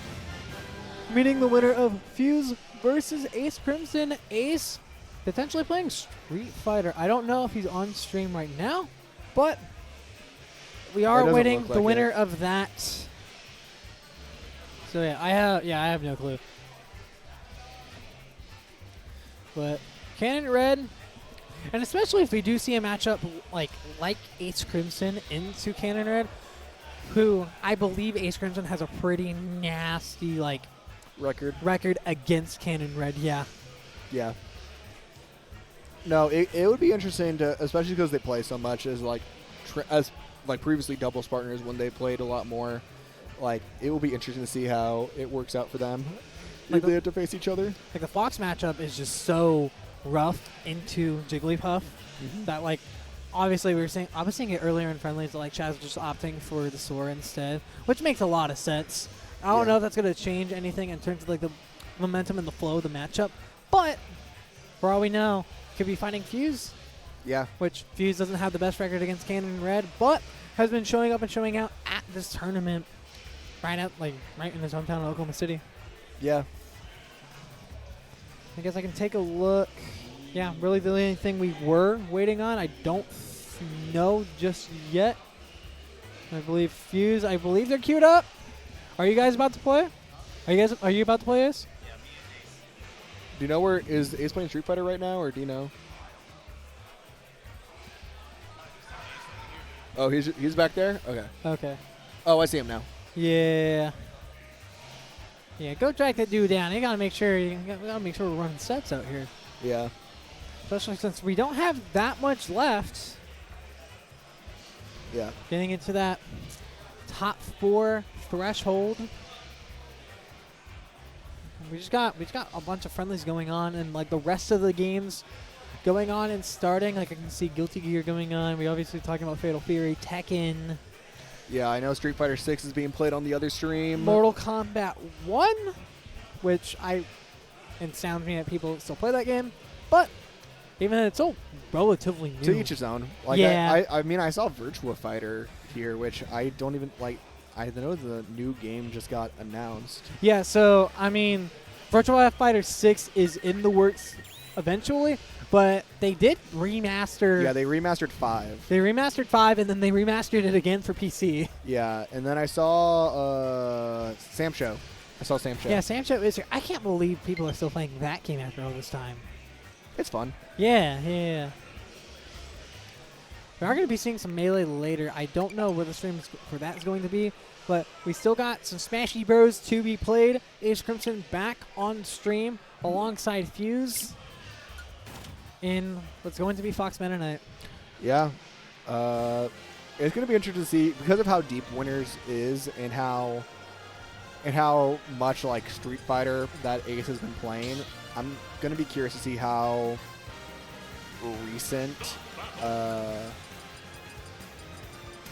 I'm curious to see, like, because I think Fuze is a lot warmer than Ace right now, just because of like how long it's been waiting.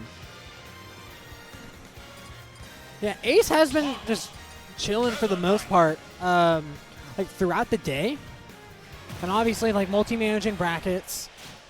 You would think that like chilling, you might have the energy, but that stamina has been used throughout, and we're just gonna see if he still has some left in the tank to move on and lose a side as we get into this game number 1. So immediately I look at this, and when you're talking about Meta Knight, obviously he likes to play in the air, and has a lot of safe buttons to play on the ground as well. But it's like, how is Fox going to be able to lock down Meta Knight to be able to get a lot of the damage that he wants? Yeah, I'm not too entirely sure on that end, but it's gonna be interesting to see how that's gonna go. I mean, you also have Meta Knight being like, obviously he loves the combo food characters, like for a lot of his upstream stuff, and Fox is like one of the combo food characters that will be enjoyed. So it'll be curious to see how quickly, if he's able to get those 0 to deaths off. The 0 to deaths, even just on fast fallers, like fast fallers, I feel like it doesn't hold them nearly as much. Granted, it might not be the matchup for that or the spot for it. He gets the confirm to the up B. That's stock number 1 of the set.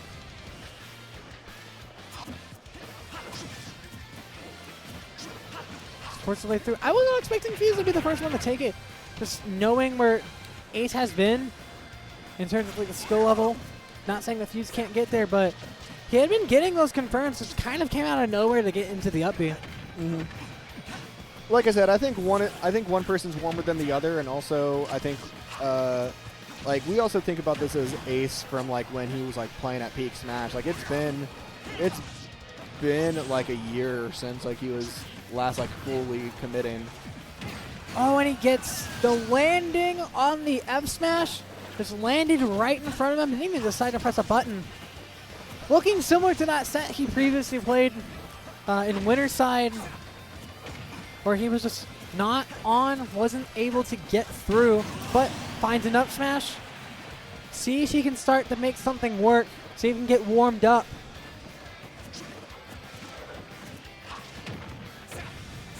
But Meta Knight can jump out of these combos, so AceKrimson isn't going to be able to get a lot of detail as much as he wanted, but he is able to find a platform tech chase. Okay, try to dance over there, gets a tech chase off of the illusion.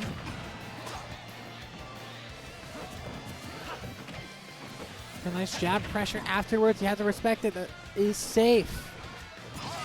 Oh, what? Okay, what is going on? I don't think I even know at this point. I'm lost. Yeah, I like lost track as soon as he he tried to chair dodge, I think, and then ended up nearly SDing for it. But at the point where all he needs is one nair to find it, was able to roll before he got the S smash. He was kind of left open. Nice tech, but you might just be done. Yeah. A 2-stock. With some change. It is rough to see, but right now Fuze is up 1-0. And a spot where it's like he's not even calling that hard. He's taking advantage, like fully, of the Fox disadvantage. Going to be running it back. I don't believe you're going to the same stage. I did not check what stage they went on. It might have been small. It would make sense. I feel like Ace really likes small in terms of like a counter pick. We go to town instead. I'm not sure if this is the stage you want to go to if you're playing against Meta Knight. It's probably not. Yeah. I mean, he hasn't been able to like go off for 0 to deaths, but for all we know, like all he needs is one hit at the end of the day. Wasn't able to get anything off that quick string at low percent.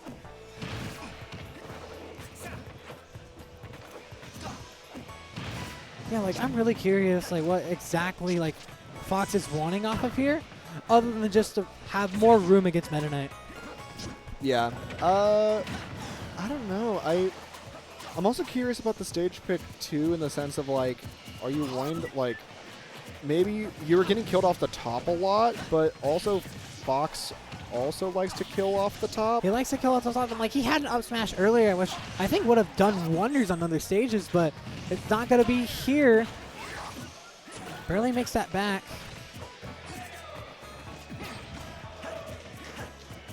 They're trying to catch him running in. An up smash, maybe? I'm not sure. Yeah. That was a fair. Yeah, there to extend it. Kind of looking very similar to what we were saying on Cannon Red in that previous set, where just like ping-ponging them from one spot of the stage to the other. Yeah. But he finally gets a sock.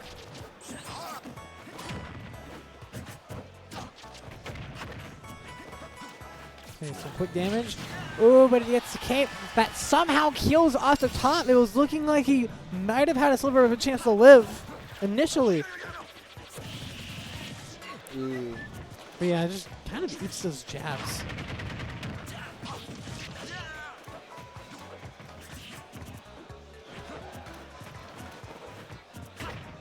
Okay, up tilt.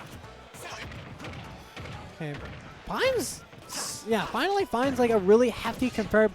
And maybe for all we know, he wanted that middle platform and Fuze had just banned like stages like Smashville, Hall of Ashen. Yeah. Like working out pretty good for him right now. I also don't see Fuze going that deep to like, I mean, like he's tried going off with like nairs, but like we don't see a lot of like falling back airs this game. Yeah, especially compared to the first game where like he really was extending out that pressure to be able to edge guard Fox. Tries to do it again here with the nair, but like Ace is just having better defense, better angles. Maybe that's why he picked the stage. Maybe because like there's more off stage to play around with. Potentially so, yeah. Okay, That's he it. meets it. Oh, No, no. he makes that No, back. nice magnet hands. Yeah, magnet hands is a thing that exists.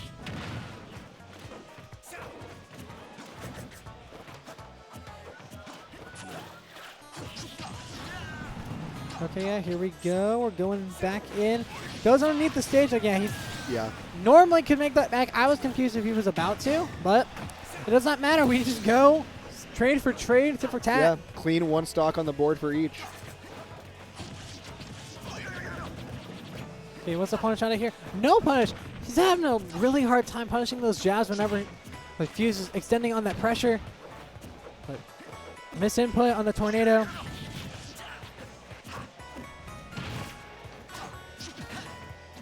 Yeah, misinput on the up smash, I would imagine so. Gets in something to extend. A shine to extend like in combo break. Jab to overextend. Okay, nothing. Yeah, not Really gonna get curious. hit. Not gonna get that side B. Yeah, curious to see like just why down there in that spot. Hoping to, I guess, try to two-frame things at that side B, and then he could like hold in, like he could like after he caught him, he could like move down with it. Oh yeah. Okay, yeah, that definitely makes sense. Can Ace get the back air, back to center? Instead, Okay, trying to get some nair. He's really extending to try to find Meta Knight in a rough spot, but like Fuze is just maneuvering around very well at this point in time. And there's the up smash. Yes, I was going to kill on Town and City. One game apiece. Yep, both are on the board now. Now, the table is in Fuze's hands on what stage we go to back, and PS2 again. Yeah, it makes sense. It's kind of crazy that like he actually won on the stage that is noted as probably a very great one for Meta Knight. Yeah. Especially, but he wasn't getting any zero to this at the end of the day, so it makes sense. But we're going into this game number 3, running it back to what we started it all on.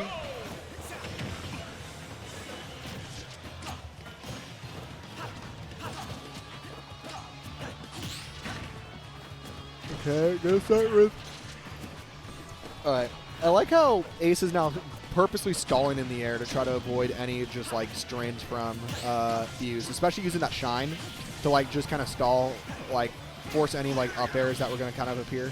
Like that, and also just kind of like dashing back and like trying to get like Fuze in the right spot for like a confirm or something to get the party started for him. But that's not going to be any more with an F smash. Oh no, he taunted. Yeah, it's the classic Pro Controller accidental taunt. Yeah. Slip of the hands. Slip of the hands indeed. But he is not slipping on this lead. The Fuze has is only 30%, but with stage control right now, it can change in a giant favor. With Fox taking charge of the helm. It's not really calling out, like, compared to what, wasn't Rylos, but it was Don. I can't remember the corn player from earlier. Oh, Von Riegan. Yeah, Von Riegan. Like, trying to call out in the sky. Hasn't been doing that, but it makes sense. You don't want to follow Meta Knight too far out to where it actually hurts you more. But Ace is finally finding confirms. He gets one to start off this game number 3. But recovers high. Okay, we can see something off of a juggle if we could. 2 up Bs. Have to be careful now. In a really bad spot against Fox. Damage is starting to fly. But he gets, what was that, drag down and with a down smash? Yeah. Huh. I think, was that with fair maybe? I'm not sure. I thought it was a back air because it's behind.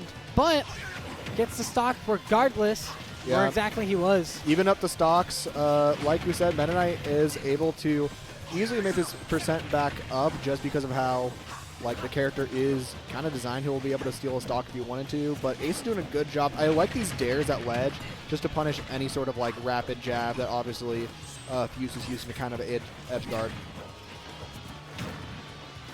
And we get some nairs going on at the point now where it's like he's trying to find that confirm. He's been doing a better job about it since the beginning of this game, but he's gonna try that back air. Back airs into an F smash. See, that's kind of the things that he was trying to go for earlier. Okay, yeah, that makes a lot of sense. He gets confirmed on, but yeah, didn't really know what he was realizing. Glad I got to finally see it. Yeah. Now, unfortunately, Ace was able to make it back and able to revenge kill Fuze thanks to it, but it's still something that to keep in mind, a little mouse tool that maybe Fuze can use for later. Yeah, trying to say how does good old bag of tricks Toodles. But you're not going to get through that Firefox. 68%. Trying to see if he can get any more up airs. Trying to maybe read some landings. He pressed buttons on landing and gotten dash attacks for it. Yeah, you have Fuze not looking at the best percent-wise. Over 100, you're at the point that maybe you could see like another Nair up smash occur. But, I mean, that's the beauty about Luigi's. The percent doesn't fully matter as long as you can get the kill. But Fuze almost finding his way through. Ace looking for a grab. Did not find anything, but was still able to get a juggle situation potentially. Maybe a reset to neutral. Swinging on him. Goes the ledge instead. Has to be careful with those teleports. And okay, yeah, doesn't even have to take the mix-up. He just jumps through it instead. Great on Fuze for realizing that. But instead, he's just going to try to land with a button, but he suddenly lands into an up smash. And that is 2-1. I believe, yeah, for AceKrimson. A lot of Smash been played. I'm like finding myself like getting harder to like. I was like, man, I can't believe that's 3 games. Crazy. Yeah. But going in, kind of curious. Thought about going to small. Could see Kalos potentially, which is like great stage for both characters. Ace does not believe in the Kalos Fox for some reason. I don't know why. Yeah. Oh no! You also see that Fuze really likes to go to Kalos, so maybe there's also a reason. Like I'd say in this scenario, like there's at least some validation to why you don't want to do it in this match. Yeah, that makes sense, especially if you're wanting to save that for like an eventual game. But he's down 2-1. He's on his loser's side game. If he is able to take it potentially, you're going down at 5th place. But you want to play more games if you can.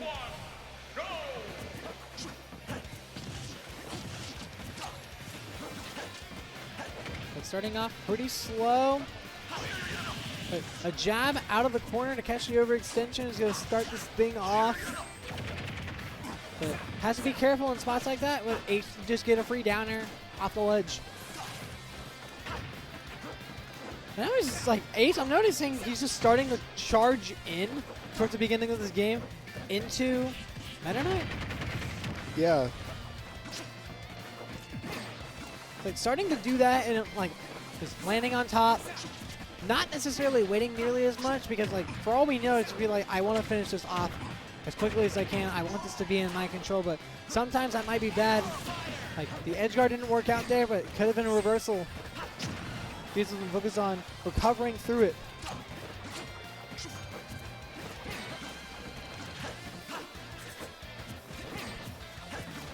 We got. You see them both playing very patiently right now. Yeah, not that Not much a lot of has happened. interactions. Yeah. Not much has happened, and like even then, like trying to abuse the momentum that Fuze has. Finally gets something with a back air. He'll look for an edge guard. Catches the air dodge. Gonna see if this is it, but Firefox is gonna beat out the Nair. It gets back immediately. Nice tech. Nice tech. And do we see it confirmed? Yeah. Yes. He is so great at the reactionary portions of this game. But think even with like Better Knight jumping through a lot of those confirmed and I mean, earlier. it's also that force pressure there. Like he did the run up, but did an up smash. That fear factor is going to push you into doing. That fear factor is going to push you into wanting to do that air dodge more. 44%. Keeping going.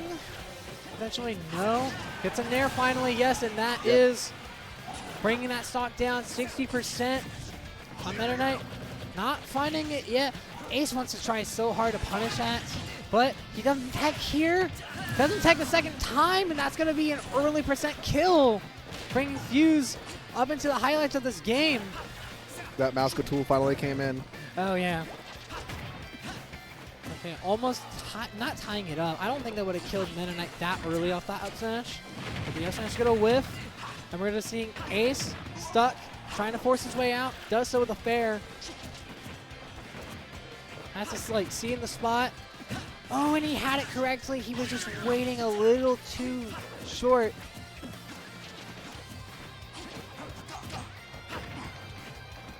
Oh, and he had it again, but he's hesitating on these. And that's racking up percent, but it's not getting the stock down. You want to be able to take this if you can, especially if you want to close out the set in the fashion that you have already set for you. Yeah. But now he's just raw ripping it. Not the spot you want to see him in, but runs into a back here at 55%. This is still doable for Ace. This could be a tournament stock for Fuze. Yeah, I mean, you can see that there is a little bit of pressure on Fuze right now. He's holding onto that platform, trying to take that deep breath that everyone needs, so. Like not being able to see it, there's no cameras on, but looking like he's keeping everything going, trying to stay above him in that, like, that somewhat vertical horizontal blind spot right above Fox. Yeah, forcing Ace to kind of just go in and try to bait some up airs, and then he'd be able to like punish that on using like a back air, like a falling bear. But right now it's looking like how it did at the beginning of the set, where Ace was having a really hard time finding his way through and getting confirms compared to now. But I think that's just coming through. Fuze is just playing passive and trying to stay as evasive as he can to be able to get a nair, a potential aerial. A cape potentially would kill here as well. Cape could, but also you got to be very cautious because if you miss that cape, an up smash is going to do it. Yeah, and just as you said, he finally gets an up smash. And we go into a game number 5. Yep, this could be a very interesting upset if so happens. But that being said, it is Ace's pick. So, I mean, we would just have to see what this is looking like. I wouldn't be surprised. I don't know what you leave against Fox. Like I know you probably don't want to get juggled on a stage like Battlefield, so yeah, we're just going to end up running it back. Yeah. Winner of this will move on to winner semis. Well, Loser semis against Chaz. Loser will go home at 5th place. None of these players want to go home yet. They are playing some fighting games right now. 3, 2, 1, go!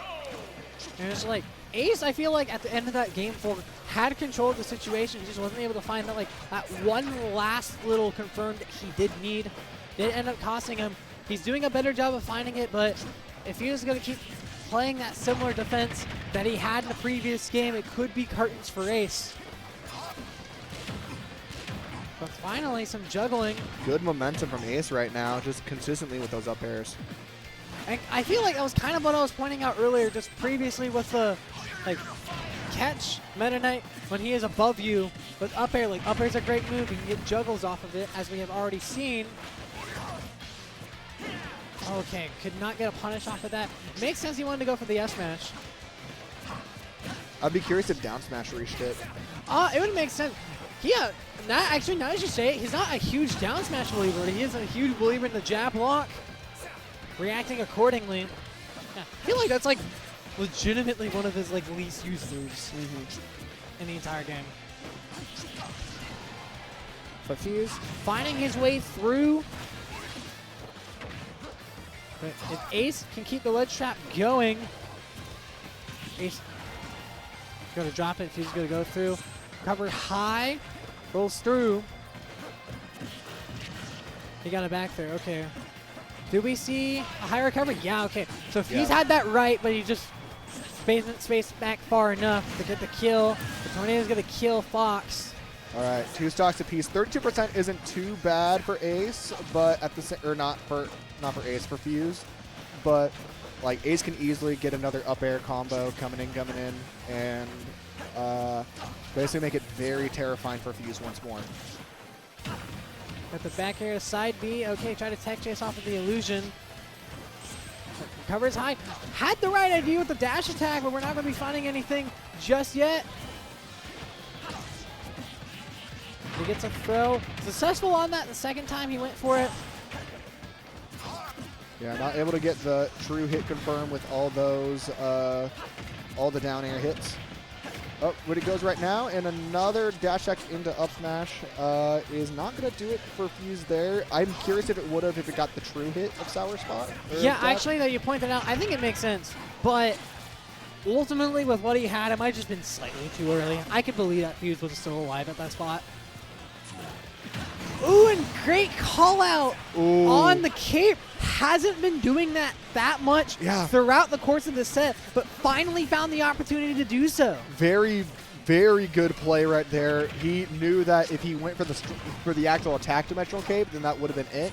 Instead, he just went balls to the wall, made sure that he used all those end lag frames that he had from the cape, and just got a free punish. Yeah, balls to the wall, honestly, might be what he needs right now. He gets the cape again with the F smash. Not curtains just yet, but he was waiting for it again. He did not get a punish. Yeah, still has that second stock on hold, and if he's having a hard time trying to get that stock. Where is your punish, man? You had that. No, let him cook. Let him go. Okay, all right, I'll hold it. Hold it. My bad. I trust. Yeah, this. okay, yeah. Okay. All right. We let Fuze cook instead. But now we got game 5. Last stock. Still stuck. We've seen Fuze steal these stocks before.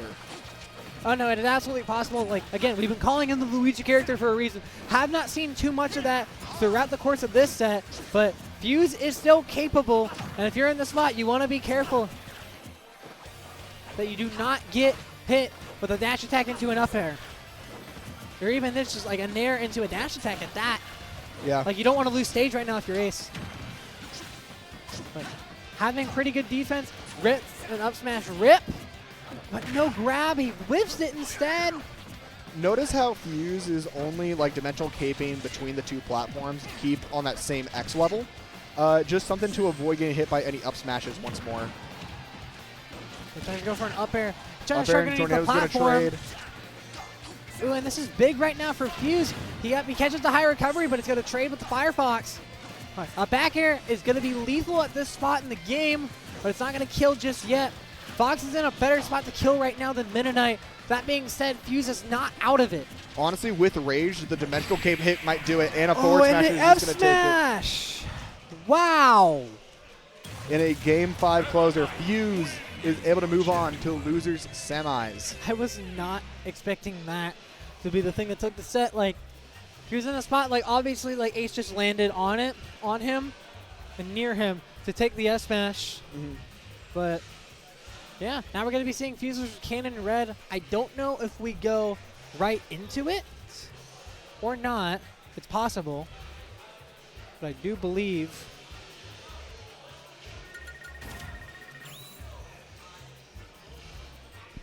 I do believe we are going to be going on to a quick break. All right, we're going to be going to a quick break. We will be right back in just a moment. We're going to be continuing on loser semis. The Cannon Red and Fuze. Don't go anywhere.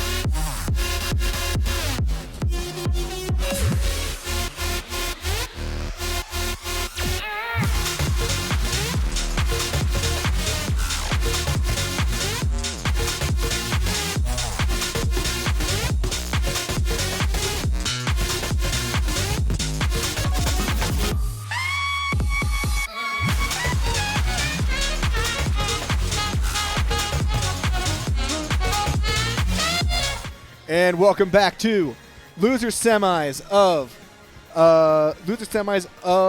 Super Bit Wars 2025. We're about to be in the final closer. We have our top 4 lined up with Cannon Red and Fuze starting us off. Winner of this set will go on to fight Vaporing, the 15th seed, who has had a pretty massive run through this bracket. And then wearing that, we'll go against Flair, the Bowser player that's also doing pretty good in Tekken. So talking about the set, immediately going in, we see the Sora, we don't see a Puff. Makes sense. I feel like in terms of just more of a rough matchup for Jigglypuff, but I feel like if Cannon Red wanted to pull that out of his back pocket, he absolutely could. I also agree with the Sora pick as the start. I know Fuze, it seems like Sora will have an easier time spacing out against a lot of Meta Knight stuff, and as like a floatier character that can recover and stall a lot, he can help counteract a lot of the stuff that Fuze has been doing against some of the other players that we've seen. And he's been like keeping Chaz so far locked right now. I feel like they've been both getting their licks in, but to read the air dodges to kind of keep Cannon Red at bay. He's underneath the stage. Sora will make that back, but we are going to have some shenanigans. Characters who are going to excel both in the air, having a great time doing that. Going to get that down smash off the air dodge. Oh, nice back air. Oh, that does not kill Sora just yet. Really good DI on Chaz's end. And a great tech to match that. But I feel like the survivability up until that up B to take the first stock with Cannon Red has been something that has been very prevalent throughout the entire day. I mean, when you've played some of the lightest characters in the game for the longest time, sometimes you just gotta fully understand I can make that and I can't make that. Like technically, Sora is the heavier of the two characters he plays. Yeah, but even then, we will see the Jigglypuff live basically as long. Yeah. Try to guess like you Jigglypuff's not a heavy. In his hands, he is. But All right, finally getting some gauntlet of up confirms, and that is death. Yeah. 65%. Crazy. Luigi. Yep, he is Luigi, just without the hat, the mustache, or the overalls. Instead, if it was like, I don't even know. It's just like what, like darker Kirby with a mask and a sword. And a cape. Yeah, can't forget about that. And Yeah, and that was a buffered air dodge. oh my goodness, he robbed him worse than I think I have seen all day. Yeah, Like- that was rough. Yeah, Fuze finally getting through on like the stuff that he's been looking for all day. Yeah, I actually am going to question if we're going to see him stay as Sora now. I'd imagine he does, but... Yeah, no, it would make a lot of sense, especially in the matchup. Like, Jigglypuff will get eaten up by Meta Knight, but I feel like even then Jigglypuff might have a better chance of playing neutral. Like, aerial footsies particularly against this Meta Knight, but Cannon Red going to stay on the Sora. And on FD as well, not particularly a big fan of this counter pick. I'm going to be honest, I kind of like it in this scenario. Really? Oh, yeah, I guess in terms of the loops and like Yeah. getting the combo starter, like, don't really have anywhere else to go. There's no platforms. All right, Thundaga is going to be used. You have Blizzaga on lock whenever he tries to land. Okay, there's a dash attack. Doesn't find anything over here. Not in the right DI. Yep, Cannon Red, see if he can find a confirm. Both fishing for their opportunity to take stage control and start advantage. Thundaga is going to reach Meta Knight. Back there, yeah. Good job waiting for the teleport and the cape. Okay, a little preemptive on that counter there. Yeah, and there's a confirm over here. 2 hits into an up B. Low percent right now for Cannon Red. Like, I feel like now that we're not seeing him play nearly as much or as active in the scene, we're kind of starting to see a difference break between the Jigglypuff and the Sora. Yeah. Where like the Sora is willing to be a little bit in the backseat, play from behind. Where obviously like the Jigglypuff will not. Mm-hmm. I definitely agree with you there. We're seeing all these moves trade right now. And as percent starting to overlap. The extra credit going crazy right now for Cannon Red. Even then, it might not have to be extra credit if he can take the stock in a matter of interactions. Okay, strikes him with the up air, talking about how we've been seeing that the entire day, and that Meta Knight can be reached over there. It's just that not many characters have the ability to reach him, but Sora sure does.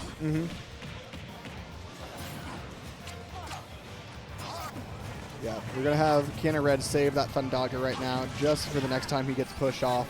And is Emilio going to swap off to that Blizzaga? Could be the stock? No, side B actually frees him out, but an up B out of shield on top of the aerial Sora is going to take the stock. Yep. You are going to be seeing right now, Fuze doing a good job trying to get a little bit of that extra percent off because, I mean, if you're Cannon Red, he's going to try to go for another Nair scenario. Just try to force an up smash or an up B to be able to finally confirm this kill on the Meta Knight. But right now, Fuze is doing a good job holding on and avoiding any extra percent.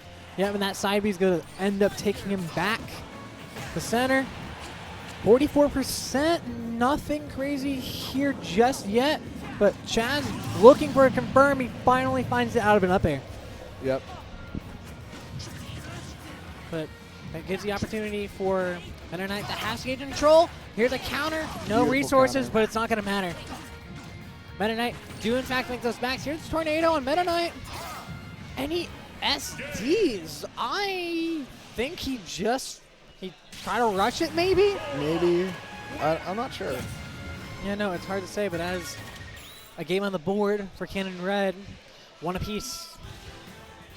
Don't know if they particularly want to run it back. Yeah, go back to small Yeah, go battlefield. small. It makes sense.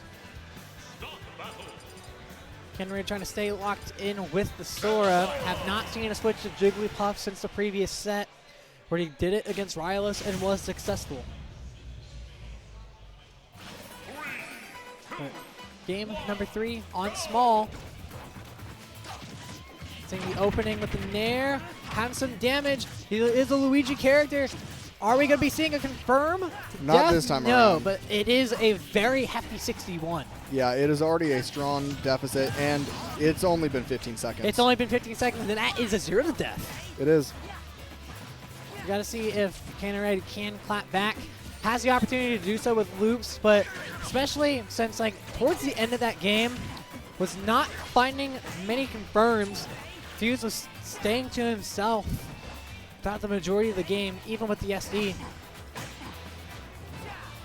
All right, you see Cannon Red right now trying to use that up air more, just kind of beat out Fuze because he's wanting to play a lot more of that up air game, and just try to stay above him the entire time. Is going to try to go for the up smash, but thankful is able to basically get a phantom hit for Fuze's sake. Yeah, Phantom hit. He took damage, but ultimately is not going to take the stock. Good for Fuze right now, but Cannon Red's going to chase him all underneath the right side of the blast zone to even this back up. Had not taken too much damage, and just like that, we are almost back to even Stevens. Yeah. But here's more advantage for Cannon Red. Starting to really pick up that momentum that he was missing out in the previous game, despite him being in control for the majority of it. 70%. The confirm speaks for itself. But finally gets out of the corner. Tries to like roll grab, reversal, but nothing. But, yeah. Now we can really see Cannon Red just sitting back and being like, yeah, I can play this game without having to really be the one engaging as much. Like, I want my confirms. He's going to start looking for that right now, but he does not have to do so. He can let the Meta Knight come to him while he just, like, can maybe whiffs an aerial or so. Yeah, gotta say, props to Cannon Red for making it even once more after a crazy 0 to death that occurred. Yeah, and especially as fast as it did. Like, within 15 seconds, did not last that long, that first stock. Does he tech here? Okay. Well, I'm not even sure. I believe he did. It looked a little wonky, like, not at the percent where it's like the tech's going to kill him, but at a percent where it's like if he doesn't tech, it doesn't matter nearly as much. But tries to swing, goes with the side beat to nothing. But there's an upper from the Legend that's actually going to take the stock. Yeah. So Cannon Red Finally back in the lead. In the lead for the game. Ooh, and he gets the roll read in. Fuze has been looking for that all day, has been mostly unsuccessful up until that point. Yeah, good stuff from Fuze in that case. Ooh, you are seeing Cannon Red go a little bit more deeper with those fares, and you will see Fuze kind of go out and hold away, just kind of stay in that like last zone area just to avoid getting hit by the Sora fair.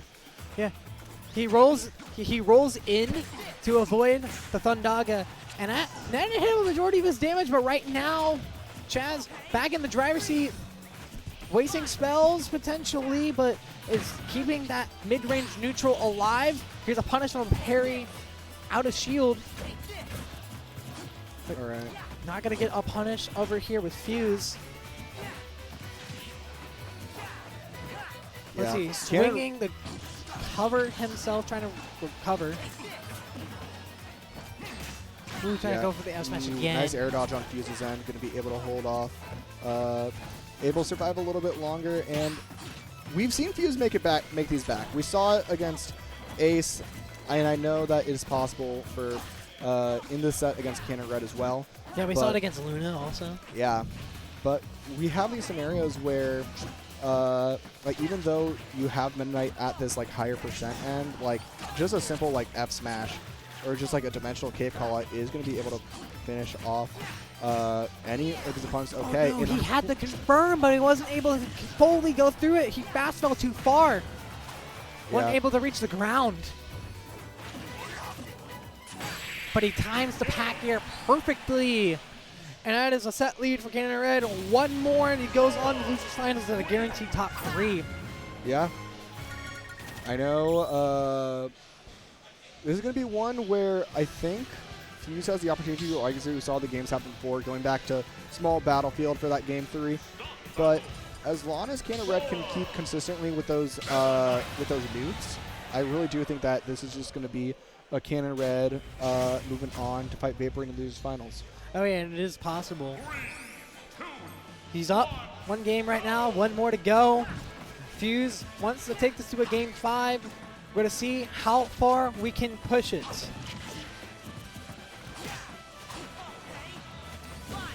But Cannon Red starting off this game by kind of sharking underneath that platform while Meta Knight landing underneath it or just landing on top of Cannon Red. But hasn't been able to get that much other than just a quick little confirm at low percent. And here comes Fuze to answer the call. And then back air is going to do it. Yep. Wow. Luigi, but without the green hat. But he gets a punish. 63. Cannon Red was in a similar spot the previous game, but was able to call all the way back. But now we just got to see, can Lightning strike twice in this set? Yeah, I mean, we've seen it before, and I will say, at least in this case scenario, like, you've had the stock, like, this wasn't a 0 yet. You've had, like, there is percent already on to Fuze that is going to allow him to, like, basically allow him to take the stock earlier. Right. And Fuze still kind of in that spot where, like, 1 more interaction, he could do it again. Weird to say that Sora is at kill percent in a spot like this, but for all we know, like, the Luigi character can strike. Yeah, you see Cannon Red now just going in for those rising Nair 1s just to try to get that confirmation to the Nair 1, Nair 2 into the up smash, but is able to follow Fuze off stage and even up the stocks. Yeah, I love that. He wasn't overextending too far, but he was able to get the second one after the first one had initially was kind of covering that space above him. Mm-hmm. But also using his momentum to follow Meta Knight to where he knew he was going to be. Interesting choice to forward smash.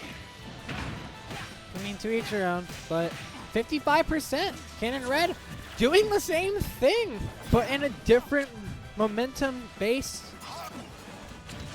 idea. But sharking underneath the platform. To see it back through, yeah. Yeah, he's able to land just A-okay, and ooh, Nice okay, able to tech it. Yeah, side beat, so then you're not just stuck in free fall forever. You know, like, it's such a compromising spot, but at the same time, like, the Sora side B is just so good to be able to mix up in those spots. even then, you can still get punished, but at the end of the day, like, it is a very hard move to kind of get past Yeah. whenever you all are into the advantage spot.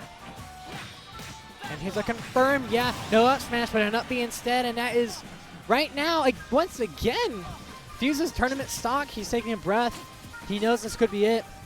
Yeah, this all relies on how early he's able to take some of these stocks, but with all that pressure on you and so many last hit scenarios that you've had to go through, like how much in the tank does Fuze have left? I mean, for all we know, he could have just a down throw and a back air. Or not a down throw and a back air, down throw and several up airs into a back air. Or an edge guard. We can see if he can bring this one back with punish off of the freeze. And yeah, he's been getting away with that a lot against Ace. Not going to happen here against Chaz.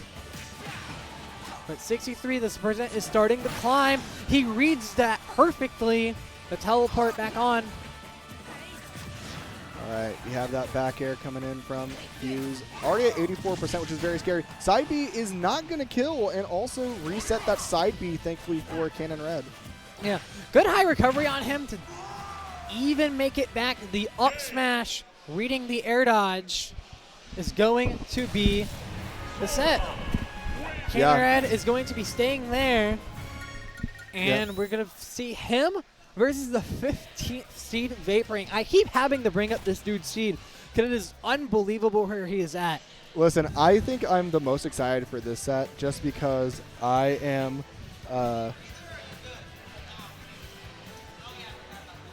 yeah, we gotta go. We got sets to play, man. The Vaporing is going to go to losers finals at a guaranteed payout, I imagine.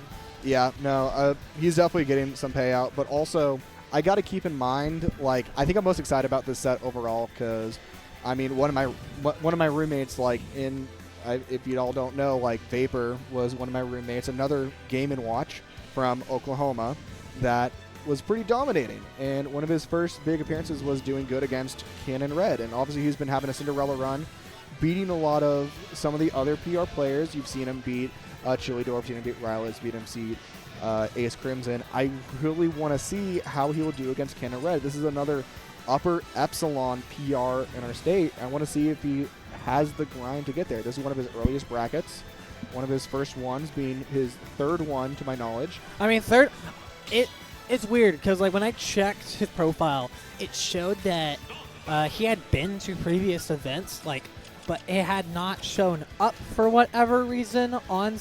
It might just be something that you have to check the strategy because I've definitely seen Vaporing at previous events, like locals and whatnot, but nothing to an extent like this and nothing to the performance that he has showcased today. But bringing in the Game & Watch versus the Jigglypuff. Is this really 2025? We're really playing Jigglypuff Game & Watch in 2025? This is this takes me back to like 2021. Yeah, Smashing Dreams. Yeah, Smashing Dreams in Tulsa, just having to do this set all the time.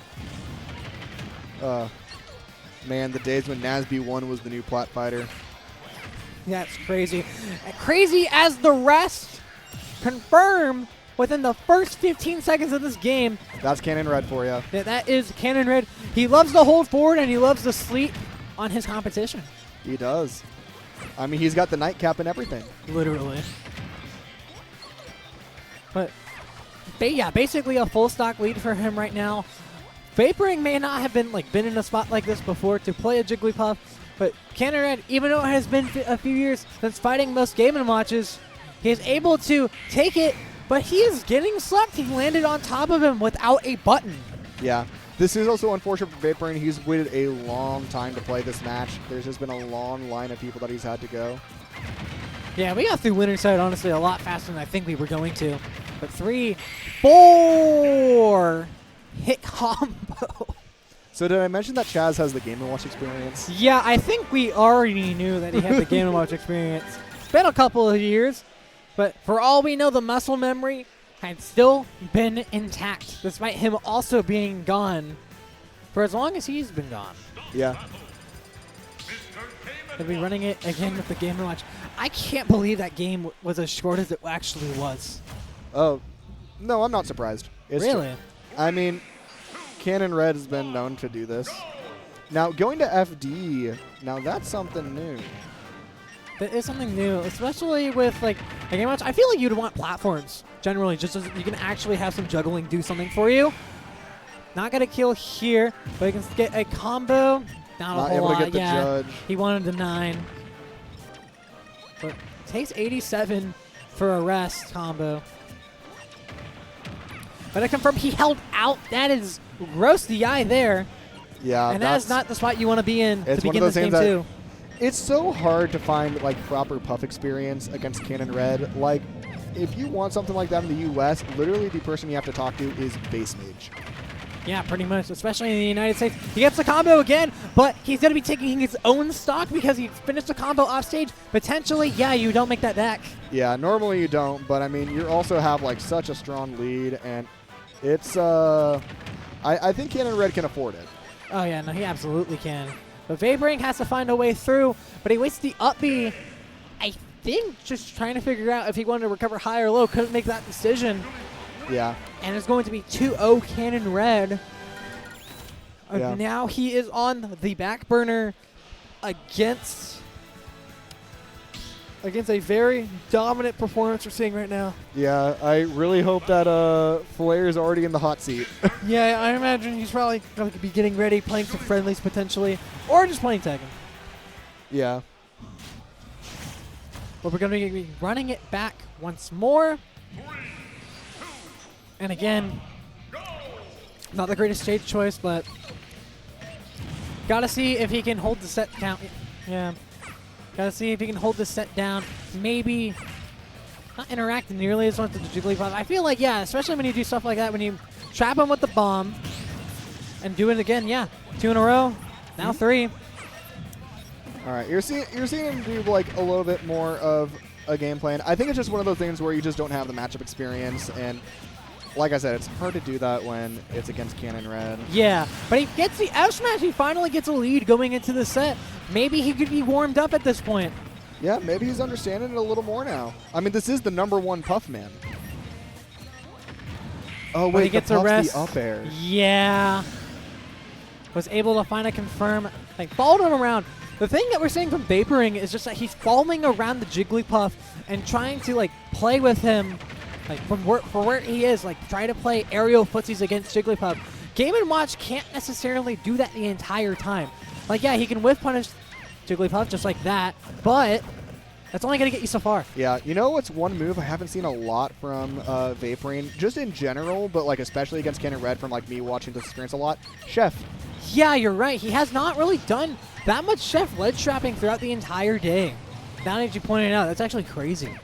Yeah, I think I've only really seen him use it against Chillydorf, and it was like probably like one time. Yeah, not even like abusing it nearly as much on ledge. But he gets one fair Yep, and into a rest Vaporing again. already on his tournament stock. The opportunity to fight for Flair for that first place is dwindling. Yeah, and it's looking like it is heavily Chaz's favored right now. I mean, unless he can take the stock, I don't know really how much farther he can go right now. But the up B combo breakers are proving to be very well for him, stopping Cannon Red from getting what he wants. Yeah. You are at a pretty high percent for Puff. You should be able to get a down tilt or a forward tilt to be able to knock away Puff and KO, but that's still a drill rest. Yep. Don't see a lot of the drill rest out of Cannon Red, but whenever he needs them, he'll take them. Yeah, and we and see that was a clean 3-0. Cannon Red with that clean 3-0 going in the grand finals against his teammate Flair, the run back previously from winter semis. Yeah, and I'm actually very excited to see this set once more. Like, I think we mentioned before, they are the same sponsor, so they do get the opportunity to play a good amount. But also the fact of, I'm curious to see if he is going to stay the Sora or not. Okay, yeah, so we're going to be okay. waiting on Flair. He's playing Tekken right now. Yeah. We're going to be going to, I believe, one more? Oh, okay. Okay. All right. So- Okay, yeah. But yeah, I'm very excited to see if this can close out. I know Flair, like we talked about before, his run at Battle of the Big Screen, really good results. But I'm curious to see if that run's going to continue, because I believe Flair, whenever he lost, who did he get second to at that? Was it Drip? It might have been, what, at King of the Six? What? What tournament are you talking about? At Battle of the Big Screen. Oh, Battle of the Big Screen. Because I know he got third. I know Caden got first. Who got second? It was E-Dog. Are you sure? I thought Yeah, I thought he beat E-Dog. E-Dog won the one before. Oh. I don't know. We can look this up. Actually, I don't think we can. It is not on StarGG. It's on Challenge. Challenge. Well, we could check the ELO. Yeah. But I mean, yeah, Flair, he's not even like just solely a Tekken player. Like I've been saying it, he's been balancing between both and is doing a very good job balancing both and competing at like the highest level for like the tournaments that he does go at. It's most impressive to do it for multiple games. And Oh, yeah, and like to keep Flair for consistent. actually being so young. I think he's only like 17, 18. Yeah, I think he's 18. So like the dude loves to grind video games. I mean, like even like upon seeing Miruler, like he asked me for games. Luckily, I brought my controller, so Yeah. we'll be seeing some of that later. Off Yeah, screen. it was G-Bro that got second. That's right. Okay. Yeah. Man, I miss Edwin. I miss Pelu. Those guys should go to tournaments, man. Listen, I totally get it. Whenever you play a game so much and your only big competition at that point is your brother, Yeah. like you kind of get bored. I know he's been playing a lot of Rivals with me, so that's right. been fun to see him there. But who knows? He'll probably I think he'll definitely come back for like whenever a new Smash game comes out. Yeah, potentially. It's hard, honestly. It's hard for me to to envision like a new Smash game. Like, I'm one of those people that like I've never truly said, or at least for now, I've never truly said like there's not going to be a new game. I have a hard idea of like believing there can be another game, but I try to like bring the mindset of like I'll believe it when I see it. I think for me, I've always dreamed of like a reboot, like kind of get back to like the 30 character roster, but everyone's like kind of unique. But especially now with like the Switch 2 reveal and the confirmation that Sakurai's next game is Kirby Air Riders, which I'm excited about. I really do think that the next Smash is going to be Smash Ultimate Nintendo Switch 2 edition, and like we'll get like a Fighters Pass 3 for that. That would be cool to see. I think that's what I'm most expecting. It's so hard, especially like after this game has done for the franchise itself. 'Cause I mean, like what 80 characters? That's impossible. It's 83 characters. 83 characters, like 111 stages. Yeah, like it's gonna be so hard to like replicate that in the future. Which like I don't know. Trophies. Yeah, bring back the trophies. God, that was so hard for them to do, man. Yeah. It was like insanely difficult to even get them in the game. Like I think, how did Sakurai describe them? Like when developing, I think he like legitimately like called them like, oh, they're hell to develop. Yeah, I'm pretty sure they have to. I mean, they have to make unique models for all of them. Yeah. And like meanwhile, like a Spirit, which we have now, is just a PNG. That's like easier to access. Which I mean, yeah, which makes sense to like why they would make that change in the first Yeah. place. Man, yeah, with like the Switch 2 coming out and Mario Kart World, obviously we're both looking forward to that. Absolutely. I can't wait for when Nintendo Switch 2 Edition Smash Ultimate, we see Cow as a character. The Moo Moo Meadows cow. Let's go. It's not outside the realm of possibilities, but I mean, for all we know, it could. Yeah. As DLC, probably not. But Listen, if they choose the Moo Meadow cow over Waluigi, I think they just got to give they're up. choosing everybody over Waluigi, man. I know they are. Listen, I don't have a hatred towards Waluigi, but it's funny when, like, a Piranha Plant got in before him. Yeah. I mean, like, what? Wasn't he supposed to be in the game, supposedly, and then it just was switched out for somebody else? So they set... No, he was never intended, but I know whenever they were making Plant, they wanted a basic enemy. Fair enough. They wanted a villain that wasn't like an actual villain. It was like a henchman kind of thing. I see. Hey, All right, Flair. there's Riley. Here All right. we go. Grand Finals is about to start. Yeah, I was about to actually like start looking into like that bracket just to see everything that it kind of looked like. Looks like he's like out of Tekken for now. Don't know if he's still in that bracket, but he is still in this one on Winterside Grands. Yeah. And it is very much in his favor for all we know right now. Flair took a set off of Cannon Red in Winners Semis to move on to Winners Finals, to where he fought Vaporing. Vaporing went down 3-0 to Flair. And basically, we're here right now. Cannon Red picked up the pieces in losers finals. Yeah, it would be interesting to see if. I'm actually going to look up how Flair's doing in Tekken 8, just because I think it'd be kind of cool to see. If he turns out. Yeah, top 8 in that game as well. Yeah, has double. And right now, we do see the Sora, as we have already previously seen in the winner's semi set, but this is the run back of that. Winner's side grand finals. Cannon Red needs 2 sets to take the tournament, and obviously getting one is going to be proved to be difficult to get started. Yeah, I mean, we're going back to the Sora Bowser that we saw a little bit earlier in winner's semis. Obviously, and it's the same situation that I talked about with Ace. Like, Flair just came back from Tekken. Right.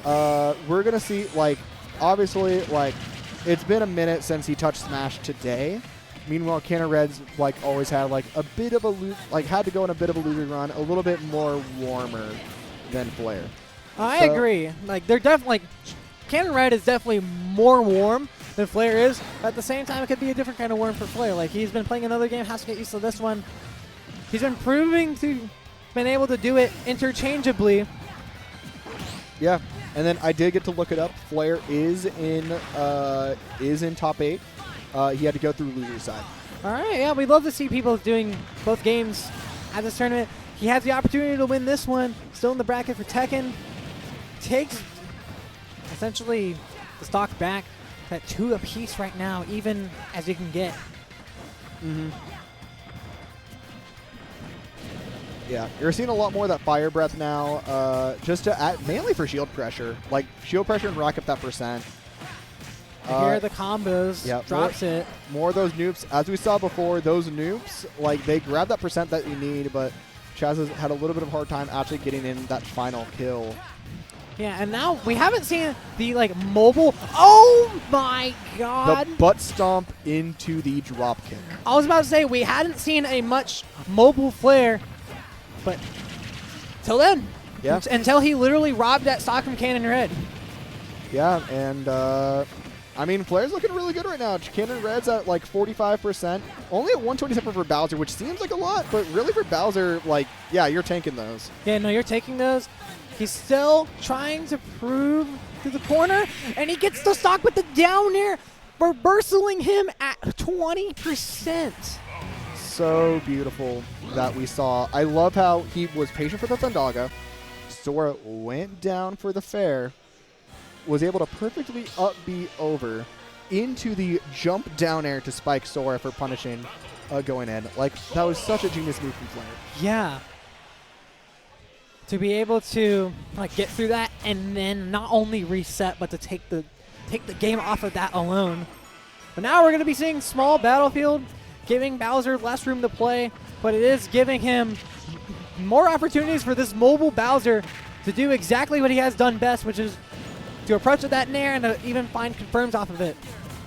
Yeah. See, Cannon Red playing with the mid-range, using the spells right now.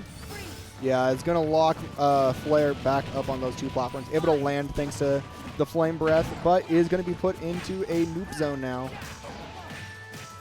Man, kind of comboed him all around that platform. Yeah, literally did like a full, full 360. Pretty much. Okay, there's a Thundaga. Thundaga's going to connect. Thankfully, the Blizzaga is not for Flair. What a combo for the Fireball to actually extend over and allow him to get that side B. All right, a nice rising up air into the command grab. Wow. That was at 100%. I, for some reason, thought it looked like he was going to Bowser side. He did not do that. Not even go through the platform. He's trying to break his shield. He's trying to do everything all in one.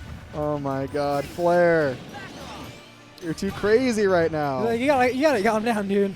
Like, game's not even over yet. Okay, here's some loops. Combos. Okay, gets to the platform. I feel like even though he's a heavy, like, arguably should have a hard time getting out of combos like that, but Cannon Red just not being consistent with them, especially on a character like this. Yeah. Okay, the up B is going to be able to cover over. Yeah, Flares does such a good job just coming in from high, and like no one's ever ready for it. Like nobody's really challenging him in like the center stage and neutral, but he gets the edge guard on Sora. Am I saying this correctly? Bowser is edge guarding Sora. Apparently, but I mean, we are going to see the Nair up smash is going to even it up. Last stock for both players. Now, this is going to be huge if Flair can take this game, because that means all he needs is just one more and he wins the entire tournament. Ultimate's over. But Cannon Red having an argument to say about that, keeping the stage control, whiffing a WrestleMania. I tried to land with a downer. No punish on that downer, but punishes the interactions after the fact. Finally gets out of the loops. He wants the edge guard so bad. He don't know if he can get it at this point in the game, but he stays within the Brizaga. Finally finds a way out. There's a Nair. Here's a command grab, 64 to 86. He almost had the opportunity to edge guard. He looked for it, whiffed. Has to be careful with finding a way through. What happened with the up smash? It whiffed. It didn't even shield poke at all. I don't understand. What in the jink was that? But he gets the pivot up tilt. It's not going to kill. He still has the opportunity to take this game. Yeah, try to go for the jump fair to try to just call out an extra jump. But Cannon Red going to find center once again. F tilt to read the air dodge. All right. Cannon Red. A lot he of shield rolled. pressure.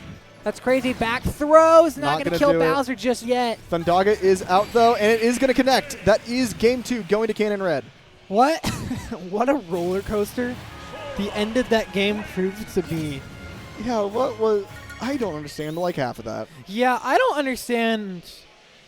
Like, obviously, scramble situations, it's really hard to describe those, but when you are looking at the fact that Flair could have taken that game and have robbed Cannon Red at 80%.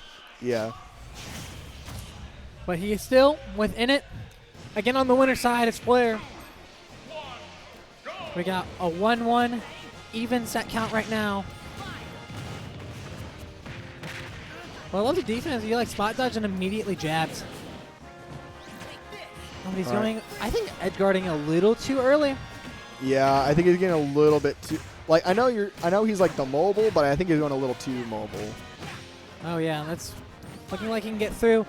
Going all over the place right now is this Bowser. Hasn't gained that much percent, but he's going to get his jump called. Didn't have that many options to land. Looking very similar to like the middle of that previous set. They played in winter semis, but nice job. The butt slam called out that grab, or the counter, rather. I love the side B that occurred just after the up strong. Oh, That's wow. going to be so good, and the up tilt is going to save him. Yeah, Cannon Red just had a bit of an overextension on the recovery. Did not go to ledge the way he wanted to, and instead just went like right above it. Yeah. I mean, 162, it is scary, but I mean, the Flame Breath is just going to slowly even up that percent. Up tilt is just going to cover that entire platform. Like, Flair's looking pretty good right now. He's looking pretty good right now, but Cannon Red calls it out perfectly. 3 down tilts into an up smash while he is frozen. Kind of stalls it everything out. Gave him exactly what he needed to bring this game back. Yeah, going to use the Thundaga to kind of push back a little. Yeah. I gotta say, Chaz is doing such a good job with those Sonic Blades. He really is. But combo was able to find his way out. Down air finally succeeding. And now Flair not choosing to edge guard, but he's wanting to keep Cannon Red at bay. Not catching the F tilt on the ledge, but instead reads the roll with it. But, oh, he could have gone for that command grab. Whiffed barely. Few more inches closer to him, that could have been it. But the pivot up tilt paying off dividends again. Yeah, this is... Because you never expect it. You're never going to expect the pivot up tilt. Yeah. Approaching pivot up tilt at that. And the best part is, you're at a pretty good percent. Like, yeah, you just got up to 120. Ooh, okay, that was a good counter. He has the opportunity to make this one back, but Cannon Red's going to rinse repeat the interaction to bring this to last stock. Last stock on both ends. This is going to be huge if whoever takes this. And you see both of them. Flair's doing a really good job, I gotta say, of just avoiding any sort of like, just staying out of Chaz's like nair zone. Yeah, he's like staying away. He's really pushing Bowser as far as he possibly can right now. Yes. In the most literal sense, he is. Like, every attack that he does is at like that perfectly spaced range. Yeah, it's like, wait, like at the end of the day, Footsies is always going to prevail. For Zaga, he gets out of that. Okay. Down there is going to land like the whole outskirts of it. He can look for a command grab at this point. Yep, he starts looking for it. The F tilt, and he's going to go over again. Underneath the Thundaga. Flair 2-1 into Cannon Red. Already has one win on today. Can he get a second? But that second win being a tournament to his name. Yeah. No, this could be huge for Flair. After taking a bit of a break from Ultimate, like he's not as active in Ultimate as he is at Tekken now, but he still has that time to pull off. Every once in a while, he does have a great run come in. Like if Tekken's always at a bracket and Smash is there, like he will play Smash. Yeah. Like proving that he still like enjoys competing in the game to an extent. But not only playing the game, winning the game, which he could set point for him to take this tournament. If he does so, Cannon Red has to force it to a Game 5 if he wants a chance at winning. Yeah, I mean, Chaz has the opportunity to reset the bracket. No one's going to deny that it is impossible. But Flair has been looking so good against Cannon Red. That is looking really much in his favor. But at the same time, like we say that, how many times have we seen Cannon Red in a spot like this where his back is to the wall, tournament is on the line? I mean, first Skyline, to my knowledge, was exactly how that went. That is true. Like, he's bred for spots like these, but Flair proving that today might actually be his day. Getting the up smash upon the landing. Recovering low. There's a counter from Sora. Yep. Finally getting one of those. Having a harder time doing such.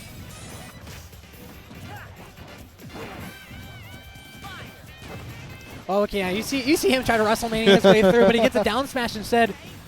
Like, yeah, pushing, because you do not see people try to use Bowser F smash willingly outside of just like the super armor extending it. But Cannon Red, can he get the edge guard? No, he overextends here. Not able to, and the Flame Breath is going to come out, give a nice 20%. And honestly, these trades are going to have to be worked out for Flair, just because of how light Sora is, and we've seen him make some crazy percent kills. And like you're already seeing the ground pound come in once more. Both as a mix to try to steal ledge and go for a ledge trump, but also, like we've seen before, it does a crazy amount of percent. Yeah, it does a lot of percent, and it also catches so many options. Like, so many immediate options. But he gets the up smash off the roll. That is tournament. Tournament stock for right Cannon now Red. for Cannon Red. Trying to wait it out, but he could get it again. No, he does not get the complete head of the downer. That would have been the entire tournament in one interaction.